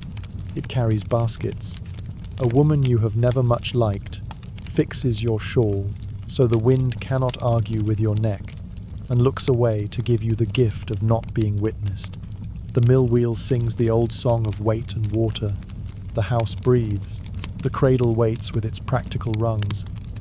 You loosen the ribbon at your wrist and retie it with the same words you have used for a year of nights. Fastened, not strangled. The knot sits like a small halo on your pulse. The child stirs. A fish in a bowl again. You walk through the door that learned, months ago, the art of keeping. You have made a person and a practice. The parish can have its stories. You will keep your house. Naming pins a person to the world like a stitch that will not come loose in the first wash. The christening is small by necessity and large by memory.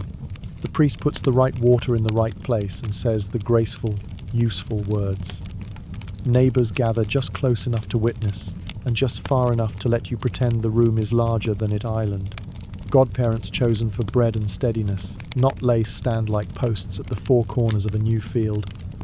They promise loudly enough that heaven hears, and softly enough that the baby does not wake. The book gets a line, the lane gets a reason to bake, the child gets a name that has survived other winters. On the way home, people practice saying it as if the syllables were a path they have to learn before weather forgets to be kind. Home opens its mouth and swallows ceremony, as homes must. Confinement loosens its knot one day at a time. The stool moves back to where it lived before. The tub returns to being a tub, not an ark. You begin the practical art of living with a person who measures time in 3-hour loops. The house's grammar changes. Everything becomes present tense. Feed, change, breathe, sleep when permitted. Your body writes its own afterward in stitches and milk. The midwife inspects the seam of you with a craftswoman's pride and declares it healing. She says the word melancholy once, not as a diagnosis, but as a guest. Some women must house for a while. If she comes, the midwife says, we set her to shell peas and fetch water till she forgets to stay. You want to laugh. You almost do. Then you sleep instead, which is the correct answer to more questions than confession covers. The bed returns to being a place for two, and then immediately unlearns the trick, because 3 is what nights mean now. The child lies wrapped like a harvest loaf between you, small and furious, and asleep with the seriousness just-born things bring to every task. The village talks about spacing in metaphors with respectable hats on. Milk keeps the moon, women say, meaning that a body busy feeding has other work than making more work. The priest talks in seasons, the midwife in weeks, your mother in looks. Desire is not a parade now, it is a weather map. Some nights are red stars and lightning, some are cloud and barley. You practice the old courage, naming a pace and keeping it. He learns to read your shoulders tilt. You learn that the kindest sentence after birth is often later, followed by the craft of making later real. He loves the child with an astonishment that makes the mill wheel look immodest. He goes to the cradle like a man to a marvel he did not spend silver on. He counts 10 small things twice. He carries the baby like flower, steady, high, aware of wind. In the yard, men who survived their own first terror of tenderness pretend they are only checking swaddling knots when they stop to speak in voices too loud for such small ears. Your husband joins their club by accident and then refuses to leave it. You watch him become a person who returns to the bed gently because he has spent an hour memorizing the breath of something he cannot reason with into safety. You sleep through these rites as often as you can. The house benefits more from sleeping than witnessing. Work resumes because it must. Spinning slower but sure. Bread with one hand. Ale in smaller batches because the day has divided itself. Washing, folded into the hours when the baby lets you forget the clock. You discover you can anchor a cradle with a toe while tying a line and holding a conversation with the neighbor who has come to return a bowl that contained soup she swears she made too salty, and you swear saved a life anyway. Your body is not as it was. It is more honest. There are aches that arrive at dusk like unpaid bills, and you pay them with time and patience and the miller's wife's practice of sitting down at the right minute. You do not apologize to anyone for sitting. The women do not let you. The lane, glutted on birth's good news, remembers its favorite pastime and tries to hire your bed again as a stage. It inquires gently about proofs you never promised to provide. It asks after the child's nights with the expectant face of a person who keeps a ledger under the pillow. The miller's wife meets such queries with a ladle. "Hard work," she says, and puts something hot in their hands until they forget to be curious. Your mother swats the aunt with the flattering cloth like a fly. The aunt, to her credit, pretends to be offended and then brings a pie.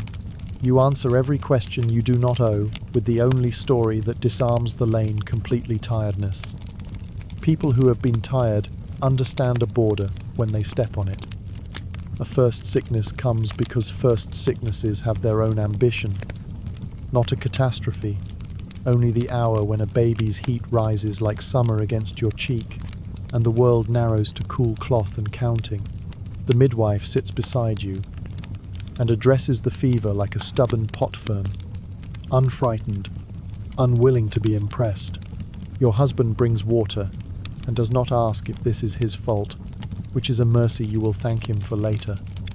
The child learns to sweat again, to swallow, to look you in the eye without fog. You swallow a prayer, and it allows itself to pass, because it has work to do elsewhere.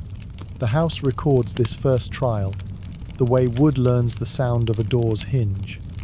It will know next time when to creak and when to hold. There are new politics in the lane now that your child exists.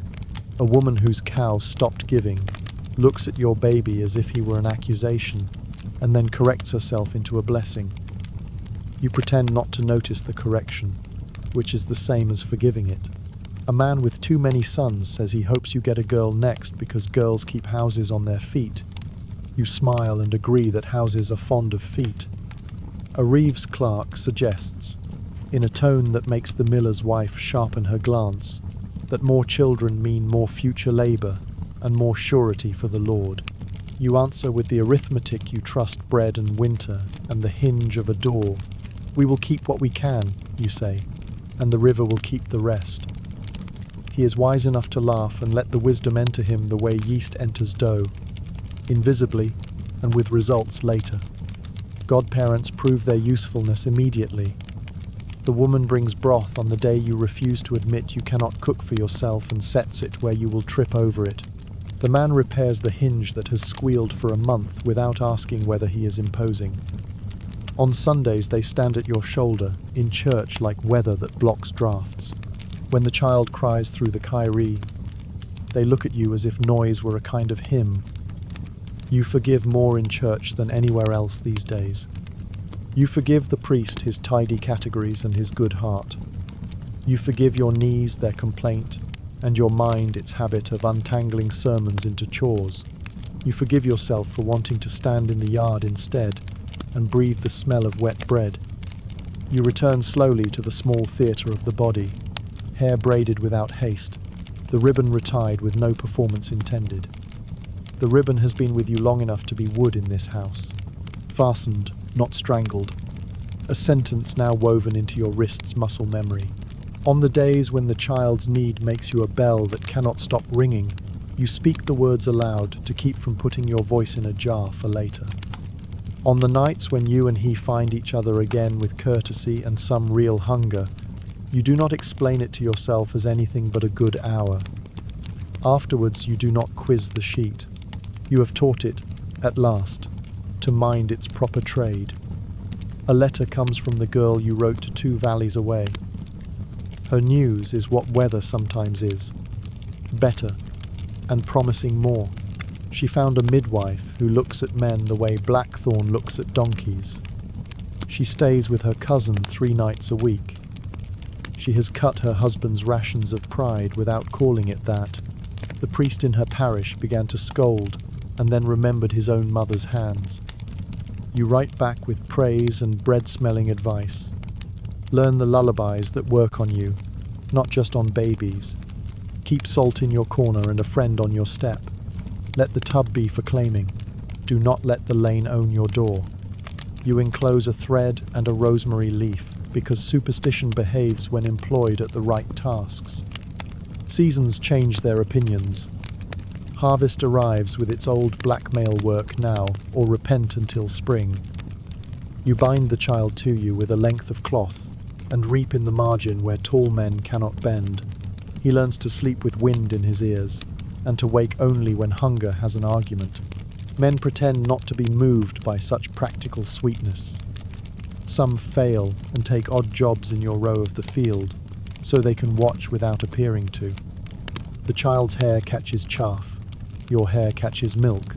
Both of you catch your breath at sunset and convince yourselves the room will hold when you fall into it. Then, because life refuses to be reduced to one story, grief visits someone else's house and the parish practices its better self. A baby goes white and quiet in the middle of a day that had no business being cruel.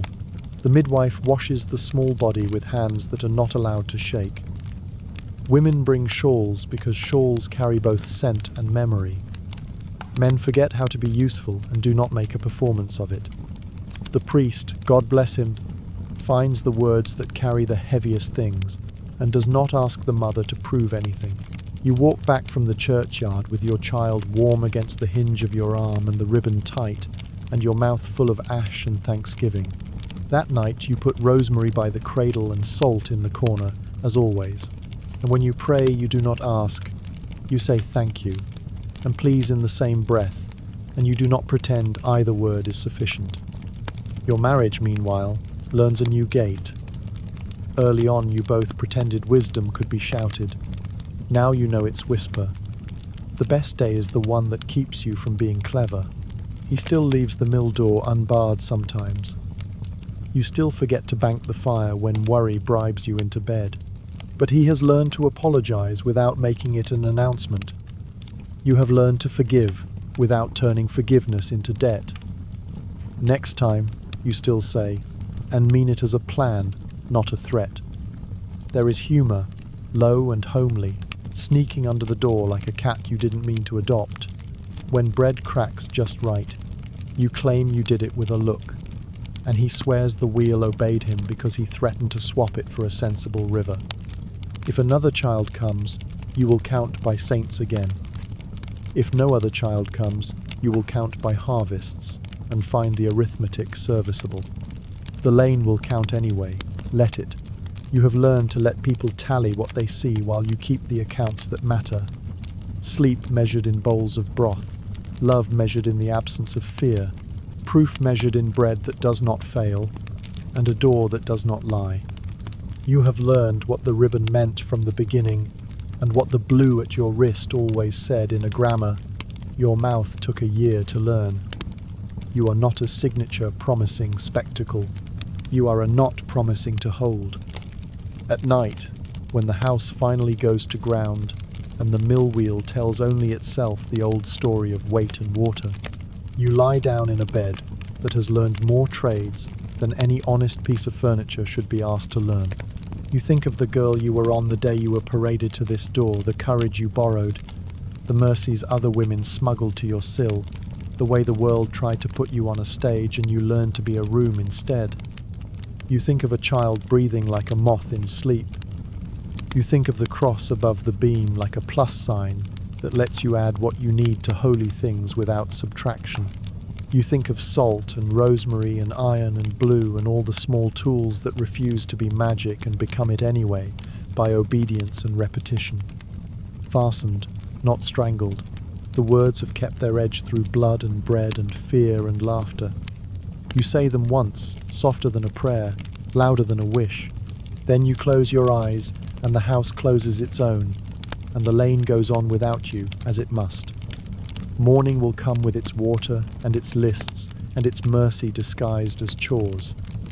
When people, years from now, ask you whether you dreaded the wedding night, you will smile the way women do when they refuse to throw their lives back to the beginning for the sake of someone else's delight. You will say, I learned to dread less and to keep more, and if they do not understand, you will hand them bread. Bread teaches, beds teach. So do women with keys on their hips and ribbons at their wrists. Years are not a straight road. They are a lane you learn by hedges this ash. That gate, the bend where the wind changes mind. The dread that once rode your shoulders like a bully learned your house too well to keep doing tricks at the door. It grew dignified, took a new name care, and went to work with the rest of you. The ribbon at your wrist faded, frayed, was replaced, and then forgot to shout. It learned to hum. Fastened, not strangled. You found the phrase sometimes in your mouth while turning a loaf, sometimes on your tongue when the priest attempted a tidy sentence about duties and forgot their edges, sometimes under your breath when you laid a sleeping child down. And the bed, polite now, did not try to become a stage. The house made its seasons, winters of ash and wool, and the arithmetic of heat, springs that smelled of yeast and wet earth, summers that put their hands on your shoulders and insisted you sit on the step with your feet bare and your patience retied, autumns of jars and cellars, and the satisfying complaint of a latch that did its work. You learned which corners needed sweeping for peace, which needs could be handled with soup, which rules were worth dusting with respect, and which were better left to sulk in the porch. He learned the trick of putting his pride down like a sack before stepping inside. You learned the trick of picking yours up when it had fallen behind the chest. The miller's wife, who had stood at your sill like weather, thinned at the temples and thickened with knowledge. There came a day when she unhooked a third key and set it in your palm without speech. The weight recognized you. The ledger on the wall began to look like writing in your hand even when he tallied. The door learned your knock. You did not become a queen. You became a hinge that did not stick. On market days, men still bragged in the square. At home, you left the breadcloth ajar, just enough to keep them honest, and fed them before their boast hardened into hunger. The parish, which had wanted you on a stage, accepted, grudgingly, and then with relief, that you made a better room. There were other beds to mind, other doors to keep. When a girl was walked to a house with too many eyes, you and the midwife and your mother went ahead of the procession and made the room ready salt in its corner, towel within reach, cross straight, window latched, rumour discouraged. When a boy tried on jokes with teeth at someone else's expense, 3 women found him the next morning and sharpened him into usefulness with a list and a look. When a husband mistook debt for permission and reached for proof the body would not give, the lane's better law gathered at his table and explained, with soup, that cruelty earns neither honour nor supper. You called it fussing if men were listening. You called it commonwealth when they weren't. The church aged with you, as all roofs do. The priest's voice grew a crack that made his homilies better. He began to speak less as a book, and more as a man who had watched women keep houses, while he tried to keep souls, and discovered the trades were cousins. He still recited the calendar with satisfaction, But when Lent asked for cold, he sometimes said aloud, "Keep peace first."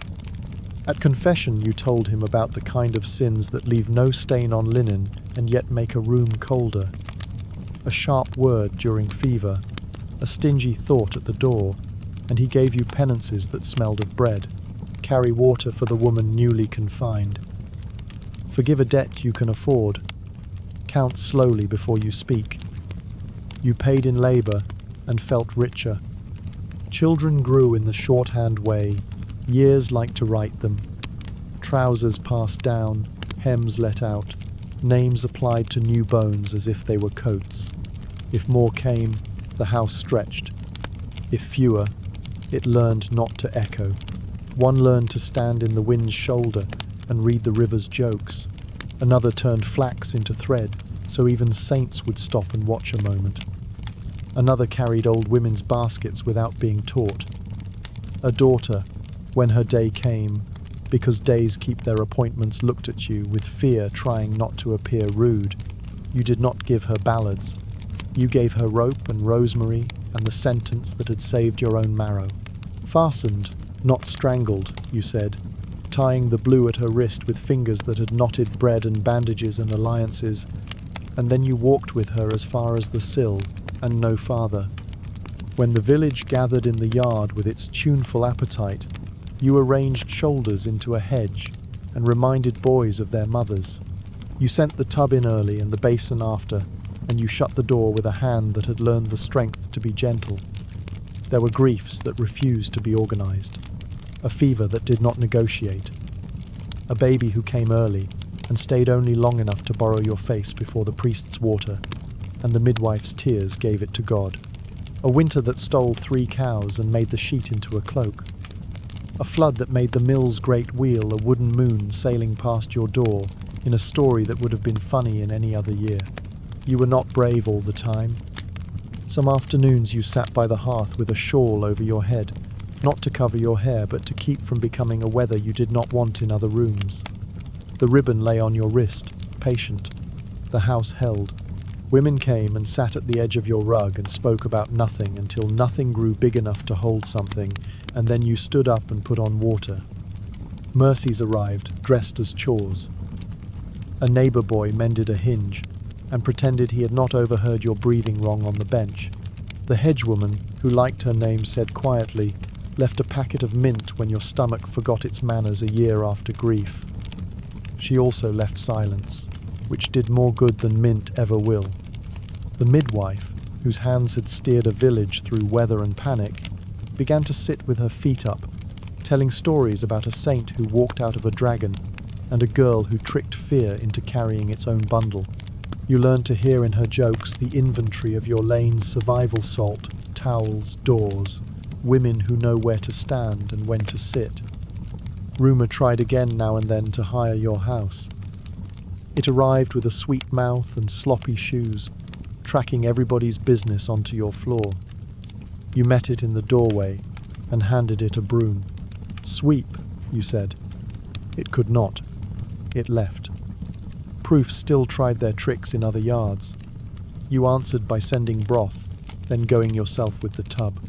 If anyone needed a cloth with flattering light, you offered your shoulder instead and taught them washing early. Your parish's theatre shrank until even the aunt with the lace forgot her lines and learned to bring pies without asking for curtains.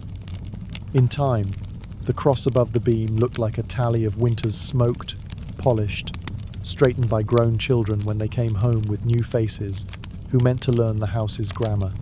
You taught the old lesson to every new pair. The bed is furniture, not a bench for judgments. The door is a promise, not a stage's proscenium. The sheet is cloth, and cloth is for warmth. When a young husband caught himself boasting about proofs to a cousin in your yard, you told him where to stack wood. He learned.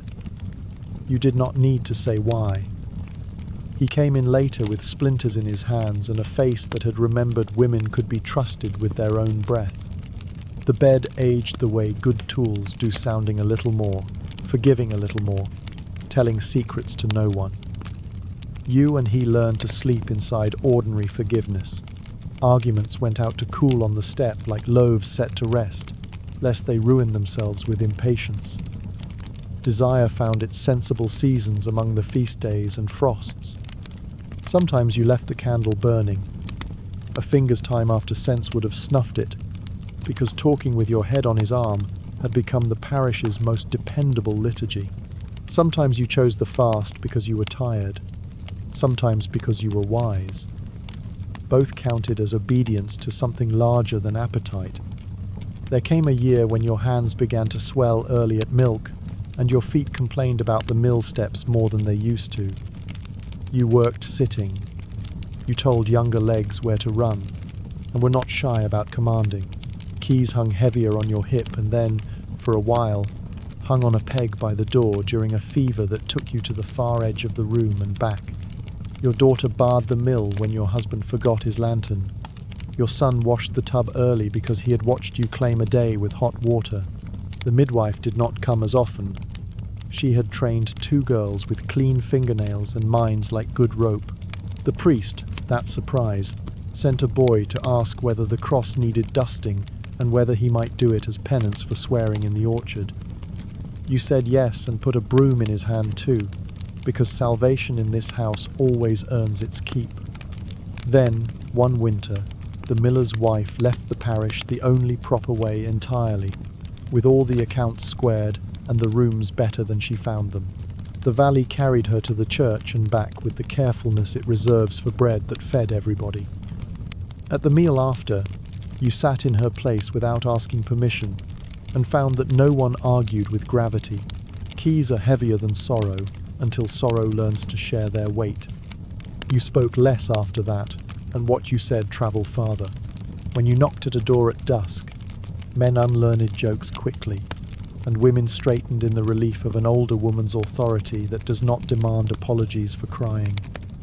On a day with frost frisking in the hedges like dogs let out too early, your daughter stood in a blue ribbons knot in a doorway with its draught scolded and its heat instructed. You smelt rosemary. You saw a towel placed by a hand that had learned from yours. You watched her say, "We will do this our way," with her mouth, and "we will be kind," with the angle of her shoulder. The lane sang a verse, and forgot the second on purpose. You sat on a stool like an old soldier watching a new garrison inherit a wall and thought, mildly and without envy, that your life had been accurately named Keeper, not of law so much as of mercy. If grief had asked for you again, if luck had changed its shoes, you would have done it all under other weathers. The craft you learned travels. Fasten, and do not strangle. Wash early to claim the day. Feed what you can. Refuse spectacles. Make rules that do not wound in rooms where you sleep. The cross stayed, not as a cudgel, but as a plus. God and bread, vow and consent, duty and the right to breathe, sorrow and the next morning. The charms remained honest. Salt for rot and talk, rosemary for air and memory, iron for hems and nerves, blue for the moment a hand needs a sentence it can wear. The bed, faithful, kept its quiet. The sheet retired from public life altogether, and was cut into a christening gown, then a child's shirt, then bandages worn with pride, because they served at last, and did not tattle. Old age, when it came, was not a thief but a house guest with a slow step. You let it in because refusing would have embarrassed both of you. Hands remembered work they couldn't finish. Eyes counted children and found them more than the parish had promised, and less than your heart could hold without help. You dozed more in church and learned which psalms make good pillows. You put the keys into a younger palm as if passing a bowl across a table, steady, no spilling. A generosity that is half instruction. Grain chest, you said. Larder. Door. The girl's face, your girl's girl, accepted the weight and looked at you as if you had given her a river. On the last evening before you understood it was a last, you sat by the hearth and corrected the fire with a poker out of habit. He was there, smelling of flower and river, hands nicked with the day's honesty. A child's breath you could not place at first. Grandchild, neighbour's boy, how quickly the parish borrows your heart, rose and fell on the settle. The room's parliament was present, salt in its corner, rosemary stubbornly green in winter air, iron doing its old trick where cloth catches, cross steady, towel placed for the night's unpredictabilities. You tied your ribbon one more time without looking and felt the sentence travel your pulse. The house breathed with you. The lane for once minded its own mouth. If the women came that final morning, and you hoped they did, you raised them to let them say you kept a bed from becoming a witness stand and a door from becoming a stage. Let them say you taught the tub to claim and the towel to wait where hands could find it. Let them amuse themselves with the way you made the priest better, by requiring him to be merciful in rooms that smelled of broth. Let them laugh about the ale taster's proud face in your kitchen, and the boy who learned to sweep rumour out the door with a broom. Let them keep the phrase you loved as practical liturgy, and tie it at their own wrists for chores and courage both. The parish will tell your story its way, as lanes do sanding off the splinters, remembering the day the mill flooded, and forgetting the night you taught a girl how to say no without waking the village. You grant it that pleasure. You take the better accounting with you, of nights without spectacle, of bread that didn't fail, of rules kept from becoming weapons, of women who stood at sills and made the world habitable by choosing work over theatre. When they ask, as they will, whether wedding nights are to be dreaded, let your daughters answer with the craft you gave them. Dread is a tool, not a verdict. Put it to work. Teach it to bank a fire. Ask it to hold the door while you carry mercy through. The bed remains, the cross remains, the salt loses its savour and is replaced. Rosemary is cut and regrown. Iron rusts and is mended. Blue fades and is retied. Houses outlast names by storing the grammar of kindness in their beams. The lane will go on. Boys bragging, girls inventing better customs than their aunts will admit, priests aging into useful men, midwives teaching the saints to wash their hands. You will be remembered insofar as you taught other people to keep their rooms. That is enough. It is almost everything. Fastened, not strangled. You say it once more, because words that have fed you should be thanked before the day ends. Then you give the room your last decent act. You sleep as if sleep were a right you earned by years of refusing to make a spectacle where a life belonged. Outside, the wheel tells its story to the river. Inside, the linen minds its proper trade. In the morning, which will always belong to somebody, keys will hang where hands expect them. The towel will wait, and a woman with a ribbon at her wrist will open the door that keeps.